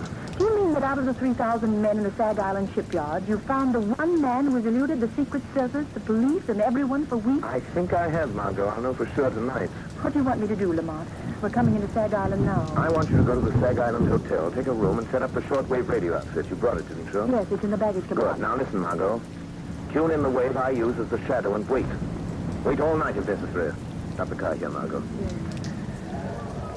Lamont, I know you don't believe in woman's intuition. At least you pretend not On the to. contrary, I have a healthy respect for intuition. Now be careful. I have a premonition myself. Lamont, can't you tell me anything more? I can only tell you I'm going into that bar down the street.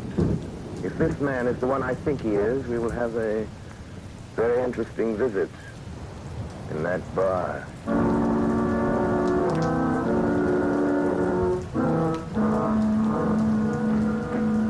Hey, bartender, set him up again. Yeah, one more round. Nothing doing, boys. Closing time. All right. Come on, Jake. Okay. Good night. Come on, Bill. Let's go. Good night, boys. Good night.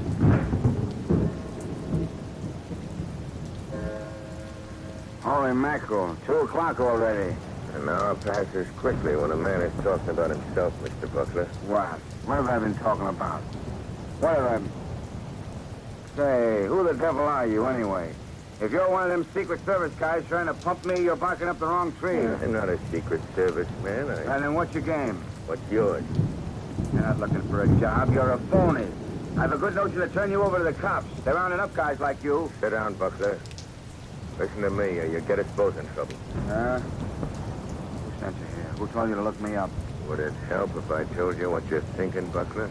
Which stall and who sent you? It's running through your mind over and over again. I see it like a picture on a slate. You're thinking, did Arnheim send him? Did Arnheim send him? You're a liar. I never mentioned Arnheim's name. Never heard of him. Then why are you thinking of a name you never heard? Don't be a fool, Buckler.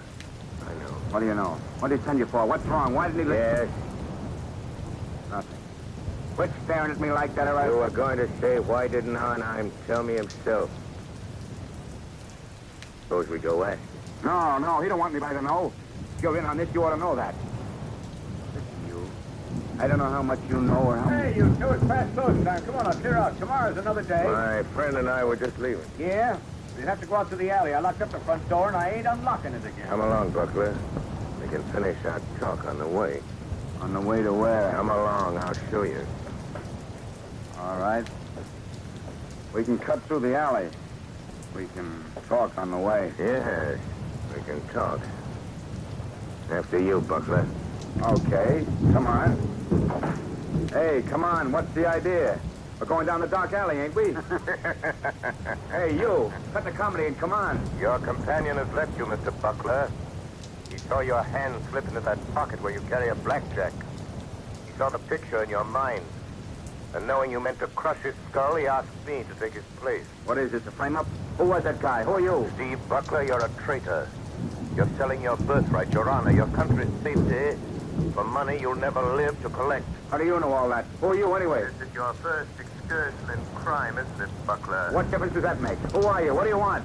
If you had any contact with the underworld, you wouldn't have to ask who I am.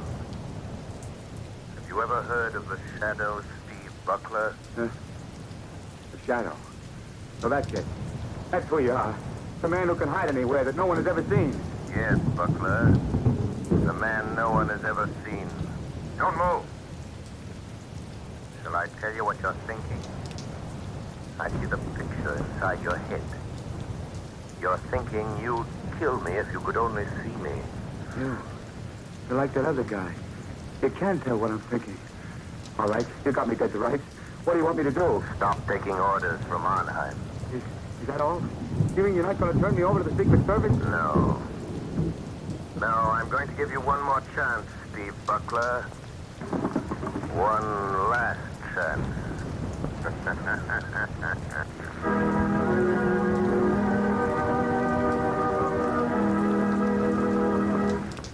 The Shadow's adventure will continue in just a moment. Meanwhile, thousands of homeowners are engaged in another kind of adventure. An adventure in home heating involving the health of your family. I am referring to the purchase of fuel. You know, if you order just any kind of coal, it's a gamble. But it's a gamble you don't have to take. Baltimore families, for example, have found out how to eliminate the risk in fuel buying. They order blue coal by name.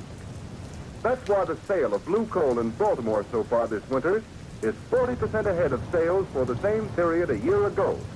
And this is happening in many other cities. Here is real proof that blue coal the cream of Pennsylvania anthracite, is by actual test the best of all fuel. It is the only solid fuel actually trademarked with a harmless blue color, so that you can tell at a glance that it is the fuel that gives low-cost heating. It is the fuel to buy for cleanliness. Baltimore homeowners like the steady, long-burning qualities of blue coal. This is a decided advantage compared to other fuels requiring so much attention. The Glen Alden Coal Company prepared blue coal especially for home use in 4 home sizes: egg, stove, chestnut, or peat. So I urge all homeowners throughout this area to find out what thousands of Baltimore families have already learned about the greater comfort, convenience, and economy of blue coal. Order your trial ton of blue coal tomorrow. You will find the name of your nearest blue coal dealer in the Where to Buy It section of your classified telephone directory under the name of Blue Coal.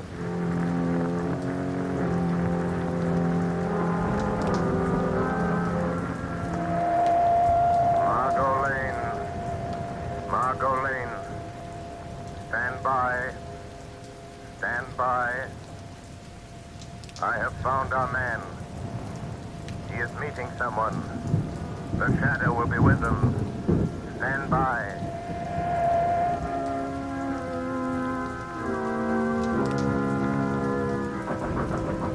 Who's there? Who's there? It's Rigo. Let me in, Butler. Oh, okay. Where's Arnheim? Why didn't he come? What makes you think he'd be fool enough to come here just because you sent word you're in trouble?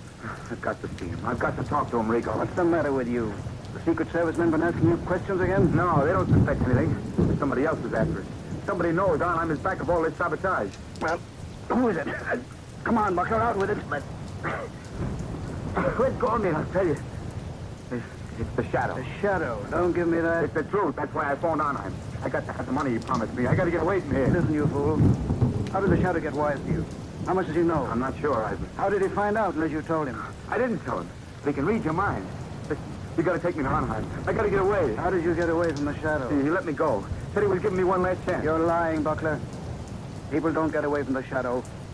He doesn't let them go unless they're working for him. Listen, if you're trying to pull a double cross on Arnheim, you'll never live to tell it. I'm telling you the truth, Rigo. You got to believe me. All right. Maybe you are. It just happens we've got another job for you that will prove whether you're on the level with Arnheim or not. I can't do anything more. The Shadow knows I'm responsible for all those accidents. He'll find me. You can't hide from anybody like that. He'll find you dead if you don't do as you're told. Besides, Buckler, you'd like to get that $50,000 Arnheim promised you, wouldn't you? I've done more than he asked already. I've earned that $50,000 a dozen times over. Maybe you have. But you don't get it unless you carry out Arnheim's orders. But this is the last. It'll be easy for you. And it won't take you long. I'll wait for you. Take you to Arnheim's place. He'll pay you off and you can be on your way. Now, what about it, Buckler? What does he want this time? It's that battle cruiser that's going out on a trial run in the morning. It's too late to tamper with anything now, Rigo. So what? You're turbine inspector. You're scheduled to go along. We know that. But how? What can I do? It's too late, I tell you. I'll show you what you're going to do. You see this metal tube? What do you want me to do with it? You're going aboard the cruiser and plant that inside some piece of machinery. Some place where it'll get smashed when the engine starts. What's in that tube? Oh, nothing much. Just enough nitroglycerin to tear the turbines out of that cruiser. No, I won't do it. It'd kill every man in the engine room. It won't be the first time, Buckler. I couldn't carry that thing into the yard. They're searching everybody, Rigo. Quit stalling, will you? We know they don't search inspectors. That's why you've been so useful. All right.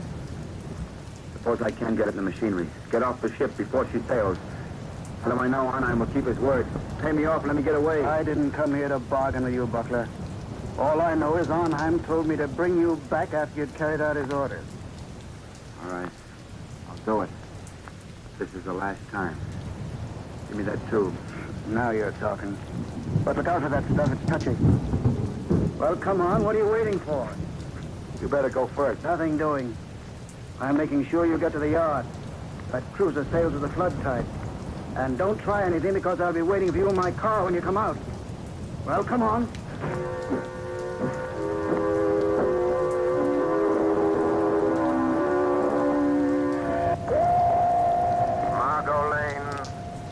Margot Lane. Drive to shipyard. Watch for black sedan parked in front of red brick building. Our man is Steve Buckler, ship inspector. I am following him into shipyards to prevent another accident. Margot, don't lose sight of that black sedan. It will lead us to the real head of the Sabotage ring.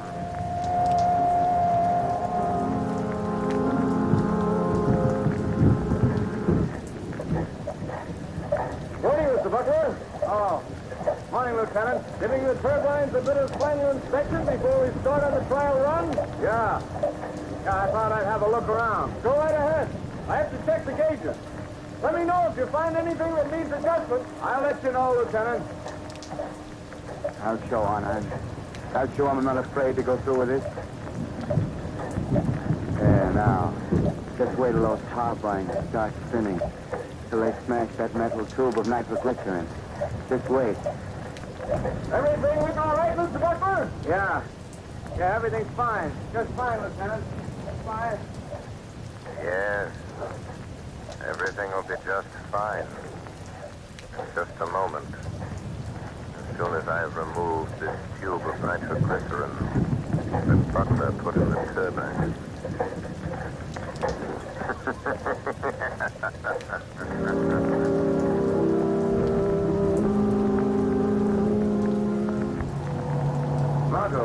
Margot, wait a minute. Oh, Lamont, thank heavens you're here. There goes that black sedan. Buckler and a man named Rigo. Follow them and don't get too close. What happened in the shipyard? Buckler tried to carry out another sabotage job for a man named Arnheim. He's the man we want. Did you stop Buckler? Yes, but he doesn't know it. Don't have an accident, Margot. We'll be scattered all over the landscape. Careful, Margot. What do you mean? Just as this metal tube I'm carrying contains enough nitroglycerin to blow us to kingdom come if it's jolted hard enough. Where'd you get it, Lamont? From Buckler? Yes, he left it in a gearbox of the battle cruiser. Oh, so that's why you followed him into the shipyard. Slow down, Margot. You're getting too close to that car. Yes. I had to stop that murderous scheme, even if it meant losing track of Buckler and Rigo. But do you think they'll lead us to this man who seems to be behind all this? Arnheim? I'm sure of it. Look, Lamont. They're turning in that big estate. Quick, Margot. Go up the road and stop. Yes. Lamont, look at the sign. Redland Sanitarium. This doesn't look like a place where Arnheim would have his headquarters. That's probably why he selected it. Well, Margot, this is it. Lamont, you're not going in there alone. Yes, the Shadow is going to return this little metal instrument of death to Dr. Arnheim in person. Doctor? Yes, just look at that sign, Margot. Redland Sanitarium, Dr. Felix Arnheim, resident physician. Oh, please don't go in there alone, Lamont. Let's notify the state police. You can. I have the radio transmitter in the car. Good, and I want you to call the state police on the regular wavelength 5 minutes after I've gone in the house. Well, why not call them now? Margot, we're not dealing with amateurs. They're undoubtedly prepared against police raids. If the police blunder in there, they'll only find an empty house. I've got to go in there alone. Don't take that nitroglycerin with you, Lamont. Well, Margot, I must. This tube of concentrated death is an important part of my plan to hold those men in that house until the police break in. Oh, don't, Lamont. You said you had a premonition, remember? Don't, Margot, worry. Call the police, and in 5 minutes, which is in the lap of the gods. And in the hands of the shadows.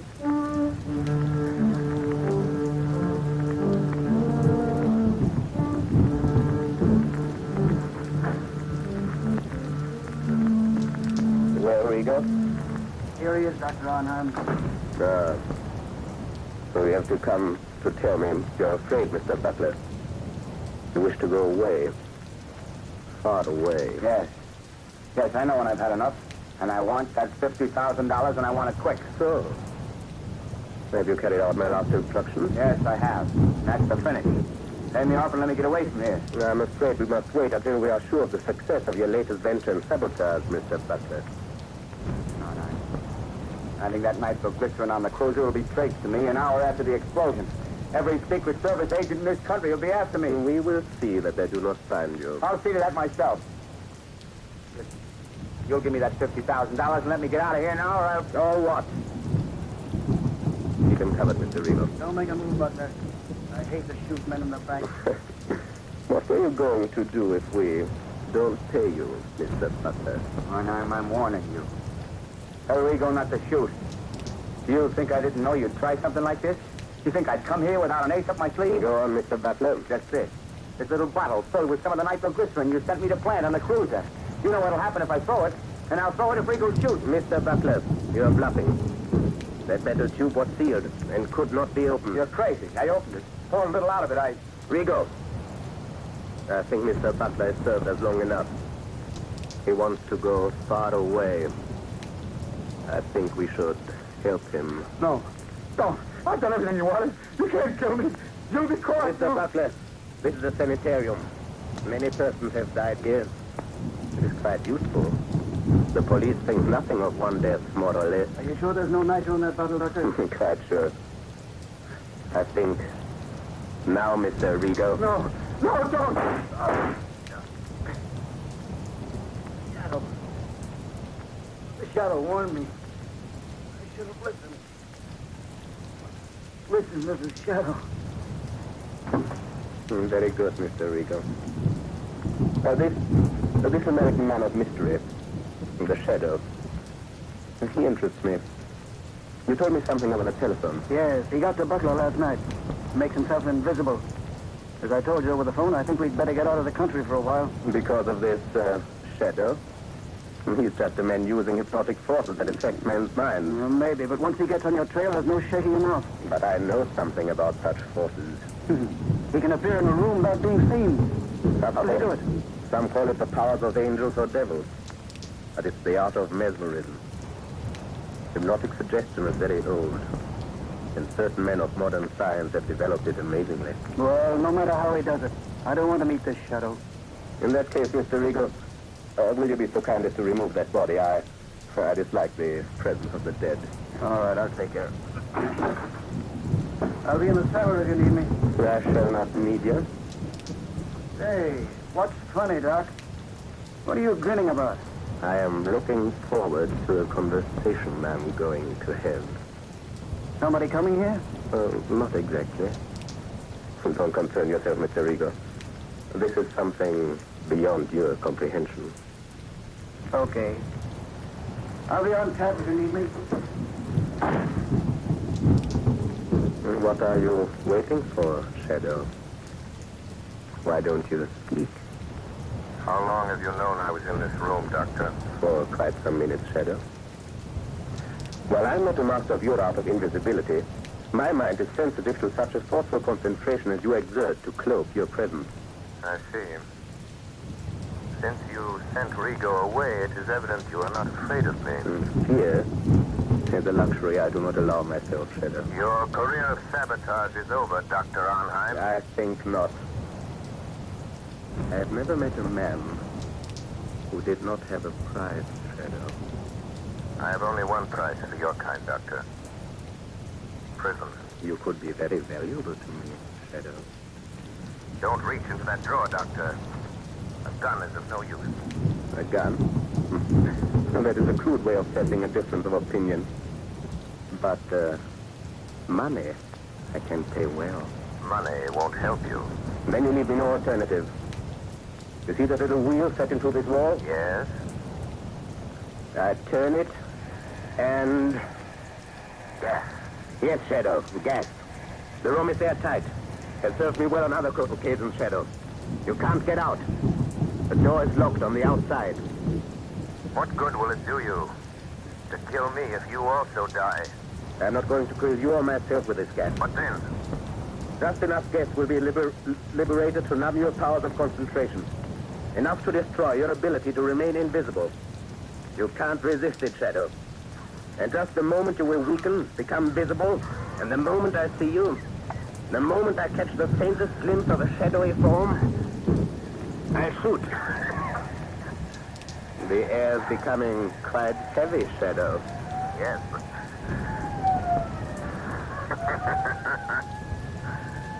Listen, Dr. Arnheim. The police are closing in, Doctor. So, you don't trust your own powers. You had to have the police to help you. In a few minutes, the place will be surrounded. That is all the time I need. You will become visible. I shall kill you. And then... And then? I take the police a little while to break into this room. When they do, they will find a dead Shadow. But I shall not be here.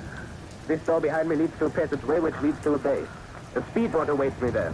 I know about the speedboat, Dr. Arnheim. You see? The gas is doing its work.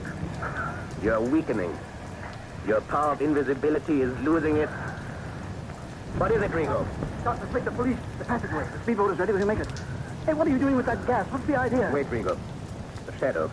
He's here in this room. In just a moment, he will become visible. But you haven't time to wait. The police are already in the house. Don't try to escape in that speedboat. I have turned it into a death trap, Dr. Arnheim. Come, quicker, it'll be too late. Wait, Dr. Arnheim. Death is waiting for you in that speedboat. A violent death of your own making. You can't bluff me. Don't listen to him, Doctor. Hurry. All right. But remember, Shadow, we shall meet again. I'm afraid not, my friend. But first, let me turn off this gas. Break away! Not everybody you find. Wilson, Harvey, Davidson, you men take me upstairs. Rest of you follow me.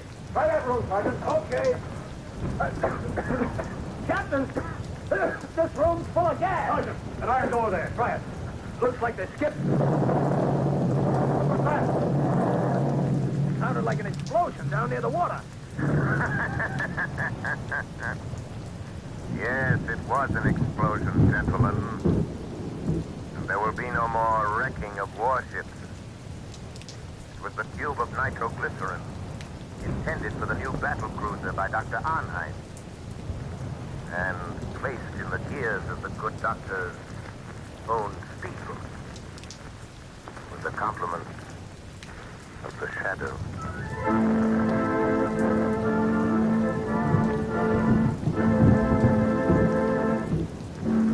You have just heard a dramatized version of one of the many copyrighted stories which appear in the Shadow magazine. Any similarity to persons living or dead is purely coincidental.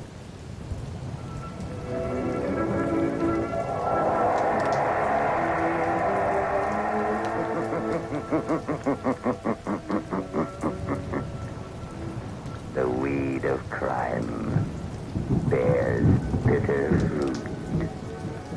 Crime does not pay. The shadow knows. Next week, same time, same station, Blue Coal, America's finest anthracite, will again present another thrilling adventure of the Shadow. Be sure to listen.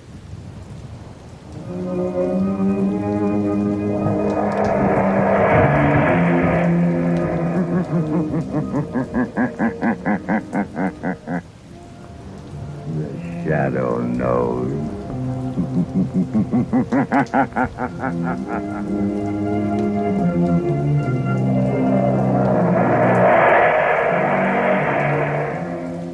Blue Coal presents The Shadow, the mystery man who strikes terror into the very hearts of shopsters, lawbreakers, and criminals. Today, the Society of the Living Dead. In just a moment, the Shadow's exciting adventure will begin. Meanwhile, I have an important message for all you homeowners. We are now in the midst of the most treacherous season of the entire year. But you can protect your family's health during this danger period by burning blue coal. For blue coal gives you clean, uniform, healthful heat all winter long. And its harmless blue coloring is your guarantee of better heat at less cost. So when you order fuel, insist on blue coal. It's Pennsylvania's finest anthracite. Your nearest blue coal dealer will be glad to send you a trial ton. Phone him tomorrow.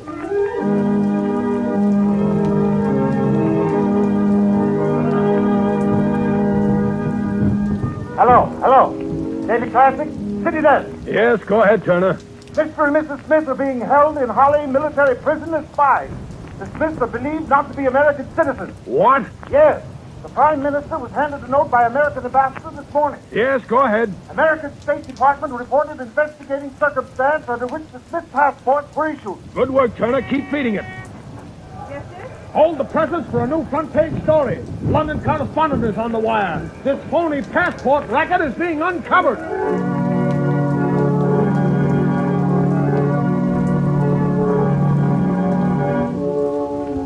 New York, New York. More news on the Smith case. Mr. and Mrs. Smith are not citizens. A fake passport and identification ring is suspected. The name Schwartz was taken from tombstones to secure passports. All-stopping disclosures are promised by federal agents and local authorities who suspect widespread plot. All right, Margot. Well, this fake passport and identification record interests me. At Scotland Yard in England, the State Department in Washington, there are a whole New York police force working on that fake passport racket. Do you have to get mixed up in it? You see, Margot, it ties up with a case that interests me. You mean the suicide of your broker, Henry Adams? Yes. But Lamont, what possible connection could there be? I don't see it. Well, I didn't see any connection either until today, although Adams never struck me as being the type of man who would commit suicide. His body was found 2 weeks ago, and they buried him right afterwards in the family vault in Kingman Cemetery. Seems to me that's what you might call a closed case. I don't agree, Margot. I noticed in one of the gossip columns the other day a remark that interested me very much. What is that? An item that said that Irene Adams, the orphan daughter of Henry Adams, was being courted by Ray Kelvin. Oh, Ray Kelvin was Henry Adams' partner, wasn't he? Yes, he was. But what interested me even more was another item which said that Ray Kelvin was very friendly with a man named Berger, who, according to all reports, is a very questionable character. I don't see the connection, Lamont. But much of the evidence points to Berger being mixed up in this business. Oh, you mean that fake passport and identification ring that we just heard about on the radio? Yes. Margot, I want you to call on Adams's orphan daughter. Her name is Irene.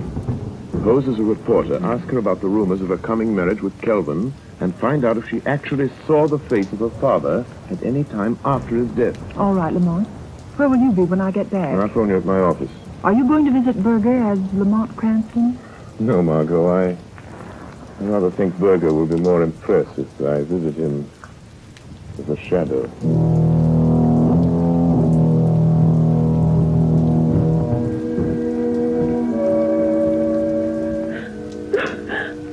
I'm so sorry, Miss Adams. I know it's hard to talk to a stranger about such personal things so soon after your father's tragic death. Yes. True that my father didn't want me to marry Mr. Kelvin. It seemed so unfair. Ray Kelvin was his own partner in business. But you are going to marry Mr. Kelvin. Yes. I wanted to wait. It's so soon after Father's death. But Ray has to go away. To Europe. He may be gone for years.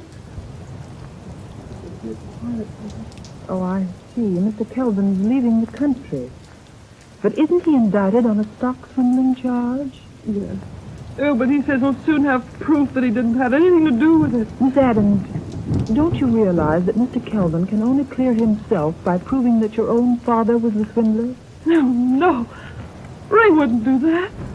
Did you ever see your father after they found his body in the river? No. Mr. Kelvin said I shouldn't. He said it would only upset me. Do you believe your father committed suicide, Miss Adams? No. I can't bring myself to believe that at that. What does Ray Kelvin think about your father's death? Ray said it was suicide. But Dad was worried over what would happen when they tried him on that stock swindle charge. But don't you see, Miss Adams, Kelvin, your fiancé, has been implying all along that your father is a swindler. That he's going to clear himself by pinning the guilt on your father. No, I can't believe that. That's why your father opposed your marriage to Kelvin. No. Why are you saying these things? You have no right. Please go. Yes, I am going, Miss Adams. I'm so sorry if I've hurt you, but I believe you're going to thank me for keeping you from marrying a treacherous thief. Perhaps even a murderer. What do you mean? Who are you talking about? Your dead father's partner. Your fiancé, Ray Kelvin.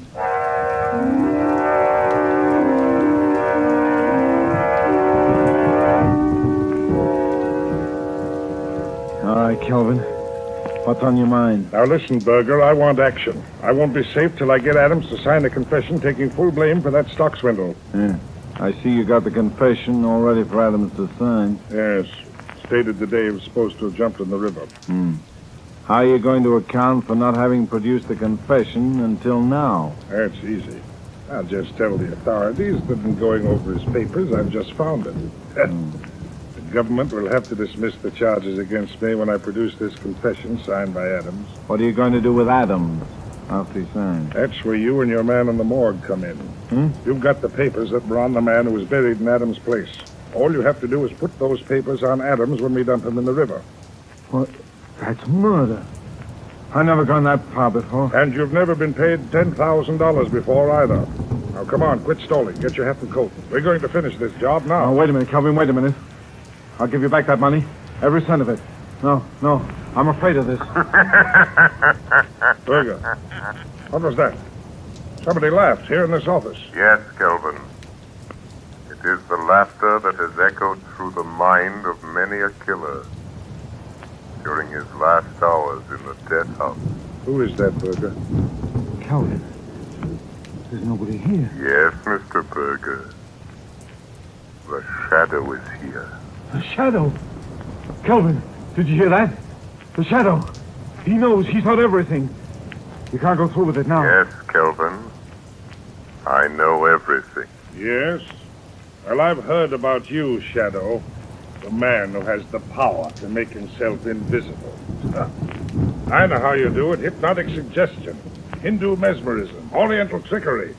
Well, you don't scare me. Your murderous scheme is doomed to failure, Kelvin. Give it up before it is too late. Yeah, listen to him, Kelvin. Adams is still alive. We haven't murdered him yet. No, but we've kidnapped him and we'll burn for that if we're caught. Only we're not going to be caught, shadow or no shadow. Come on, Berger. You're coming with me. No, don't make me go through with it, Kelvin. Come on. Don't. I'll show you what I think of the shadow. Come on, or I'll drill you where you stand. And the shadow if he tries to stop me. You've had your warning, Kelvin. Remember. Come on, Berger, get going. And as for you, Shadow, here's a warning from me. If you follow us, I'll find a way to kill you. Remember that.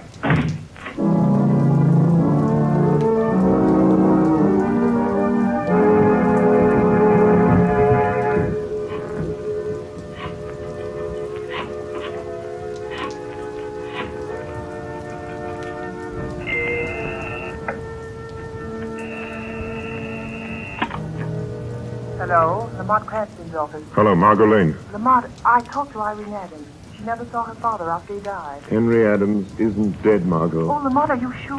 Where is he? I don't know, but Berger and Kelvin are on their way to the place where they're holding him, and I'm following them. Lamont, Kelvin is planning to marry Irene Adams and leave the country in a few days. Much can happen in a few days, Margot, even in a few hours. Lamont, let me meet you. Go with you. Maybe I can help. You can help me most by standing by with a shortwave radio. Keep it tuned in on the band the Shadow always uses. All right, Lamont. But now you've discovered that Mr. Adams is alive, why don't you let the police handle it? As far as the police are concerned, Henry Adams is dead. Buried, a closed case.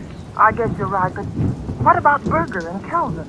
Do they know the Shadow is on their trail? Yes, and Kelvin has dared the Shadow to follow him. Lamont, it may be a trap, a trick to get you someplace where all your powers won't save you, where you'll be helpless. Lamont, please don't go. Please. Margot, I must follow Berger and Kelvin. If they lead me to Adams, I may need help. Stand by, Margot. Stand by until you hear from the Shadow.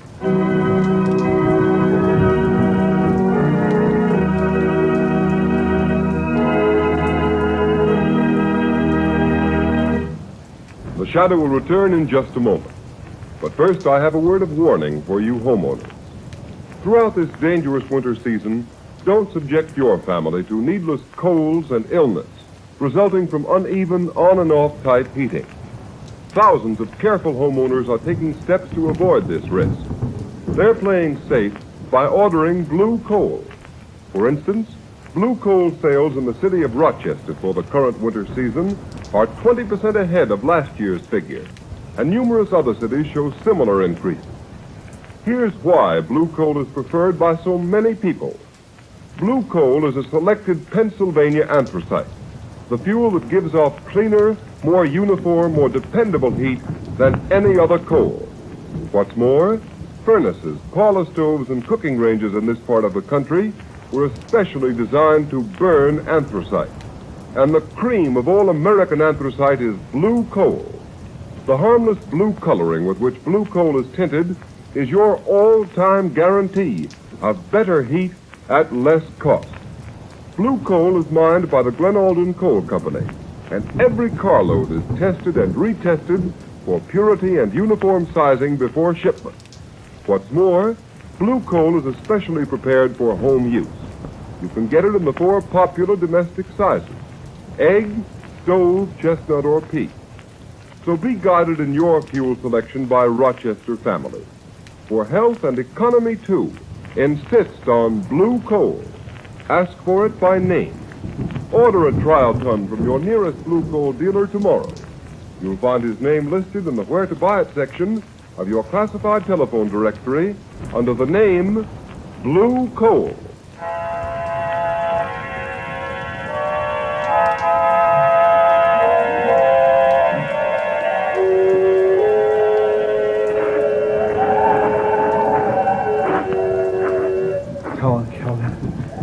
Let's get this over with. What's the matter with you, Berger? You jumpy as a cat. I know. It's the shadow. I'm scared. If you had any sense, you'd be scared too. Oh, forget the shadow. Yeah? But suppose he's trailed us. Here. The Kingland Cemetery. Now listen to me, Berger. Your job is to make Adam sign that confession. The shadow has developed superstitious fear in the underworld by means of his magician's tricks. He's dealing now with intelligent people who don't believe in hocus pocus. Why, there isn't one chance in 1,000 the Shadow's been able to follow us here. What'll you do if he has? Huh? What can you do? You leave the Shadow to me. I'll deal with him if he comes. It's the Adams grave wall just ahead, isn't it? Yeah. It's that underground vault on the left. You got the keys to the vault? Yeah, right here. I'll get the vault door open. Yeah. Give me a hand with this door. Ouch. Weighs a ton. Now be careful Adams doesn't get out. Where's your flashlight? Right here. There's Adams on the floor in the corner. What'd I tell you? I bet he's so weak he can't crawl, much less run. Berger, he looks like he's dead. If he is, the whole scheme's ruined. I warned you to be careful. He ain't dead. I know it's dead when I see one. He's just sleeping, that's all. Wake him up and we'll see if he's ready to listen to reason. He'll listen. Come on, Adams. Come on. Wake up. Hey, snap out of it. What? Who are you? Never mind who I am. Come on. Sit up. Are you going to take me out of this tomb? Are you? Yeah, you're going to get out. All you have to do is sign your name to a piece of paper. Huh? Water. Give me a drink. All I've had for days is the moisture on the stones. And nothing to eat. Nothing. I got something better than water. If I get this brandy, will set you up. Oh, thanks. Thank you. How did you find out they'd locked me up in this grave vault? I thought they were going to leave me here till I died. And then put me in that coffin there, in place of that corpse that's supposed to be me. Never mind about that now. You're going to have a chance to get out of this grave alive, if you do as you're told. Listen, Berger, quit wasting time. Here's the confession and a pen. Make him sign it. Kelvin, you... I couldn't see with flashlight in my eyes. You, my own trusted partner. You're behind this. You've done this to me. You stole those securities. Framed me. Sure I did. You're innocent. And if you want to get out of this family vault of yours, you'll take the blame. Sign this confession. I won't. I'll never sign it. Oh, yes, you will. Cut it out. Cut it out, Kelvin. You can't stand much of that in the shape he's in. Do you want to kill him? I won't sign it. I won't. A confession for me would flare you, Kelvin. Put the blame on me. Leave you free to marry my daughter, Irene. You made her think I'd drown myself. I'm innocent of the swindling charge. You're the guilty one. You'll sign that confession or I'll break every bone in your body. Oh. I told you to go easy. Yeah. Adams is out cold. Shut up and help me bring him around. The shadow on our trail, there's no time to lose. Yeah, I know. And I give plenty to know where the shadow is right now. What would you give, Berger? Kelvin! He's here! The shadow's here in the vault with us! Berger, turn off that flashlight. Quick! Now you think we're on even terms. Don't you, Kelvin? You can't see me in the dark of the tomb. And you think I cannot see you. Yes. Yes, that's right, Shadow. Kelvin, where are you going? Stay with me, Burger. And you too, Shadow. I may not be able to see you, but if you come close enough to try to stop me closing the door of this vault, I'll fill you full of lead. Kelvin, don't leave me You're here. no use to me anymore, Burger. You can thank the Shadow for that. You ain't going to leave me in here to die. You dirty double-crossing rat. All right, Burger. I'll do you one last favor. I won't leave you to die from thirst and hunger. You'll be luckier than Adams and the Shadow. Come on, Burger. Try to get out before I close this steel door. No, give me a break, Kelvin. I'll let him go. Give me a chance. I have a gun on me, you know that? Yes, Burger, I know that. Come on, I was just fooling. Oh, you mean that, Kelvin? You mean... So, Kelvin, you shot Burger and added murder to your other crimes. You'll never get out of this vault to tell about it, Shadow. You've cheated me out of a chance to beat that swindle indictment. You've ruined my chance of getting Irene with an Adams money. Well, now you're going to have plenty of time to wish you'd never meddled in this. You'll have the pleasure of watching Adams die. He's almost dead now. And when he's gone, you'll have the company of 3 dead men. 3 dead men waiting for you to join them. Goodbye, Shadow. You can lock that steel door, Kelvin. But somehow the Shadow will still get out. All right, Shadow. Let's see you try it. Shadow. Shadow. Kelvin double-crossed me. I'm done for, all right. What about you? Can you get out of this place like you said? The police will be here in a few minutes. You told them to come here, you mean? No, but I'm going to. Right now. Margot Lane. Notify Commissioner Weston to pick up Ray Kelvin. Have him send a squad of men to Kingman Cemetery. Have them open the grave vault of Henry Adams. Adams is alive, but in a critical condition. Margot, don't come into the cemetery yourself. Kelvin is at large. Notify Police Commissioner Weston at once. So, Shadow, you're calling the cops. Shadow, it's Kelvin. He's at that air vent at the top of the vault. He heard you calling the cops. Yes, I heard you, Shadow. And if you think the police are going to get here in time to save you, you're mistaken. Every minute you waste in gloating brings you nearer the electric chair, Kelvin. Don't waste your sympathy on me, Shadow. I wonder what you'll look like when the cops find you with Burger and Adams. All of you drowned like rats in a trap. Because that's what's going to happen to you. You're going to drown like rats in a trap. Listen. Water! He's going to fill the boat full of water, Shadow! Yes, right up to the top. And it won't take long. Too bad for you, I found a fire hose in the groundkeeper's shed. Now let the police come. They're welcome to anything they can get out of any of you when they get here. So long, Shadow. Let's see you get out of that spot. Shadow, he's gone. Water! Here's water! Water! Shadow, the water's an inch deep on the floor already. Yes, and it's rising every minute. Our only hope is that the police will get here in time. Use that radio of yours. Tell them what's happened. Tell them to hurry. The radio transmitter is wet, useless. Sent the last appeal for help. Help me, Shadow. Help me. You deserve no help, Burger. You left Adams here to die. Oh, Calvin made me do it. I never did anything like this before. I ran a fake passport and identification racket, that's all. I never killed anybody. I swear it, Shadow. Water. It's getting deeper. Deeper. Water. Water. There's only one high place in this tomb. One high place. On top of the casket. The casket of the man you buried and made the world believe was Henry Adams. Oh, lift me up there. I was drowned here on the floor. Irene. No, Burger. No. Help me. I won't lift you up. Adams is too weak to stand. There's only room for one on top of that coffin. And if anyone is to have a few extra minutes of life, Adams will get it. Oh, what are you going to do? Put Adams on top of the coffin. His life is worth a dozen like yours.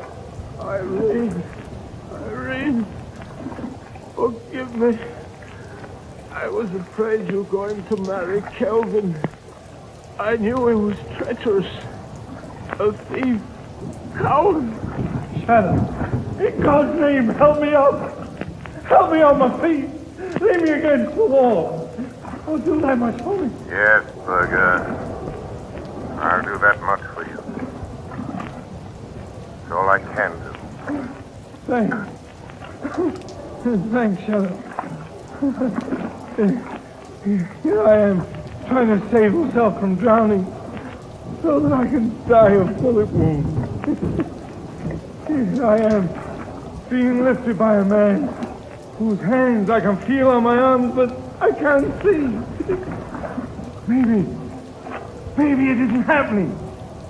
Maybe it's a dream. Maybe this is death. No, Burger, this is not death. This is real. You're still alive, and I am here, and Adams is here. The water is rising all around us.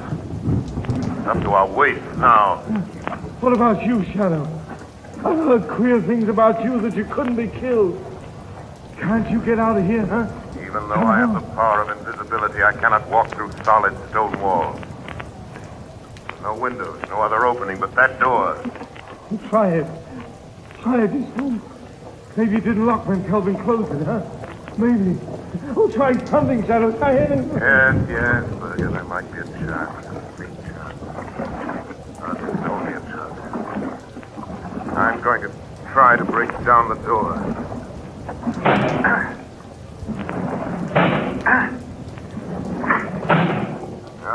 Useless, Burger. You mean you can't even save yourself? No, I can't even save myself. Help doesn't come soon as this vault fills to the roof. The Shadow will die as quickly as you, Burger. No. Not quite as quick. I'm finished, Shadow. Thanks to Kelvin's bullet. I won't drown. No. And perhaps you were lucky after all, Burger.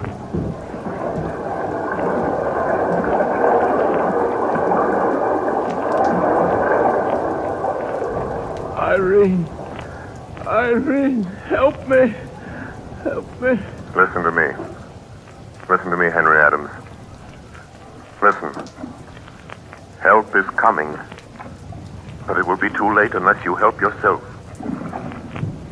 Kelvin is filling this tomb with water. It's up to the top of the coffin you're lying on.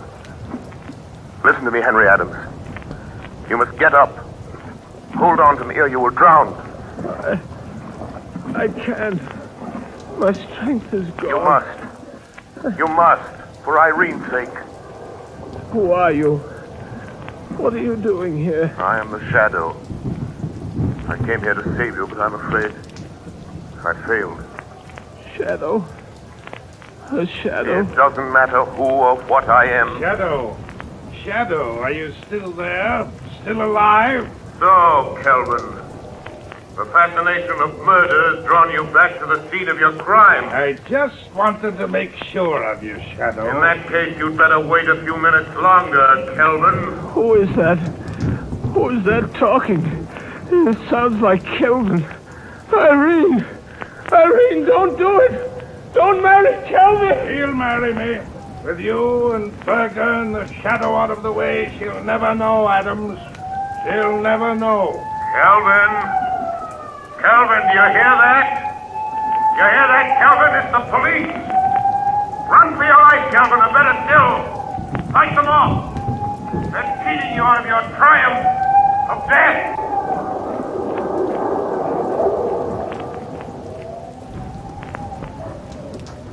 They're going to drown like rats. The police won't get me. They won't get you out of there in time. You'll drown! Drown like rats! You will! Get that man!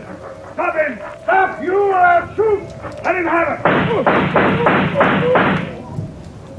You win, Shadow. I got him. Okay, come on. Come on, men. Get the door of that vault open, see what's going on here. Here are the keys I got from the watchman at the cemetery gate, Commissioner. All right. Get that door open. Commissioner! There's water spurting out around the sides and bottom of the door. Good heavens! The vault's been flooded. Commissioner, there's a street flushing hose attached to the hydrant. It's pouring water into that vault. Shut it off, quick! Okay. Sergeant, open that door. Yes, sir. Look out, Sergeant. Good heavens! The vault must have been filled with the roof. Quick! Throw your flashlight on the vault. Yes, sir. Commissioner, there's a man lying on top of that chest. Come on, that man isn't dead. He's trying to get up. Here. Come on, here. Give me a hand with him. Right. Come on. This must be Adams. It is. Adams. Henry Adams. Commissioner Weston. Shadow. It's the Shadow again. Yes, Commissioner, it's the Shadow. You were just in time. So I see. What's back of all this? Henry Adams committed suicide 2 weeks ago. He was buried in this vault. If this man is Adams, who's in that sealed casket? Just one of the many unidentified men and women who find their way into the morgue, Commissioner. Foreign spies and secret agents pay big prices for passports issued in the names of those unidentified men and women. Good heavens, Shadow. But, Commissioner, the fake identification ring is smashed. And Berger, the leader, was killed. Commissioner, this is the end of the Society of the Living Dead.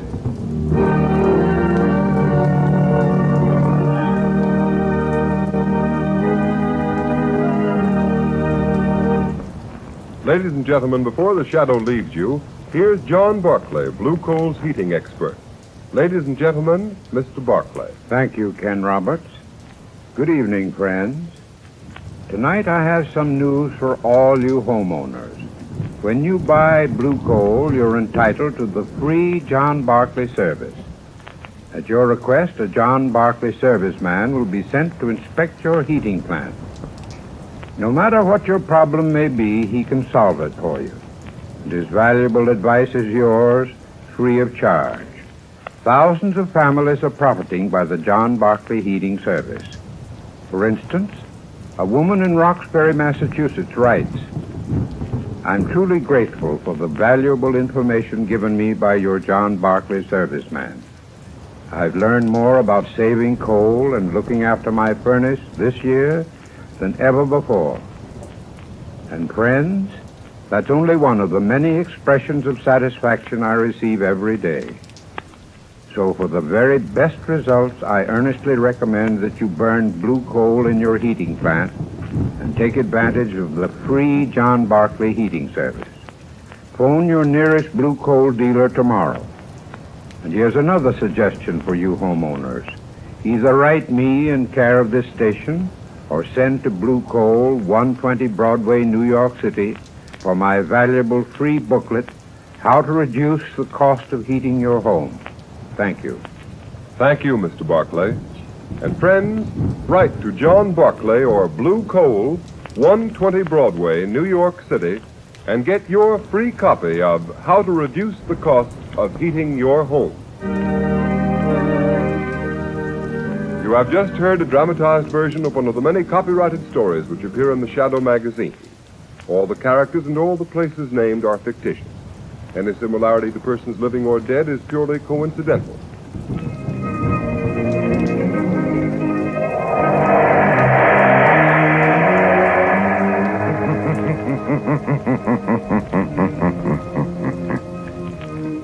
The weed of crime bears bitter fruit. Crime does not pay. Next week, same time, same station, Blue Coal, America's finest anthracite, will again present another thrilling adventure of the Shadow. Be sure to listen, and be sure to burn Blue Coal, the solid fuel for solid comfort. Blue Coal presents The Shadow, the mystery man who strikes terror into the very hearts of shopsters, lawbreakers, and criminals. Today, the poison death. Today's exciting adventure with the Shadow will start in just a moment. But first, I have an unusual free offer of great interest to all listeners. John Barclay, Blue Coal's heating expert, has written a book, How to Reduce the Cost of Heating Your Home. And you can obtain a copy of this attractively illustrated 24-page book absolutely without charge. Just address Blue Coal, 120 Broadway, New York City, or write to Blue Coal in care of the station to which you are listening. Drop a postcard in the mail tonight for your free copy of How to Reduce the Cost of Heating Your Home.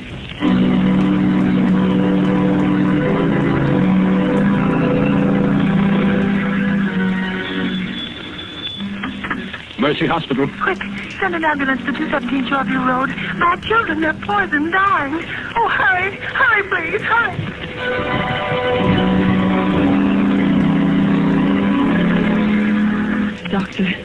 Doctor, what's wrong with my husband? He's been poisoned. Poisoned?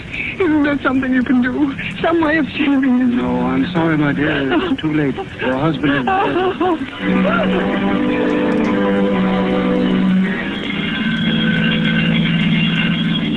What's this, Bill? Another poison case? Yes. The calls are coming in faster than we can answer them. Well, this one will have to go to General. The emergency ward is full. Not a cot left. The same thing in every hospital in town. They're swamped, all poison cases. And nobody knows how they're getting it or what it is.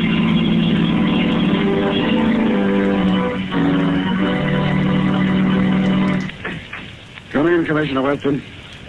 I came over as soon as I got your message, Mr. Mayor. Sit down, Commissioner. You know why I sent for you? Yes. And I hate to admit it, but we haven't one single clue to go on. I've had the entire police force working on this poison epidemic for 3 days, and we're right where we started. When the first ransom note was sent to newspapers demanding $1 million ransom or this city of over 1 million souls will be wiped out, poisoned, I thought it was a hoax. Mayor, it's a wild scheme of a crazed mind. It can't be anything else. I don't agree with you. The ransom note was signed The Shadow. This same Shadow you claim has helped you solve so many crimes. But it was never asked for reward or credit. I don't believe the Shadow sent that note, Mayor. No? Then look at this photostatic copy of the original pamphlet and threat. Listen to the way it's worded. For years, the Shadow has smashed rackets, wiped out criminal syndicates, trapped murderers without reward. Now the time has come for a settlement. The Shadow has saved the city millions. Now the city will pay the Shadow $1 million, or the hospitals will be filled with the dying, and the morgues will be filled with the dead. I'm still convinced that it isn't the real Shadow who's guilty. You say that because the Shadow has helped you so much in the past. I resent that, Mr. Mayor. Well, I resent it. But it's up to you to get busy and find out who's responsible. The fact remains that no clues have been found. Well, I've got to have action. I'm doing everything I can. Maybe you are, but you ought to do better.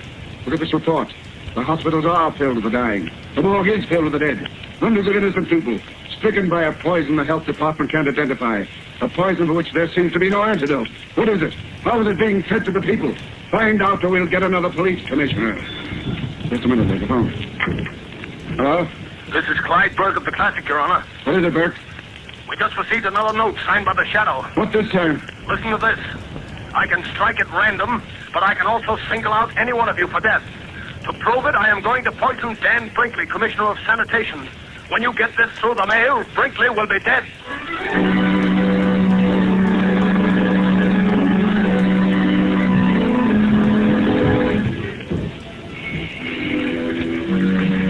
Lamont Princeton. Hello, Margaret. Thank heavens you're back. Have you discovered who's poisoning all these people? Who's using your name, the name of the Shadow? No, Margaret. Every theory I've worked on has led nowhere. Whoever he is, this man masquerading as the Shadow must be absolutely insane. There's no doubt about that, Margot, but it's the insanity of a genius, not of a money-mad fool. What strange, distorted mind could devise such a terrible scheme? Margot, let me see that map of the city again. I'll get You know the one where we marked all the areas affected by this wholesale poisoning? Yes, I know. Here you are, Lamont. There you see. The cases are widely scattered all over the city. And have you any idea how these people were poisoned? Must have been put in food or milk or something. There have been so many poisonings, it doesn't seem humanly possible it could have been administered individually. No, they were poisoned in groups. In every house affected by the poison, no one escaped. It wasn't poisoned milk. The newspapers checked on that, and it couldn't have been the food. No, the food those people ate came from 100 different stores. Wait a minute, Margot. You've just given me an idea. What's the one thing that all these people must have had at some time or another on the day they were poisoned? What do you mean, Lamont? Margot, I think I've got it. Water. Yes, water, that's it. How could that I be? don't know, Margot, but that's the answer. I'm sure of it. That explains the grouping of the poison cases. But how? Could have been done if the water meter introduced into the main pipe in the basement somewhere. So many different places without somebody Yes, noticing? and Margot, who could tamper with the water pipes from the basements of any building in the city and not arouse suspicion? Why, only someone from the water company is the man who reads the meter. Exactly, or someone posing as a representative of the water company. Margot, come on, let's open the window. Something else has happened. Oh, Lamont, it's like a nightmare. He's saying... Daniel Franklin, Commissioner of Sanitation, found poison after warning. Dexter, read all about it. Oh, close the window, Margot. Lamont, why do you suppose Commissioner Brinkley was singled out? Margot, distorted mind, especially that of a brilliant man, will very often move along a straight line from cause to effect. This case follows a line so simple and so straight that the police do not even suspect who he is, Margot. But in killing Brinkley, he deviated from his original purpose long enough to settle a grudge. This is that one mistake the greatest of criminals make. You mean it's somebody whom Commissioner Brinkley wronged? Yes. But Brinkley may never have wronged anybody. To a man with a warped mind like this, an imagined wrong can inspire revenge just the same. Maybe it's someone who worked under Brinkley, someone in the Department of Sanitation. Margot, the pieces of this crazy puzzle are beginning to fit together.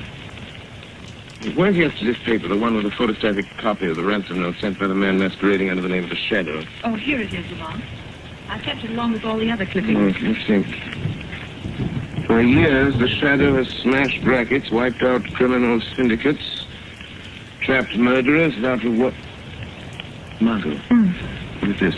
The letter E, it appears 6, 7, 8 times, and every time it appears out of line. And look. Look here, the letter A is blurred. Margot, it's like ABC, the obvious clue.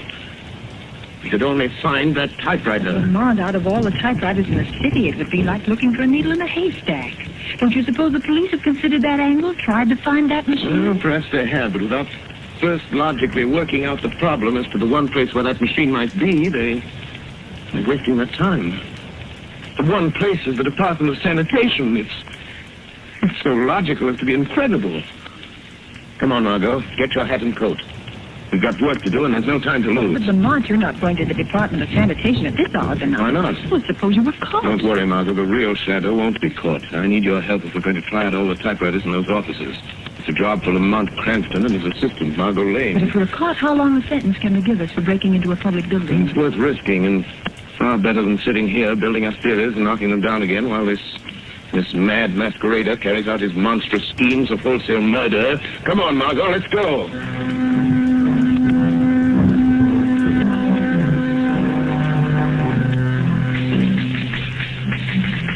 No, Margot. No, this isn't the machine. No, it's the last one in here. Let's try the next office. Be careful of that flashlight, Lamont. Must be a watchman here in the building somewhere. He's down in the basement sleeping. I made sure of that before I signaled you to come in. It looks like another exploded theory, Lamont. We've tried dozens of machines, and none of them have the characteristics of the letters in those ransom notes. They're not going to stop until we've tried them all, Margot. There's the door there, leading to the back part of this floor, Lamont. Yes, it says, Private Office of Chief Chemist A.D. Gerber. Let's look in there. Yes, there's the machine. It's the only one in here. Try it, Margot. Here's some paper. Yes. I'll be glad to get out of this place. Not the same way, Margot. That's it. For years, the Shadow has smashed rackets, Lamont, it's dropped. wiped out criminal syndicates. Margot, the A blurred. Go on, finish it. Trapped murderers without reward. Now the time has come for settlement. This is the machine that typed the warning notes to the papers. The office of the city's chief chemist. In Gerber's office. It might not have been Gerber. Other people could get to this machine and use it. Margot, everything's beginning to fit together. Who would know more about poisons than a chemist? You know, I felt all along. What was that? Someone in the next room. Turn your light over on that door, Lamont. There's lettering on it. Laboratory. Keep out. Who would be in a laboratory at this time of night? Margot? I don't know. I'm going to find out. Maybe the man we're looking for. Margot, I think it'll be best if you get out of here. Go back to the car. Wait for me. Please, Lamont, let me stay here. You come out, and I might be able to help you if it's that crazy maniac. No, Margot. Go out to the car and wait for me. Lamont Cranston and Margot Lane have done all they can. The time has come for me to be the shadow. The real shadow must open that door.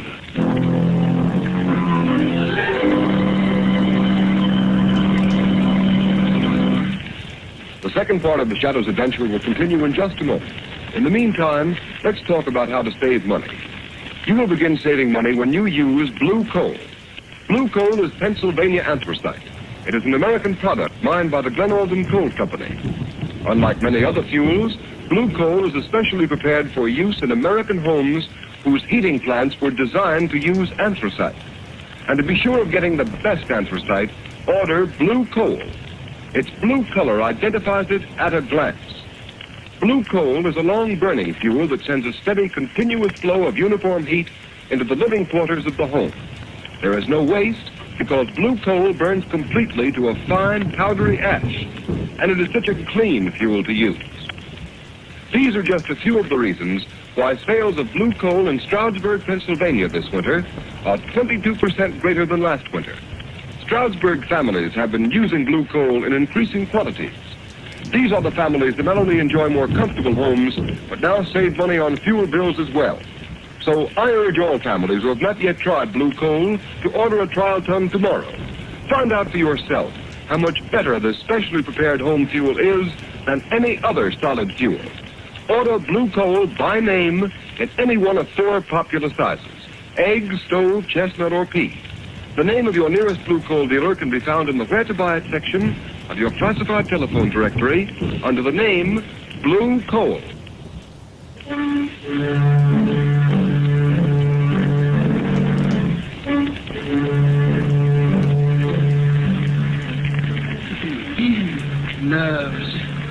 Nerves. Why should I be nervous?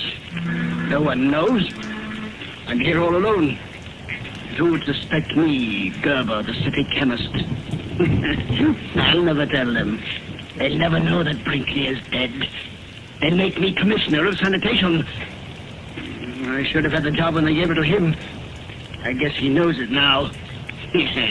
Gerber, bring me that report. Gerber, why didn't you do this? Gerber, why didn't you do that? Treating me like dirt. All that's over now, though. Over and done with. How did that door get open? Forgot to close it. Must be getting absent-minded. Got to be more careful. Someone might come in. Might ask me what I'm doing. What I'm making. What are you making, Gerber? Really? What was that? Who said that? Who laughed? The shadow spoke. The shadow laughed, Gerber. The shadow? Yes, Gerber. I am the shadow. You know my name. You've been using it as a cloak to cover your excursions into the realm of murder. Oh, you can make yourself invisible, Shadow.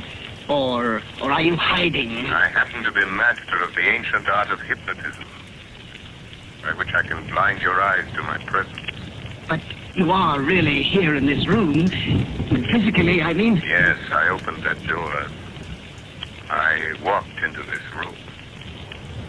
I am here. Quite near you, Gerber. How did you find me? By a process of elimination. Because you made one mistake in your admirable train of logic. A mistake? Yes. When you murdered Brinkley, the commissioner of sanitation, I knew it must be someone who had a grievance against him, real or imaginary. Real or imaginary? Oh, I see. You think I am insane, Shadow? The sanity of a brilliant mind is not measured by ordinary standards, Gerber. Yes, that's it. My co-workers know I'm brilliant.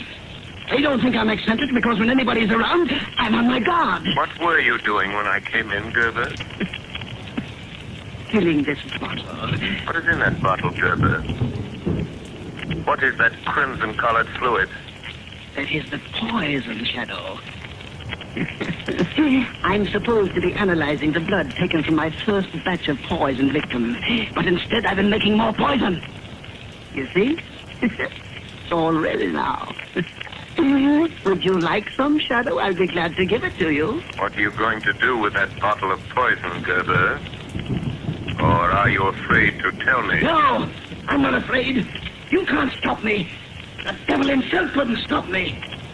Listen, I'm going to drive to one of our fashionable suburbs where all the important people of the city live.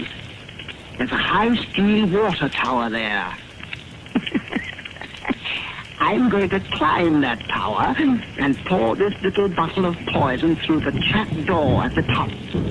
It will be diluted in the water, carried into the homes of all those prominent people. And by tomorrow night, they will all be dead. It is fortunate I found you in time.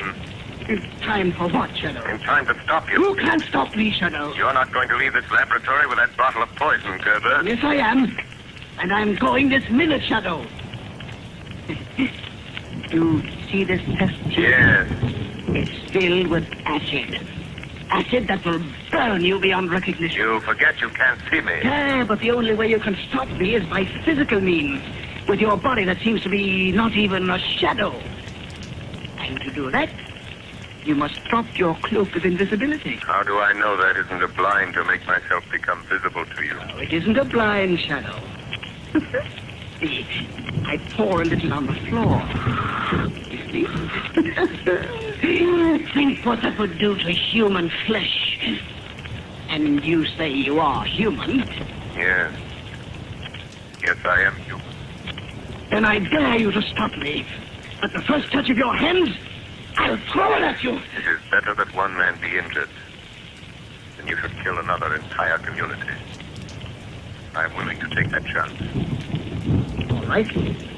We'll see if you're as brave as you sound, Shadow. Stop where you are. No! I'm leaving, unless you stop me physically. I have no alternative but to fight you man to man. Oh, you are human. All right. Take this.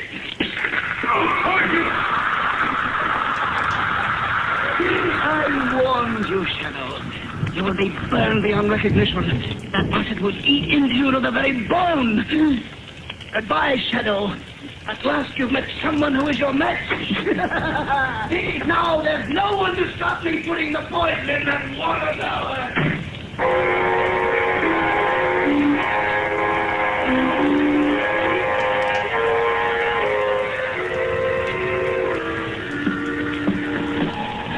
Margot! Yes, Lamont. Did you see a tall, powerfully built man come out of the sanitation building just now? Yes, Lamont. He got in a car. There he goes, going down the street. You can still see the tail. Follow me, Margot, and in heaven's name, don't lose him. That's the man, Gerber. He won't get away. Margot, it's the first aid kit. It's in the car. Yes, it's in the side pocket. Oh, Lamont, your clothes. They're smoking. Yeah. And your hands bleeding. Oh, they're not an idea of what happened. Acid, Margot, acid. He was getting away with a bottle of poison. I tried to stop him, and he threw the acid. Oh, Lamont, your face. Let me look at your face. I didn't get anything on my face. I broke my arm in time. It's all right. I'll bandage my hands as best I can. Keep your eyes on that car, Margot. Yes. Far more important. Don't lose him. He's heading for the suburbs. This time, Gerber really means business. Margot, we set the poison to the whole community. It's going to dump a bottle of that deadly stuff in a water tower. Lamont. Oh, you're in terrible pain. I can see it. Let me take care of you. Let me stop at a phone booth and call Commissioner Weston. Let me send out a general alarm and pick this man No, up. Margot, we have a job to do. We lose Gerber. If we stopped him, the police wouldn't be any good. We'll find out where he's going, and then we can call the police. All right, Lamont. You know best. I'll try not to lose him.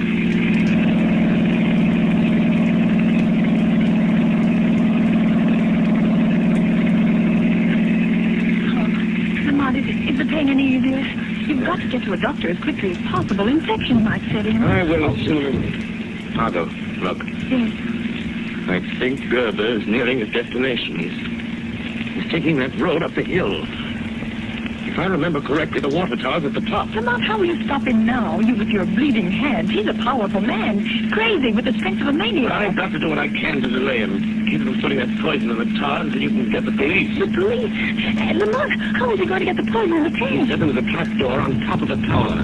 The door they use when they clean the tank. Oh, Lamont, that means you may have to climb that tower. Now, you can't, not with your hands in that condition. It's snowing. There'll be ice on the rungs of the ladder, and in this wind, you're liable to slip and fall. I've got the chances. Stop, Margot, stop. There's the water tower. There's the car. Lamont, look, it's Gerber. Yes. He's starting to climb the tower already. Margot, go on, I'll get the police. Hurry. Tell them to get someone to shut off the water in this tower in case I fail. Hurry, Margot, hurry! I'm going up there after him. All right, Lamont, I'll get... Who is that? The man you thought you'd left in your laboratory. Burnt and blind with ashes. The shadow. Yes? But I thought I had you. But all right. Keep on following me. You're a long way behind me by the sound of your voice. Yes. Yes, but you have to stop when you get to the top. And I shall catch up with you. Yes. By that time, I shall have poisoned the water. You forget the trapdoor to the tank may be locked. It will be rusty and easy to break. But it will take time, and I shall be gaining on you. You need to hurry, Gerber. That's too bad you missed my face with that accident, Gerber. Some of it went on you. I heard it sizzling into your flesh. On my hands, that's all. Don't you want to see them? Then you must be suffering holding on to the ice-covered ladder. Not as much as you'll suffer once I reach you. All right, hurry, Shadow. I'm on the top already. Now, you were right, Shadow. The trapdoor is locked. But that won't stop me. I'm going to blow it open with my revolver. The lock is broken, Shadow. You'd better hurry up. I'm not far below you now, Gerber. Now I'm opening the trapdoor, Shadow. Yes, I hear it, Gerber, but you'll never put the poison in the water. I have the bottle in my hand. I'm pulling out the stopper. And I'm here to knock it out of your hand. Yes! You broke it! You spilled the poison! You spoiled my revenge! You spoiled it! But you'll pay for it! You're leaving blood marks on the snow with your hands. You can't get off the top of this tower. You can't get past me to the ladder. I don't need to see you to find you. The blood marks will show me where you are. Come and get me, Gerber. I'm waiting for you here on top of the tank. I know you are. And you can't go any further, or you'll slip and fall to the ground, hundreds of feet below. Don't be so sure, Gerber. There. I touched you, Shadow.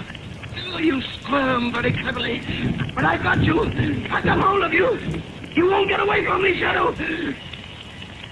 And you won't get away from the police. Hear them coming? You warned the police? Yes. But before they get here, I'm going to throw you off the tower, Shadow. You might fall off yourself if you try to do that. If I do, I'll pull you off with me.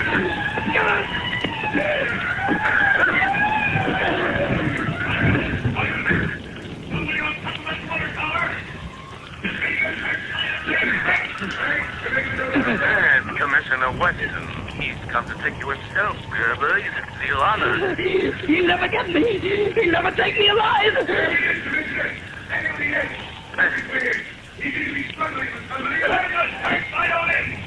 You're caught, Gerber. You're trapped. You're trapped. There's no escape, Gerber. Listen to me, Commissioner Weston. You'll never get me. Never. I did it. I killed all those people. I made you think it was the shadow. He's trying to kill. You'll be killed, Gerber. I'm not afraid. I'm not afraid. Because you're coming with me, Shadow. Come on, Shadow. Come with me. Come with me. He did it. He jumped. Throw your light over there to the foot of the tower. See who it is. That's our man, the poisoner. There's the body. Then you must be dead at the dawn here. Yes. No man could fall that distance and live. Turn him over. Let's see his face. He's dead, all right. Neck's broken. Why, it's Gerber. Gerber. The chief chemist of the sanitation department. Who would ever have thought a man in his position? He was struggling with someone up there on the top of the tower. Where's the other man? Look around the base of the tower. See if you can find another body. Look in the bushes. I suppose we could on this thing, but I don't see it. I don't see a thing in these snow flurries. Swing the searchlight around. Anything over there, Sergeant? No. No sign. Nope. I don't see anybody here, Sergeant. Nobody over here. Nothing over on this side. Listen.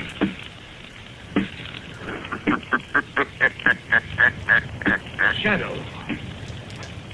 Yes, Commissioner Weston. The shadow. I am walking down. And Commissioner, don't bother to search anymore. I am the man Gerber was struggling with up on the tower. So, you trapped Gerber? Yes, Commissioner. I trapped him. Gerber's your man. The man who tried to poison the people of this city into paying him $500,000. Well, he won't poison any more by the looks of him. And now, would you do something for me, Commissioner? By all means. If you don't mind, Commissioner, I'd like to publicly take the credit for solving this mystery. Gerber commits his crimes in the name of the shadow. And I rather think the real shadow deserves to be vindicated. Don't you?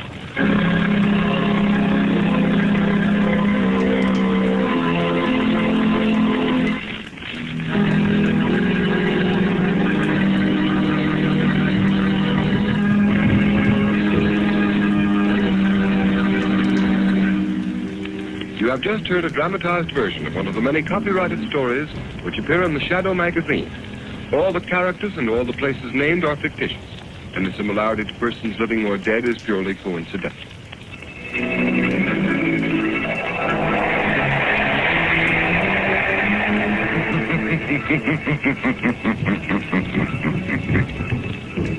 The weed of crime bears bitter fruit. Crime does not pay. The shadow knows.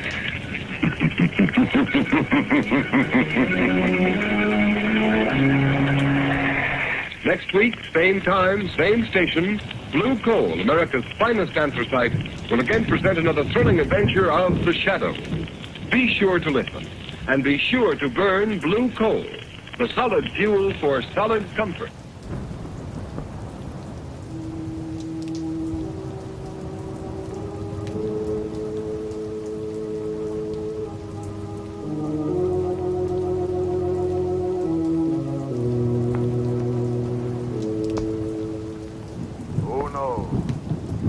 What evil lurks in the hearts of men?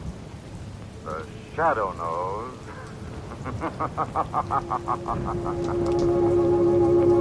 Blue Coal presents one of radio's most famous features, The Shadow. The story of the mystery man who strikes terror into the very hearts of shopsters, lawbreakers, and criminals.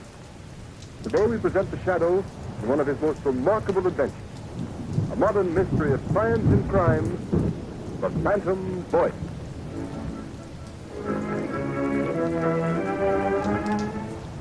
In just a moment, The Shadow begins his exciting adventure.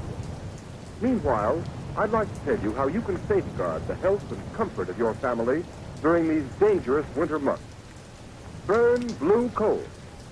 It gives you safe, uniform, healthful heat all winter long. And for valuable heating information that will save you real money regardless of the fuel you're using, send tonight for John Barclay's free 24-page book, How to Reduce the Cost of Heating Your Home. Address a postcard to Blue Coal, 120 Broadway, New York City, or to Blue Coal in care of this station. Don't miss out by delaying. Send for your free copy of How to Reduce the Cost of Heating Your Home right at the close of this program.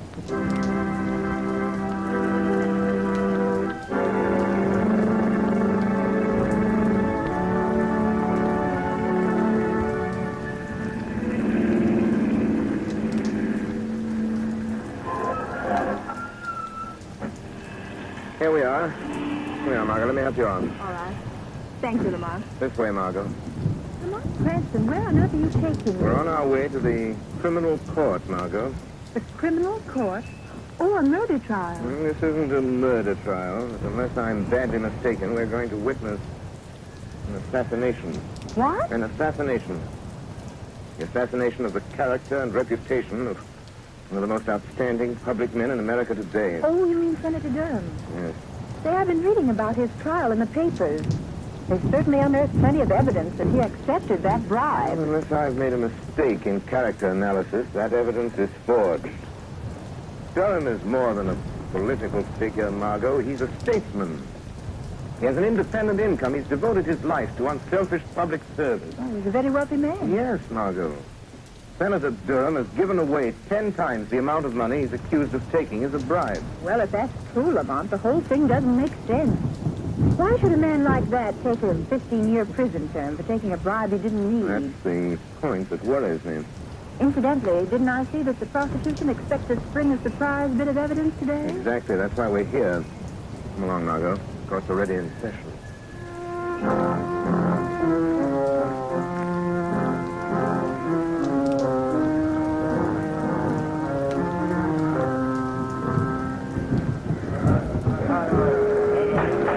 Order in the court. One more such outburst on the part of the spectators at this trial. I shall order the courtroom cleared. Proceed, Mr. Defense Attorney. Your Honor, I have stated the case for my client. I have shown that by his record, it would have been impossible for him to act as the prosecution claims he has acted. And I have yet to see any proof that Senator Durham has committed any crime. I will now call Senator Durham himself to the stand to deny these lies in person. Senator Durham to the stand. Here I am. You swear to tell the truth, the whole truth, and nothing but the truth, so help you God? I do. Proceed with the examination. Senator, you have heard the prosecution's accusations that you did at some time during last December accept a bribe from the late Mario Rinaldi. Yes. What is your answer? I never accepted a bribe from anyone. My answer is the whole thing is a pack of lies. Order! Order in the court. Your witness, Senator Durham. Do you deny that on the 16th of December last, you received a visit from the late Mario Rinaldi in your room at the Maximilian Hotel? Why, no. He came to see me and I... Confine yourself to specific answers. Gentlemen of the jury, the defense has made much of the senator's long and seemingly illustrious career of public service. They would have you believe that, like Caesar's wife, the defendant, Senator Durham, is above suspicion. They've paraded witnesses to the stand who've told you of his philanthropies, of his unselfish devotion to public service, of his blameless personal life in the past. That we do not contest, refute, nor deny. But unfortunately for Senator Durham, he is not being tried for his past. We, the prosecution, need but one more bit of evidence to complete our case. We have that evidence. Order in the court. I beg leave to show the jury a soundtrack motion picture of a meeting between the defendant and the late Mario Rinaldi, whose bribe of $50,000 paid to the defendant is the basis upon which this case was brought to trial. Order in the court. Has this motion picture direct bearing on this case, Mr. Prosecutor? It has, Your Honor. Has the counsel for the defense any objection to the introduction of this type of evidence without due notice? Senator Durham has nothing whatever to fear from the introduction of any authentic motion picture record of any meeting of Mario Rinaldi and himself, even though the picture was made without the senator's knowledge. Very well. The projection equipment is in the courtroom. Will you order the shades drawn and the lights extinguished? Court attendants will please draw the shades. Again, I caution the spectators against any outbursts of any kind. Furthermore, no one will be allowed to leave the court until the introduction of this evidence is complete. You may proceed, Mr. Prosecutor. With the court's permission, we will place the screen in full view of the jury. Your Honor, The counsel for the defense has a question. for the sake of the record, will the prosecution state at whose request this motion picture was made? It was made at the request of Anthony Vogel, an attorney of this city. For what reason? As a citizen interested in public welfare. Very well. Now, if the attendant will turn out the light, Silence in the court. The prosecution will submit affidavits to prove that this is an authentic film record of a meeting between Senator Durham and Mario Rinaldi on the evening of December 16th. You may turn on the machine. Yes? Come in. Oh, hello, Rinaldi. I've been expecting you. Look here, Senator Durham. Why haven't I got the contract award on that bastard building? The money's been appropriated. You said you'd use your influence if we fixed you up. Of course, Rinaldi. I told you you'd get that contract. For consideration. If you didn't send me my present of $50,000 for swinging it your way, that's the way I... Oh, Sabotage. You want to be paid off first, huh? Yes. And in cash. No check. Okay. You'll get your 50 grand. Get me that contract. I'll be back in an hour with your money. Order in the court. Order in the court. That's the end of the film, gentlemen. It's a lie. A lie. I tell you, I never said that. Order in the court. Your Honor, I object. My client never had such a conversation with Mario Rinaldi. That picture is a fake. One moment. Gentlemen, will please turn on the light.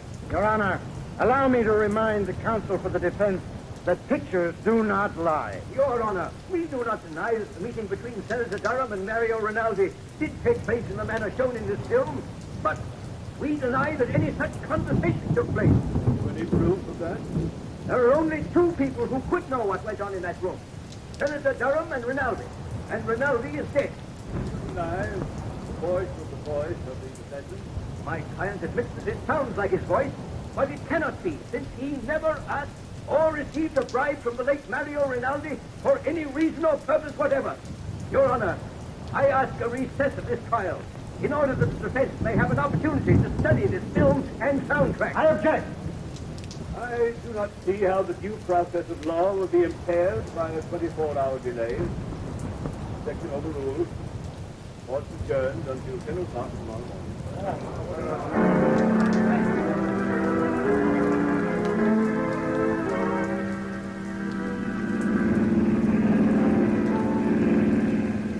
Lamont, after seeing that talking picture of Senator Durham meeting Rinaldi and practically demanding a bribe, how can anyone doubt his... Margot, the Greeks had a philosophy that ran something like this. Only believe half that which you see and nothing you hear. Oh, but Lamont, that wasn't hearsay evidence. That was the senator speaking. That was his voice. Even he couldn't deny. No man knows the sound of his own voice, Margot. Besides, Durham never spoke those words to Rinaldi. But you saw him. You saw the motion picture. Exactly. Because I did see him speak, I know he didn't say the things that were on the soundtrack of that film. What do you mean, Lamont? Have you ever watched the movement of a man's jaw muscles when he speaks certain words? You mean you know what he really said? No. No, his face was half averted from the camera. I couldn't see his lips. I don't know just what he did say, but I know he didn't utter the words we just heard. Oh, but Lamont, it was still the senator's voice saying those other things, demanding that bribe. I swear to you. Yes, and so will the jury, Margot. Unless something is done within the next 24 hours, one of the finest men in this country, an innocent man, Senator Durham, is going to be railroaded into prison for 15 years by his political enemies. I want you to wait in the car, please. The lawyer's building. What are you going to do here, Lamont? I'm going up to the 25th floor, Margot. The Shadow has an appointment with one of the most crooked lawyers in this city. Anthony Vogel was so interested in the public welfare that he went to the trouble of having a sound camera planted in Senator Durham's hotel suite the night of December 16th.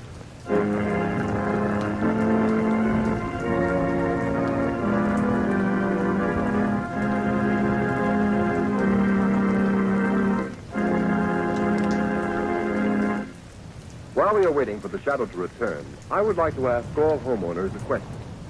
Do you want to save money? Of course you do. And you begin real saving when you cut down on the cost of heating your home. Here's the easiest and surest way to do this. Decide now to cook and heat with blue coal. Here's why blue coal is more economical. It is prepared especially for use in the home, and blue coal is Pennsylvania anthracite. The fuel that furnaces cooking ranges and parlor stoves in this section of the country were especially designed to burn. It is mined by the Glen Alden Coal Company, the world's largest producer of specially prepared home fuel. And every carload of blue coal is laboratory tested for purity and size before shipment. And you can always be sure of getting this superior home fuel because it is tinted with an unmistakable blue color so that you can easily identify it at a glance. In Waverly, New York and vicinity, blue coal sales so far this winter are 27% ahead of sales for the same period a year ago. This increase in sales is because Waverly families have found out that blue coal does all I say it will do. So I urge all families throughout this region to try blue coal. Order a trial ton tomorrow. Ask for blue coal by name in any one of 4 sizes: eggs, stove, chestnut, or peat. You will find the name of your nearest blue coal dealer listed in the Where to Buy It section of your classified telephone directory under the name Blue Coal.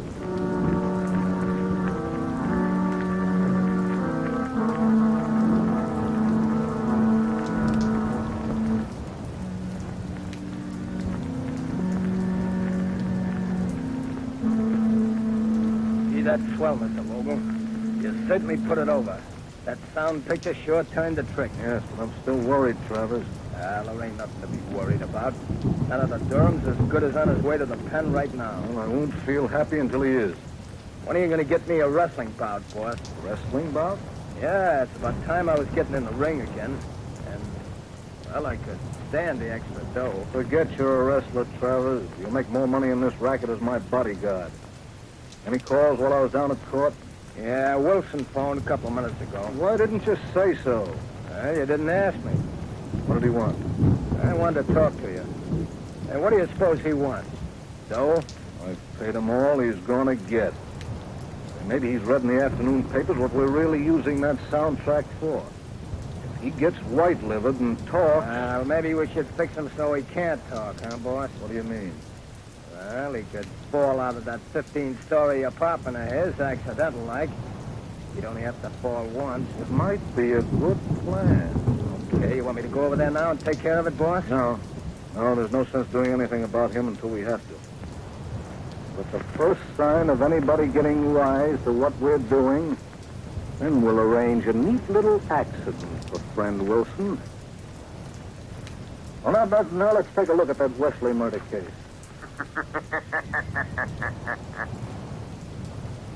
One case at a time, Mr. Vogel. What was that? Suppose we review the evidence of the case against Senator Durham. What sort of devil's trick is this? Who are you? I am the Shadow. But I can't see you. Nevertheless, Vogel, I am here, in the shadows. Gee, what? Somebody's talking and nobody's here. Shut up, Travers. I'll handle this. Oh. You're the Shadow. You come here to play your hypnotic tricks on me. What do you know about Senator Durham's business? I know everything about it. I've been listening to your interesting conversation about this Mr. Wilson. He seems to play an important part in your case against Senator Durham. Listen, Shadow, I've heard plenty about you. I don't want to fight you. How much do you want to keep out of this? Always the fixes. How much, Shadow? There isn't enough money in the world to cover up what you're trying to do, Vogel. Who is this man? Wilson. What part did he play in this scheme of yours? Oh, so you don't know. You're just trying to find out, are you, Shadow? Travers, lock the door. Okay, boss. That's locked. Melodrama won't help you, Vogel. What, if I can only see this guy, I can... Come on, Travers. You don't need to see him. What do you mean? Come over here. Give me your hand.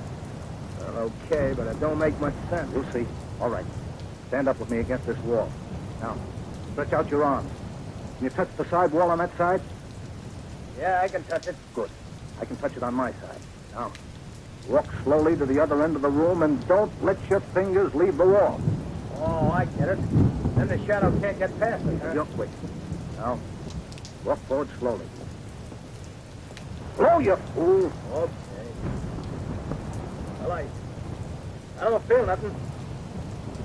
We're almost to the end of the room, boss. Maybe he got away. No, he couldn't go through the door. It's locked. The window is locked, too. Hey, boss, I felt something. Huh? I got him. I got hold of him, boss. I can't see him, but I got him. I got the shadow around the throat. He's a man after all. Gee, Strong. Kill him, Travers.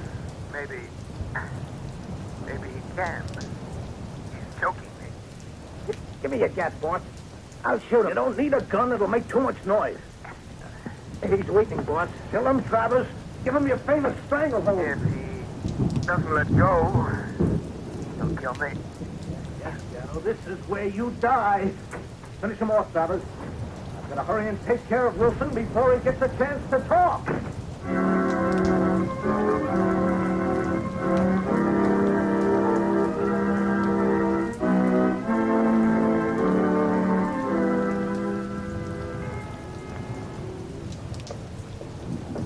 Who that can be. Oh, good evening, Mr. Vogel. Hello, Wilson. I hear you were trying to get hold of me earlier this evening. Yes, that's right. I want to talk to you. Come in. You alone? Oh, yes. Good. Vogel, when you asked me to do some work for you, I didn't ask to know what you were going to do with it. I needed the money for my wife, Alice, kids, and You got paid, didn't you? Yes, but... Well, all this stuff in the papers, Mr. Vogel, about the... Frankly, I don't like it. Oh, you don't? Having a little attack of conscience, Wilson? Well, doing a job is one thing, but sending a man away to prison on a false charge is something else. So I intended to tell you... Tell me what? Well, tell you that I refuse to let it go on any further. Oh, you refuse? Yes. After all, Mr. Vogel, if I tell what I know about... Well, what are you going to do about it? Just this. Don't move, Wilson. Put that gun down. Don't be a fool, Vogel. I'm not the fool, Wilson. Well, then you're back to me. That's right. What are you going to do? I'm going to assist at a little accident. Now, walk to that window. Wait. You can't do this to me. You can't. Walk! Open the window. All right, Wilson. Climb up on the windowsill. Just a moment, Mr. Vogel. The shadow. I thought Travers took care of you. You thought Travers took care of me, did you, Vogel? Well, I admit he's a good wrestler. But there was one little hole, Vogel, I learned in the Orient that he didn't know. He had me beaten for a moment. My one chance to get you to lead me to Wilson. You followed me here? Yes. Yes, I followed you here. It wasn't very difficult to get away from Mr. Travers. It seems I arrived just in time for my proof. In time? No. There, Shadow, there's your proof lying dead on the floor. You're crazy, Vogel. You'll get the chair for this. I'm not as crazy as you think. So I'm a fool, am I, Shadow? Now, you're the fool for coming here. You're the fool the police will find locked in this room with Wilson's dead body. They'll find you. I'll see that they do. And here's the gun you killed him with. Why don't you try the window down?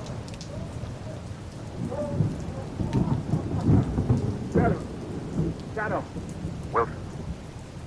Wilson, tell me. Quick. I'm done for. Quick. Quick, Wilson. Give me the proof.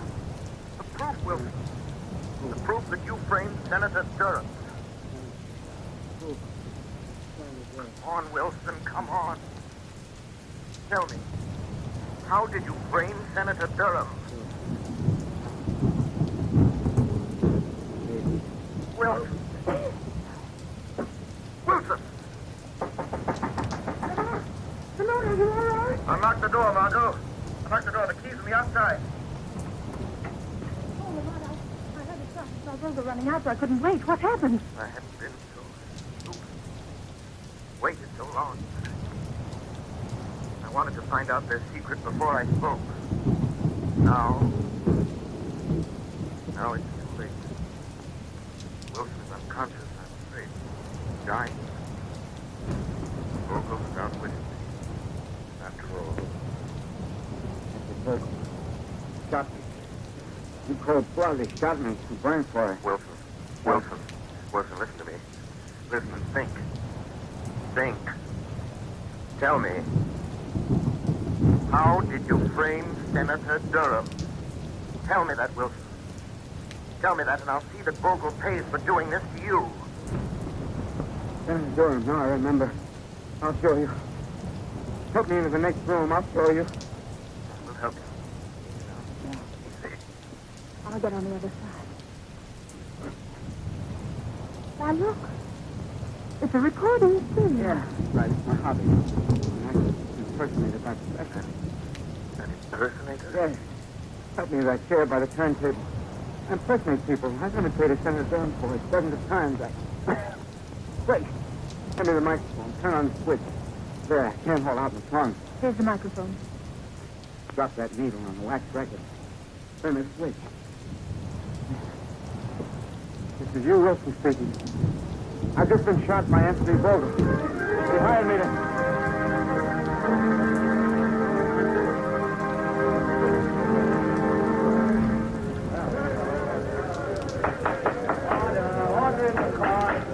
Your Honor, I move that the case against my client, Senator Durham, be dismissed. On what grounds? On the evidence contained on this record found in the apartment of the late Hugh Wilson, the radio and stage impersonator who was found shot in his apartment last night. I ask the court's permission to play it at this time. Permission granted. You may start the record now. This is Hugh Wilson speaking. I've just been shot by Anthony Vogel. He hired me to impersonate the voice of Senator Durham. It's my voice on the soundtrack of the picture showing at Senator Durham's trial. I'll show how I did it. Listen. Of course, Rinaldi, I told you you'd get the contract for consideration. But you didn't send me my present of $50,000 for swinging it your way. So naturally, that's how it was done. That's how I did it. Durham's innocent. You never wrote those words. Out there,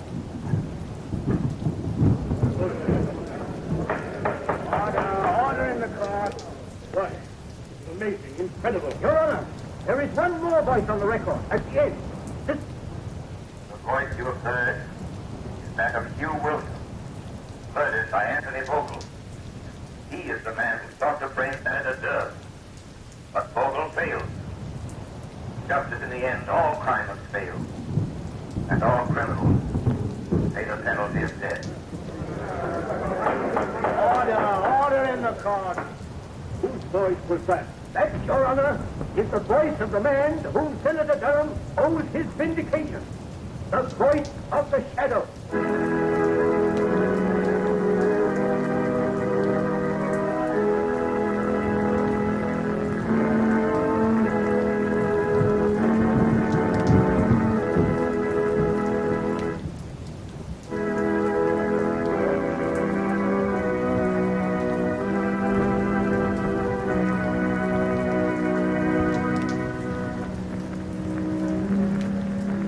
You have just heard a dramatized version of one of the many copyrighted stories which appear in the Shadow magazine. All the characters and all the places named are fictitious. Any similarity to persons living or dead is purely coincidental.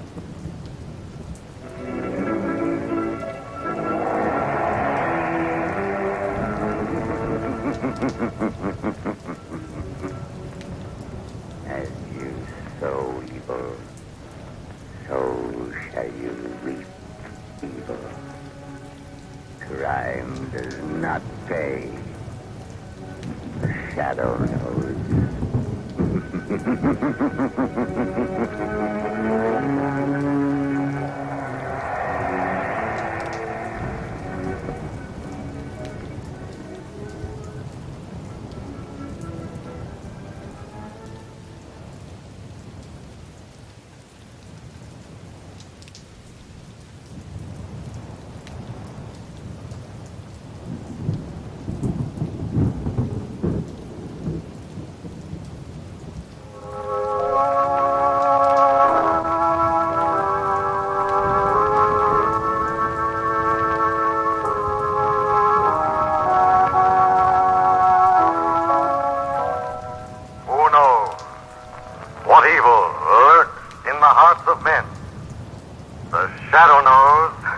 The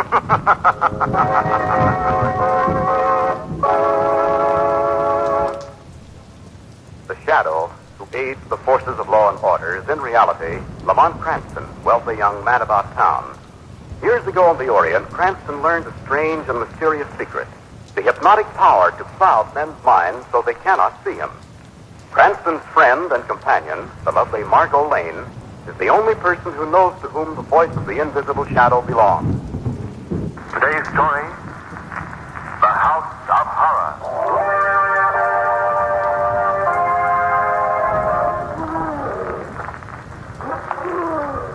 This is the gorilla house here.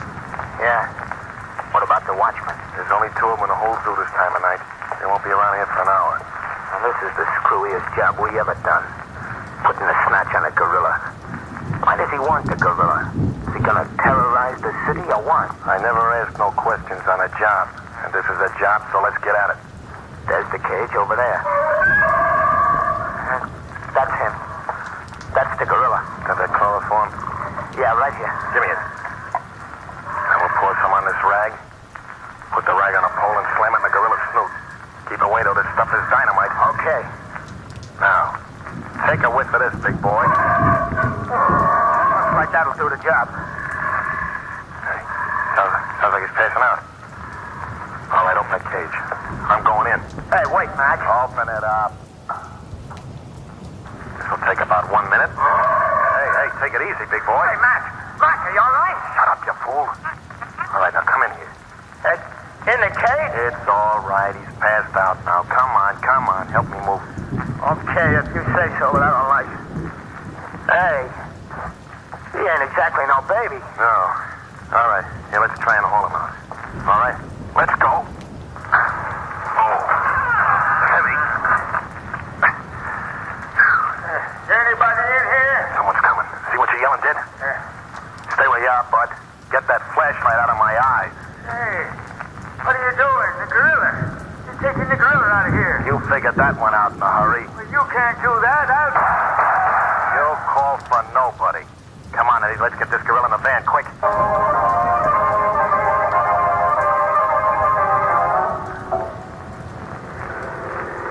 Then, Margot, according to the version I read, the men were seen hauling the gorilla to a truck.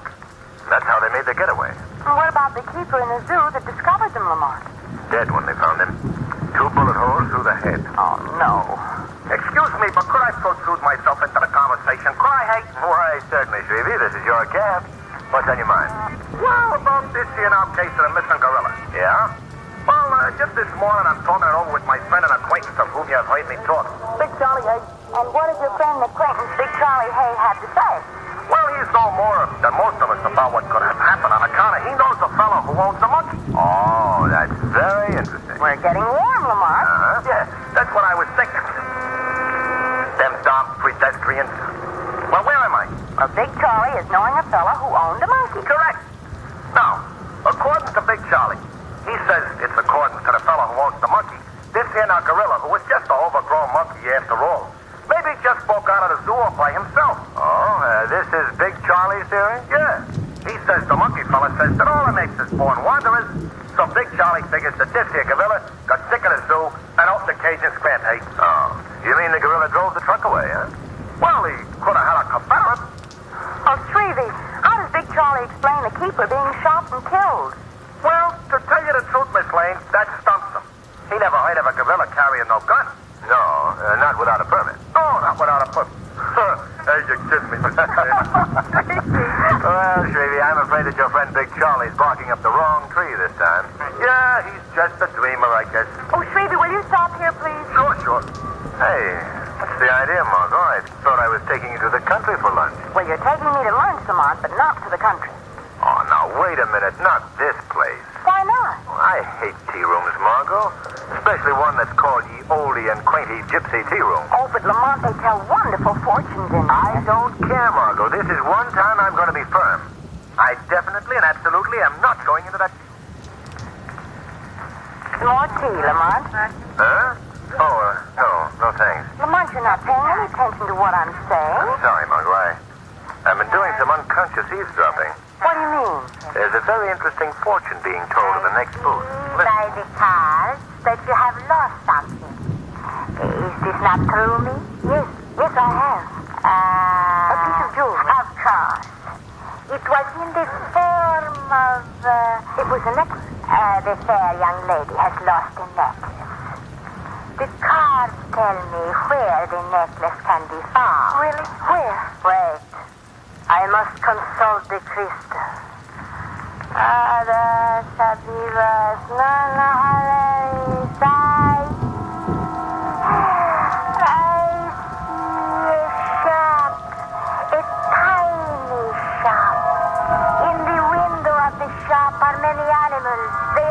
Animals, soft to look alive. That's it.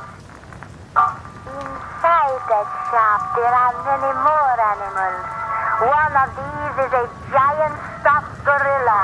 In the mouth of that gorilla, in the mouth, your necklace will be found. Where is this place? I will write down the address. Oh, thank you. You'll never know how grateful I am to you for telling us. Quite all right. Oh, thank you so much. I'll go there at once. Thank you. Oh, you'll see. The fair young lady is very generous.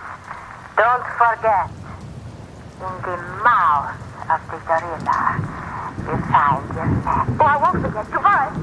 Arthur? I'll tell you, Arthur. That taxidermist shop sounds very interesting. You mean you like stuffed gorillas? No, but considering the events of last night at the zoo, it is a coincidence to learn of someone who has such an interest in the beast.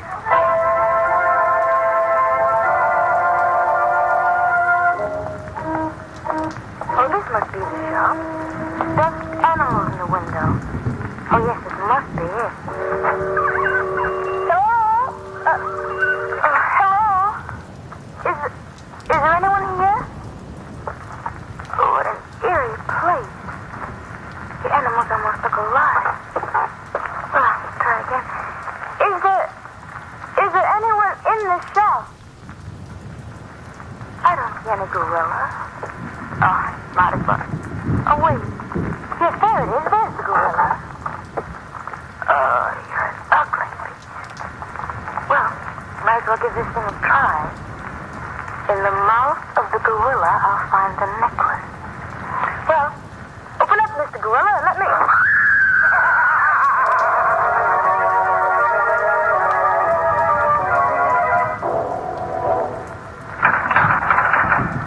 No need to worry. Nothing to fear. The time awaited is almost here. Now, you must be quiet. You must be frank. The time is coming, but not quite yet. Professor Fielding. Yes, my dear. What is it? Shall I give the girl another sleeping drug? Let's see. Yes, I believe you better. She looks so white, still lying there strapped to that table. Is she dead? Suppose, Madam Santo, you leave this case to me. Please, Mother, this case, you must grab me. I don't think the gorilla is very fond of you, madam. Did you tell him a bad fortune, perhaps? I hate the beast. I'm afraid of him. I will be glad when the experiment is over and he has gone away with You shan't have long to wait, Madam Santo. Within 24 hours, I shall be ready. Madam Santo. Yes, Professor. You know you still haven't finished or fulfilled your entire bargain with me. You mean the other girl? Yes. I need 2 young women for this experiment, you know. Believe me, Professor. When you are ready, the other one will be here. Good. Excellent. 2 women I need if I should succeed. Then my experiment with an ape will make all disengage. When you perform this experiment, will it kill the girl? You are prying into secrets, my dear. Prying into things you should not hear. Enough of my silly jingles. You see this machine, Madam Santo? Yes. This delicate mechanism will assure my experiment success. Of course, the young woman will live. I have but to turn the switch so, and the work will be done. But will the young women be normal again? To all appearances, yes. But appearances are deceiving, my dear.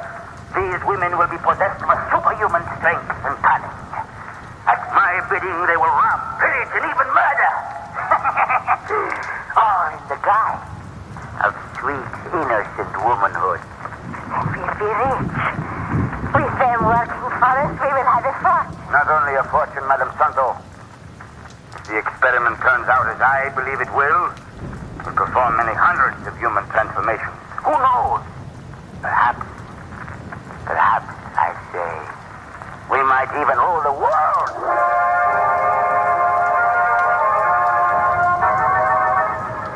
X-ray, society girl, listen, X-ray, get your Let me have the paper, sir. Yes, sir, hey on it. Thank you. Well, who is this missing socialite, Lamont? Oh, probably some publicity seeking it. Margot, look. What? Look at this picture. Why, Lamont, it's the girl we saw in the tea room. Yes, listen to this. Doris Molnar missing since Monday afternoon. No clues to her appearance, or disappearance rather, found. On Monday? That was the day we saw her. Yes. Say, that fortune teller. Do you suppose she would know anything about this thing? I have an idea she might. Yes, I think it would be very worthwhile paying a call on her as the Shadow.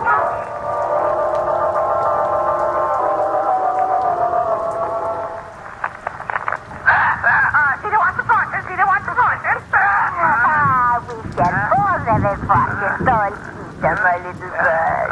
The cards will tell us what we wish to know. She wants a fortune. I say we will no longer have to work in that tea room or live in these dingy rooms above it. We will be rich, Sita, rich. I'm sorry to interrupt your fortune-telling, Madam Santo.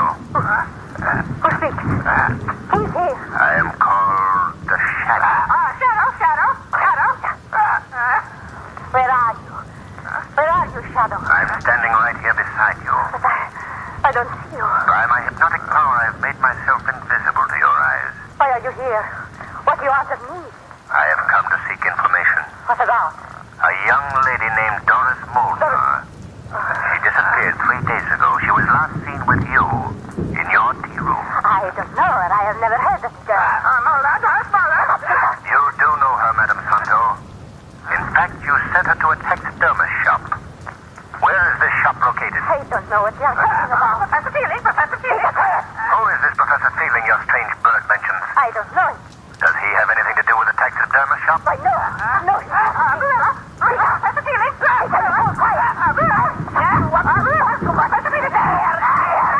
Now you won't talk anymore. You won't talk. Now see what you made me do. I have killed her.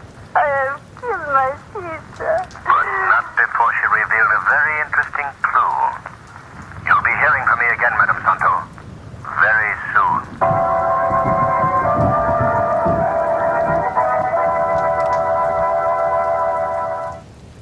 Now, Margot, you know what you're to do? Yes. I'll tell the fortune teller that I've lost a ring. And then we'll see if she directs me to the taxidermist shop just as she did Doris Molnar. That's it. And be sure to get the address. Oh, here she comes now. I better finish my tea and get ready to go. Your fortune? But, your fortune told me? What? Yes. Yes, I would like to have my fortune told. Good. But the gentleman, you want him to listen? Well, I was just leaving. See you tomorrow, Margot. Righto, call me, won't you? Yes, I will. Well, here we are. Yes, here we are. That man, your fiancé, perhaps? Oh, no. He's just an acquaintance. Cut the card, please. And make your wish. All right. There you are. And do try to make the wish come true. Ah, a young lady in love. Oh, no. No, it's not that at all. Well, it's something I've lost. I see. Then we shall not need the cards. The crystal is for things that are lost. Now, was it jewelry that is missing?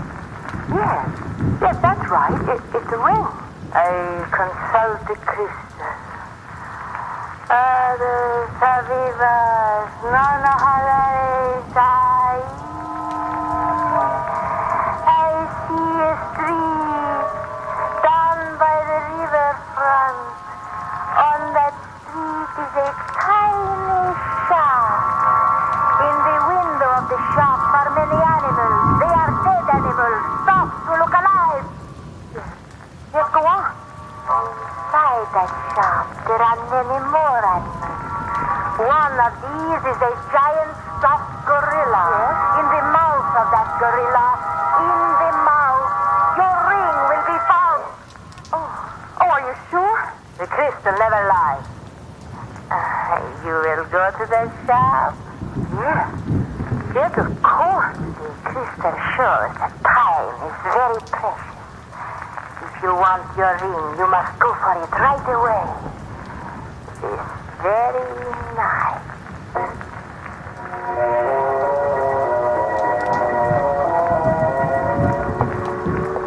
It's fog, Lamont. I can scarcely see 2 feet ahead of me. Well, we're right on the riverfront, Margot. It's deserted here at night. We haven't passed a living soul since we left the car. It's not exactly a pleasant neighborhood. The foghorn doesn't help any either. Gosh, I hope we don't pass by the shop. I can't see a thing. I've been watching for it. You know, everything considered, I'm certainly a smart kid. What do you mean? I picked a fine night to go on and put my hand in a gorilla's mouth. That is, just in case anyone should ask me. No, what's the matter? Oh, something's brushing against my leg. Oh, it's wet and slimy.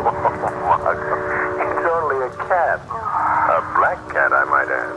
Oh. Well, it's a good thing I'm not superstitious. Did he cross in front of me? Oh, not superstitious, eh? Well, no, just be careful. Oh, wait. I believe this is the place. Yes. See the animals in the window? Oh, yes. Do you suppose the shop is open this late? I'm quite sure it is. Expressly for your benefit. We'll try the door. There you are.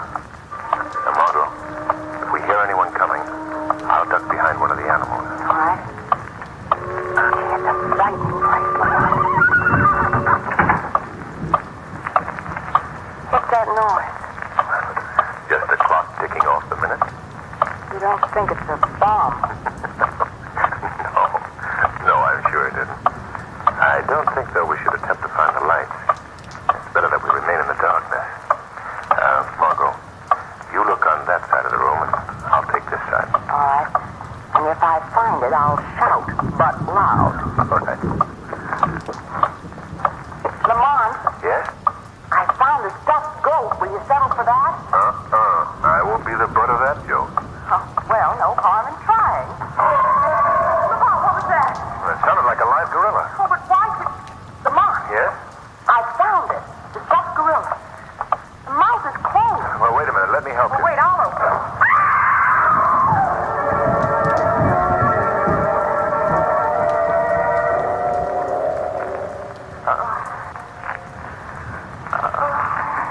You must be quiet, young lady. The time is now at hand when we shall all travel to the promised land. So you're becoming impatient too, eh, big boy? Soon, oh so soon, you'll know the supreme joy. The machine is almost ready, but we must be steady. I must. Yes, my dear. The other young lady has arrived. Good. Bring her in, Madame Santo. Now we are all set. The finest we are about to do. Yes, I know, big fellow, I know. Your waiting has ended. Both the young women are ready and here. My hour of triumph is very near. Get in here, you. Where am I? Still dazed from the fall through the trapdoor. I see. She's an excellent specimen. Put her on the table next to the other young woman, Madame Santo. Wait, take your hands off me. She has a temper. That's very good, very good. That girl on the table. Why, it's Doris Molnar. The girl that disappeared. You know her? Well, I know who she is, yes. What are all these strange-looking machines? What do you intend to do? Put her on the table, Madame Santo. No, you Close won't. the door, quickly. No, stop. It is very foolish of you to try to escape. Let me out. A gorilla. That's right, young lady, a gorilla. seems to like you. That's very good. Considering that you and he shall soon be one. What do you mean? I intend to combine your brain with portions of the brain of the gorilla. No. When it is finished, you and the other young lady shall retain your brain. But the strength of this beast... Oh, no, you can't. Oh, but I can. Fasten the straps around her body, madam. No, let me go. Now I put the machine in place here. Let me off this table. Reattach the electrode. There we are. Stop it, you're Now we try out the machine. In a moment, the current will be passing through your body, young lady. Don't let me off. Let me off. See? Huh? What happened? My machine, the current has failed. What was that? Have I spoiled your plans, Professor Fielding? Huh? Yes, Madam Santo. I warned you that you'd hear from me again. Who is this talking? I see no one. It is the shadow. He's invisible, Professor. You cannot see him. Why is he here? I have come to learn of your experiment, and it appears that I arrived just in time. Did you tell this voice where we were, Madam Santo? No. Well, how did you know him? He came to my quarters last night. I trusted you. Now you tricked me. Trying to ruin my experiment. That is not true, I swear it. Now, Madam Santo, you know you told me to come here. No. Don't you remember that you promised that we would learn the secret and profit by it ourselves? No, that is a lie. Don't you believe it, Professor, please? So you are going to reap the harvest of my years of labor.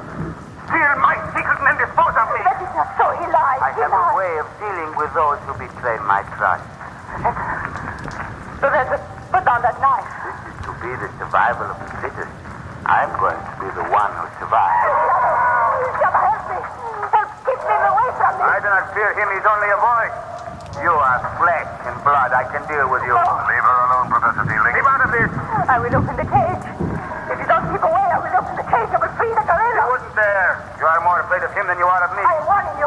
Keep away or I will open it. Don't open the cage, you fool. I told you I would do it. I told you. Look out for that beast, both of you. Professor, he's coming at you. Keep away. Keep away. No. Don't try to save him, Madam Santo. The beast will get you, too. Help him. Look out, Madam Santo. Come on, he'll turn on us next. Yes, fortunately, I'm prepared. Oh, he's coming toward me. Look. Don't move, Margot. No, you don't, big boy.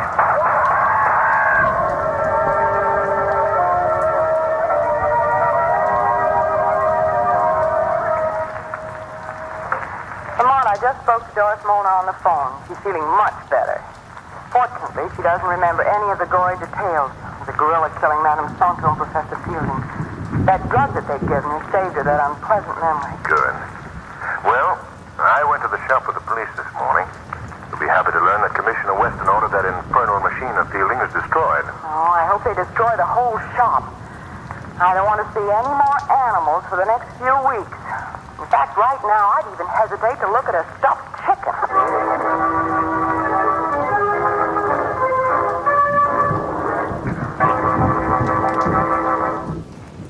The weed of crime bears bitter fruit. Crime does not pay. The shadow knows.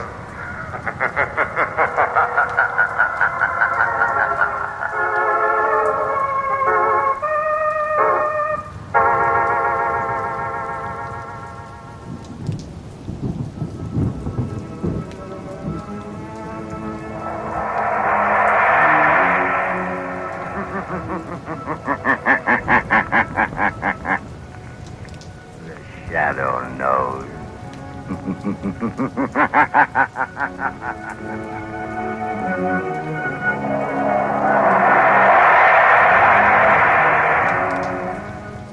Now again comes radio's strangest adventurer, the Shadow, mystery man who strikes terror into the very hearts of shopsters, lawbreakers, and criminals.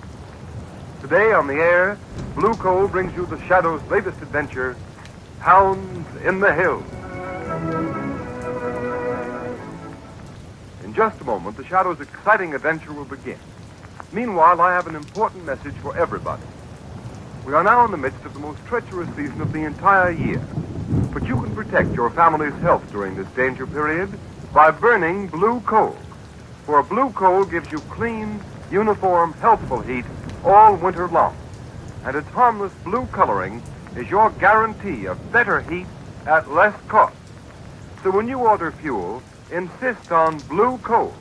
It's Pennsylvania's finest anthracite. Your nearest blue coal dealer will be glad to send you a trial ton. Phone him tomorrow.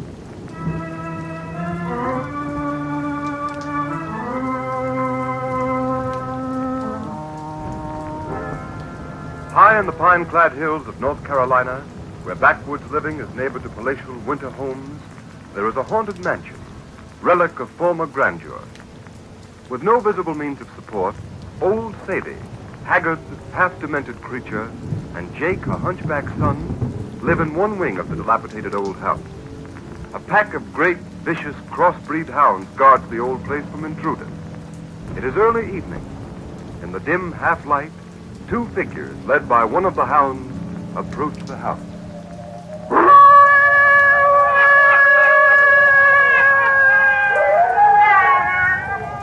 I don't like it here. I want to go home. What's the matter, little boy? You ain't afraid of my pet dog, are you? Yes, I am. I'm afraid of your dog, and I'm afraid of you, too. I want to go home to my mother. I don't want to go with you. I kiss my dog wherever I go. He won't hurt you. Not so long as you're with me, he won't. No telling what he'd do to you if he got you alone, Jakey. My name isn't Jakey. My name is Dickie Nelson. And if you don't let me go home, my mother will be worried. Now, Jakey, don't be scared, old Sadie. I'm your mother. Old Sadie's your mother. Didn't know that, did you? You're not my mother. And I don't believe there's other little boys here like you said. You wait, Dickie. I got lots of sons now. Old Sadie will show you.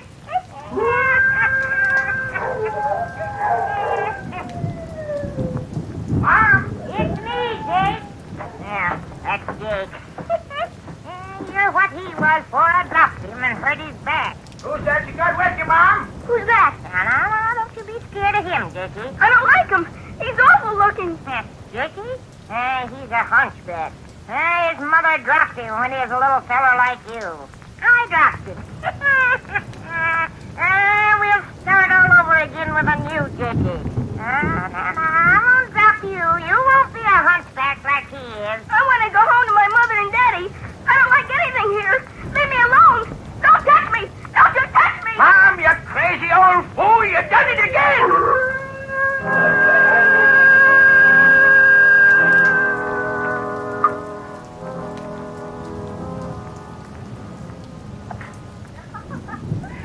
Nice drive, Lamont. Your golf's improving. So, Cranston, you don't always miss the ball, eh? Well, that's what a vacation in North Carolina does for you. Especially when you're the host, Mr. Rupert. I thought you were always on vacations, Lamont. I've never heard of you doing anything except dabbling in that mysterious laboratory of yours. Yes, just a playboy. Yes, I just dabble. A little science, a little chemistry, a little psychology. Just dabble. Someone's calling you, Gary. He's in a hurry. Why, it's the sheriff. I hope I haven't done anything wrong. Perhaps he saw you drive, Gary. Yeah? Sorry to bother you. Well, what is it, Sheriff? Another child's lost. Gone over the cliff at the border trail. What, another one? Yes, little Dickie Nelson this time. Good Lord, Sheriff, this is horrible. Child lost? Is that what you said, Sheriff? Yes, sir. Fourth in less than 2 weeks. Lost? Lost how? On the border trail over the cliff there. Oh, that's awful. What is this trail, Gary? Well, it's a narrow pathway along the rim of a high cliff. It washes out so that a slip on the gravel starts to slide right over the cliff. And you mean to say 4 boys have been lost there in 2 weeks? Yes. Oh? And doesn't it strike you there might be something more than just fate causing the disappearance of these children? Well, but what? That I don't know. Gary, I'd like to look at this cliff.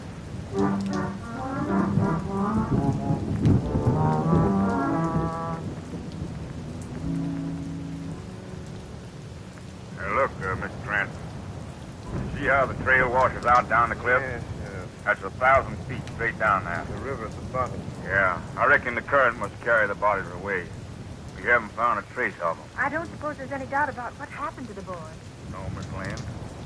Bobby Mina disappeared last week. We found a ball he'd been playing with. You call that conclusive evidence? Well, this morning we snared up Dickie Nelson's cap that was caught on some shrubbery part way down the mountain. Of course, some of the colored folk around here think ghosts done it. Ghost? Yeah. See, they was howling last night about the time Dickie was, lost here. What kind of howling, Sheriff? Darned if I know, Sue. They say they heard it the 3 times the other boys were lost. But you know how they are, colored folks up there in the hills. Superstition. Yes. But what kind of a howl does a ghost make in this part of the country, Sheriff? And that's what I asked. About as near they could describe it, it was like a dog howling. A hound dog. Well, I've generally found that a dog howling means dog. Perhaps I'd better reverse the usual procedure of a dog trailing a man. It's all very mysterious, Lamont. Yes, it is, Margot. Will you excuse me for a moment, Sheriff? Yeah, certainly, Mr. Crank. Margot, I think the shadow will look into this mystery. But how? Go back to the house, Margot. I'll wireless you if I need help. In my invisible state as the shadow, I'm going to follow the clue of the dog. See where it leads me.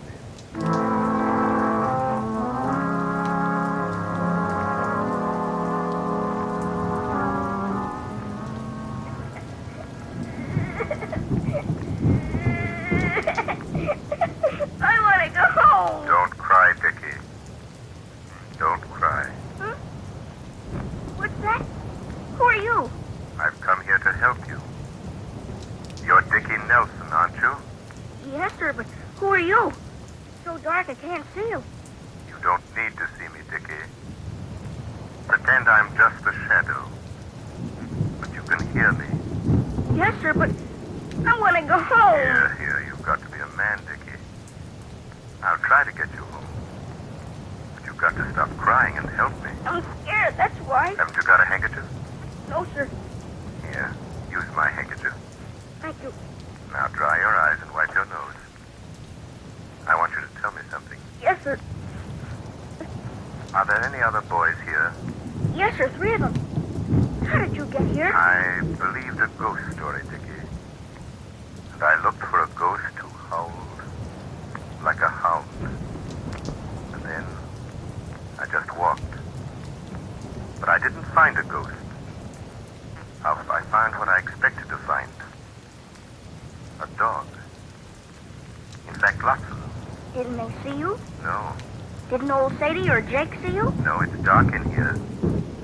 But even with a light on, people can't see me because I've learned how to make them think they don't see me.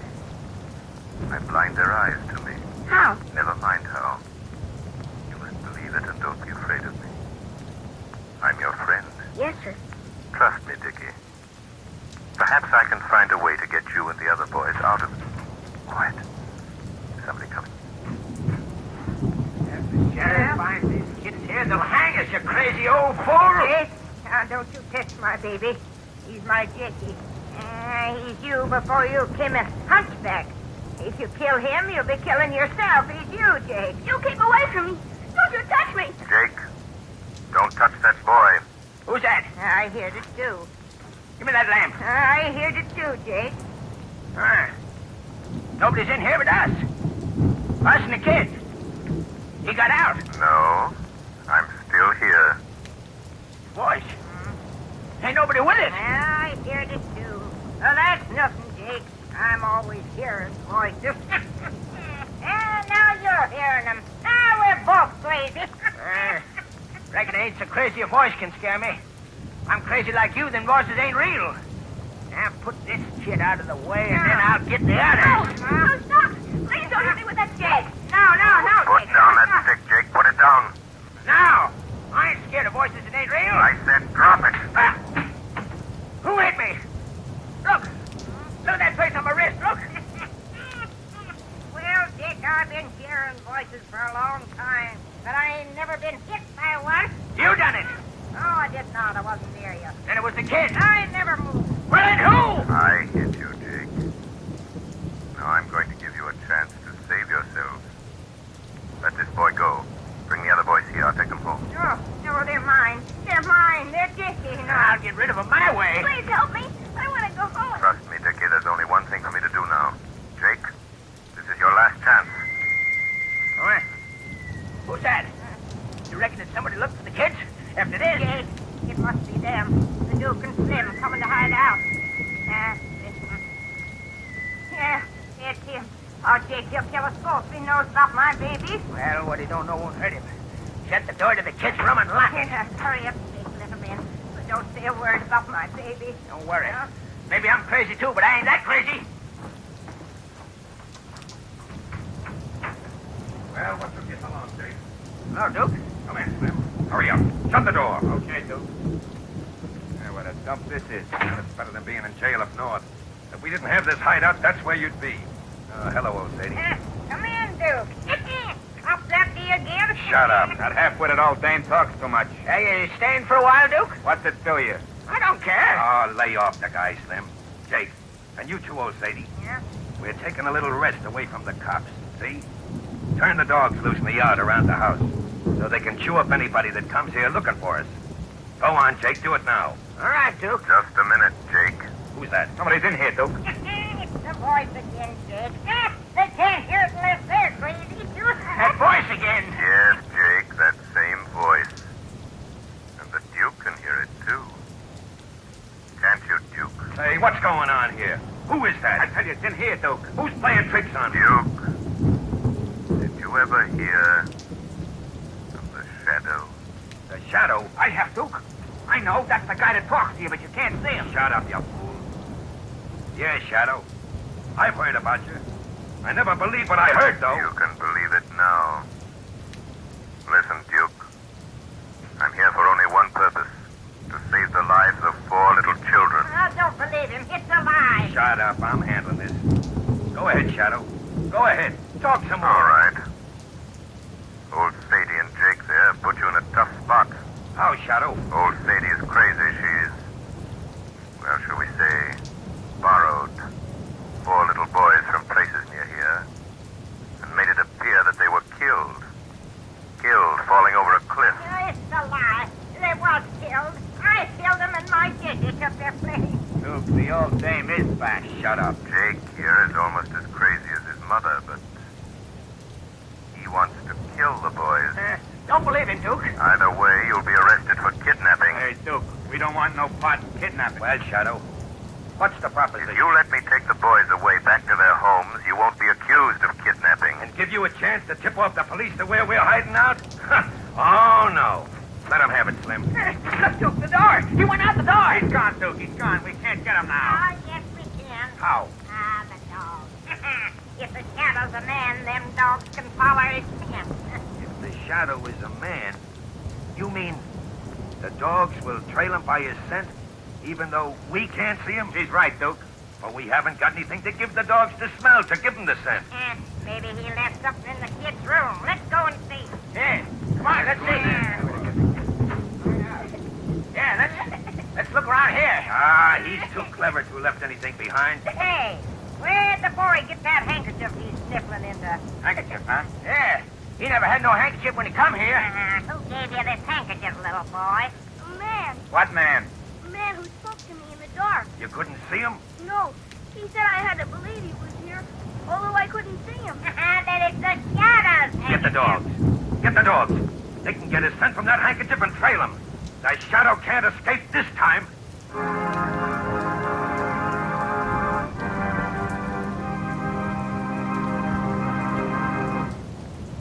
The Shadow's adventure continues in just a moment.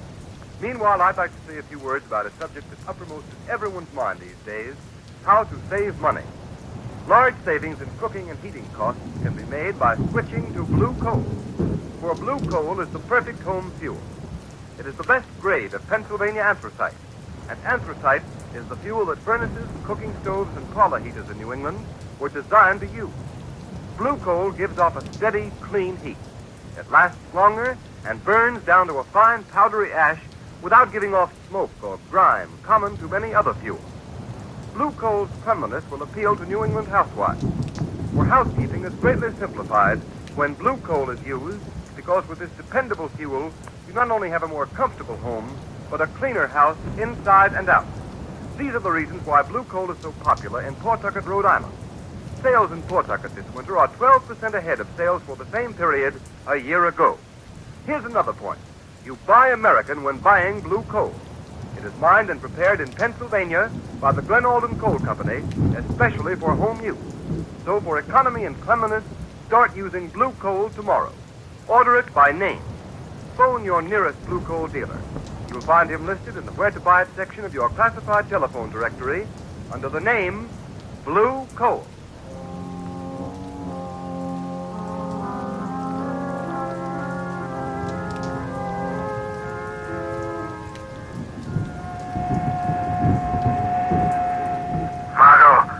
Margot Lane. The children are alive. Alive in an old house about 4 miles off the Cliff Road. They're being held captive. There's no time to lose. I'm in the woods. A pack of hounds is trailing me. You can probably hear them. They've got my scent. Hurry. Get the sheriff. Save the children. Hurry.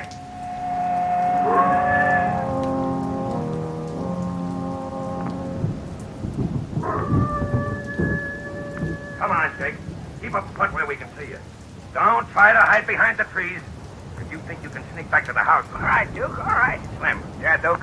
If Jake starts falling back again anymore, trying to lose us among the trees in the dark so he can go back to the house and finish off them kids, let him have it. Okay, boss. I wasn't.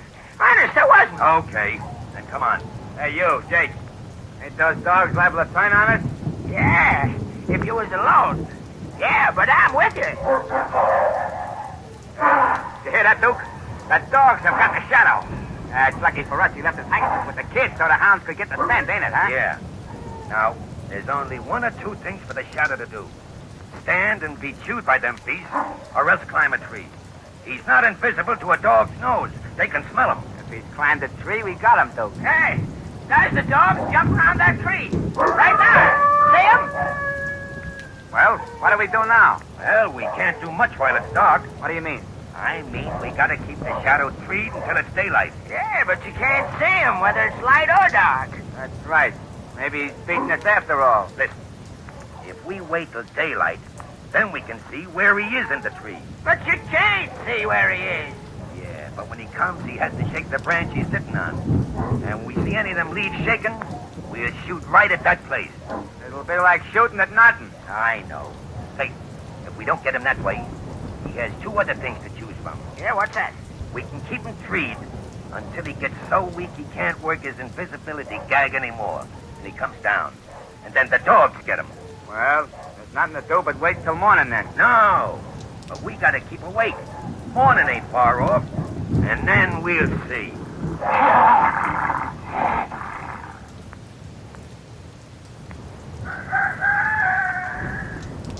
Hey, Duke.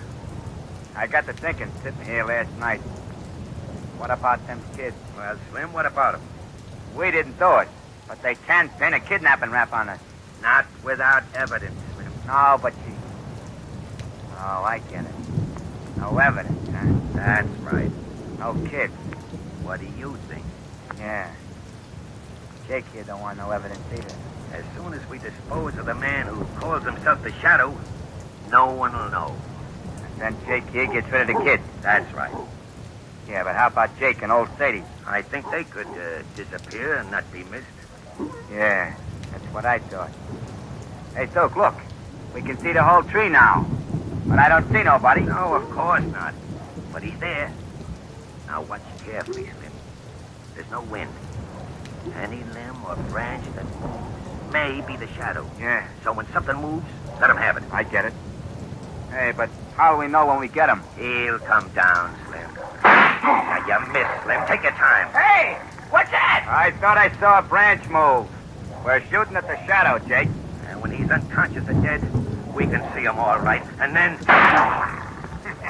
You didn't do so good yourself, Duke. Those dogs are hungry. Yeah. I bet they look nice from up in the tree, waiting for their breakfast. How can you shoot him if you can't see him? Shut up, Jake. Now, take your time, Slim. Good morning, Duke. He's there. Good morning, Shadow. I hope you slept well. Oh, yeah. And you? Now, watch close, Slim. Yeah. Would it be too much for me to ask, how are the little boys? They're all right, Shadow. So far. That's good. Yeah, but I'll get rid of him. Slim, get around the other side of the tree. I think he's low in the tree, behind the trunk. Okay, Duke. We're taking care of you first, Shadow. You know too much. Well, what's funny, Shadow? I'm laughing at you, Duke. Oh, yeah? You laugh different when I get my hands on you. Why don't you come up here? try it. I don't have to. You'll come down. You have a long wait. Oh, yeah? Can't you say anything but oh, yeah? You're really quite stupid, Duke. Oh, yeah? Well, I'm smart enough to get you out of that tree. Good. I was getting rather bored. Ah, shut up. Go back to the house and get an axe. This tree ain't too big to cut down. Very ingenious. Yeah, but the dogs. It ain't safe to leave without Jake. The dogs, they won't touch you. They're after the shadow. Jake will keep them here. Sure, I'll keep them here, sure. And hurry back, Slim. Scram. Okay, Duke. But don't let them dogs come after me. Jake will keep the dogs here. Okay, watch it. Now, hurry back. Hey, Jake. Call the dogs off. They're going after Slim. Yeah, they don't like him. Hey, call it back. Slim, look out. Jake, the dogs are attacking. Yeah, they're going to eat him. I'll shoot him, Slim. Guess you didn't shoot him soon enough, Duke. Well, Jake, your dogs got Slim. I'm afraid you've lost most of them. Yeah. Ma'll be awful mad. There's only Big Tom left. But the Duke will shoot him. No, he won't. His gun's empty. Watch him go up that tree. Yeah. Big Tom didn't get him. Now you're both up in the tree, ain't you? No, Jake, I'm standing right here behind you. Now do what I tell you. Go over to that tree and tie Big Tom to it. So that the Duke can't get down.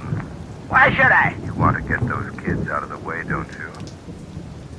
Duke won't let you. Yeah. He won't, maybe. Yeah, he won't let me, maybe. I won't tell him what I'm going to do. Jake, call off this dog. Tie him up, do you hear me? Tie him up. No, not to my tree, you dope. Take him away. Listen to me. Don't tie him there, you half-wit. Well, Duke, we changed places.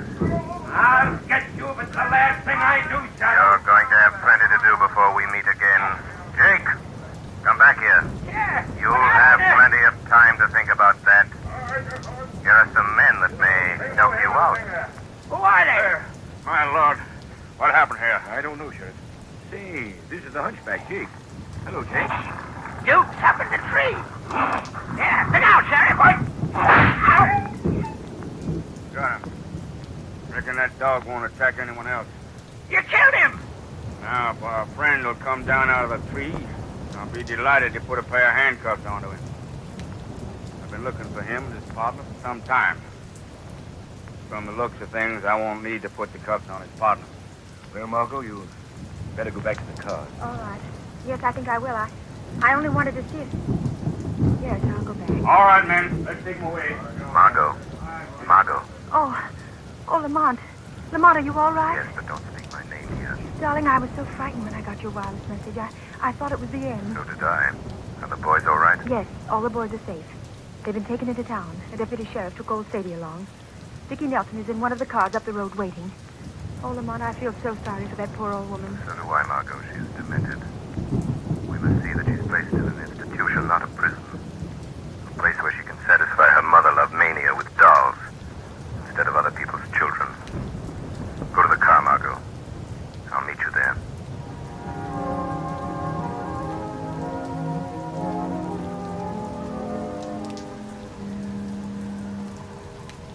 What are we waiting for, Miss Lane?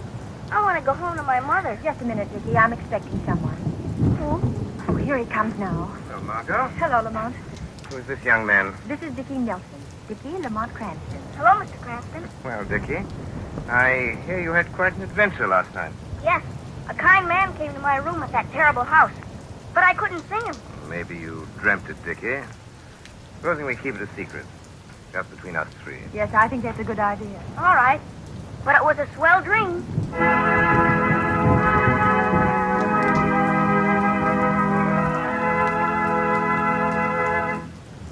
And here is John Barclay, Blue Coal's heating expert, with some interesting information for you. Thank you, Ken Roberts. Good evening, friends. The health and comfort of your family during this period of widely varying temperatures depends to a great extent on whether your heating plant delivers steady, even heat when you need it.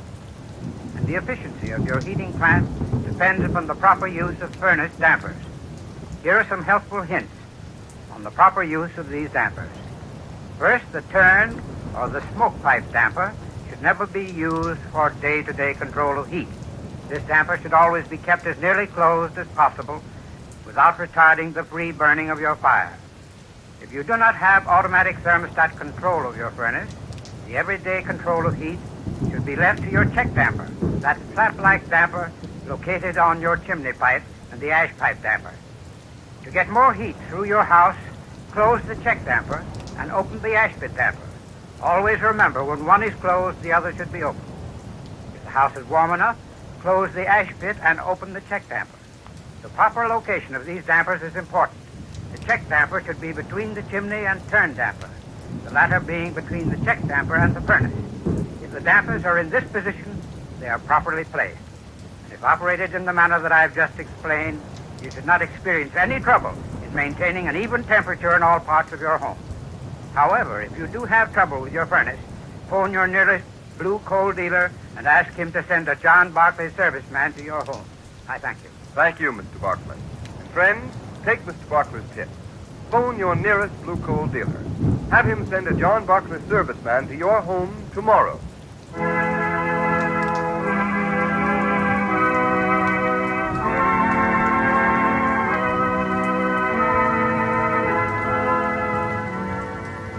You have just heard a dramatized version of one of the many copyrighted stories which appear in the Shadow magazine.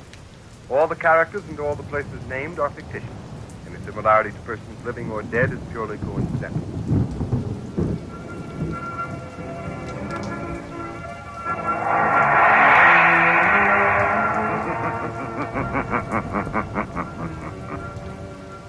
As you sow evil, so shall you reap evil. Crime does not pay. The shadow knows.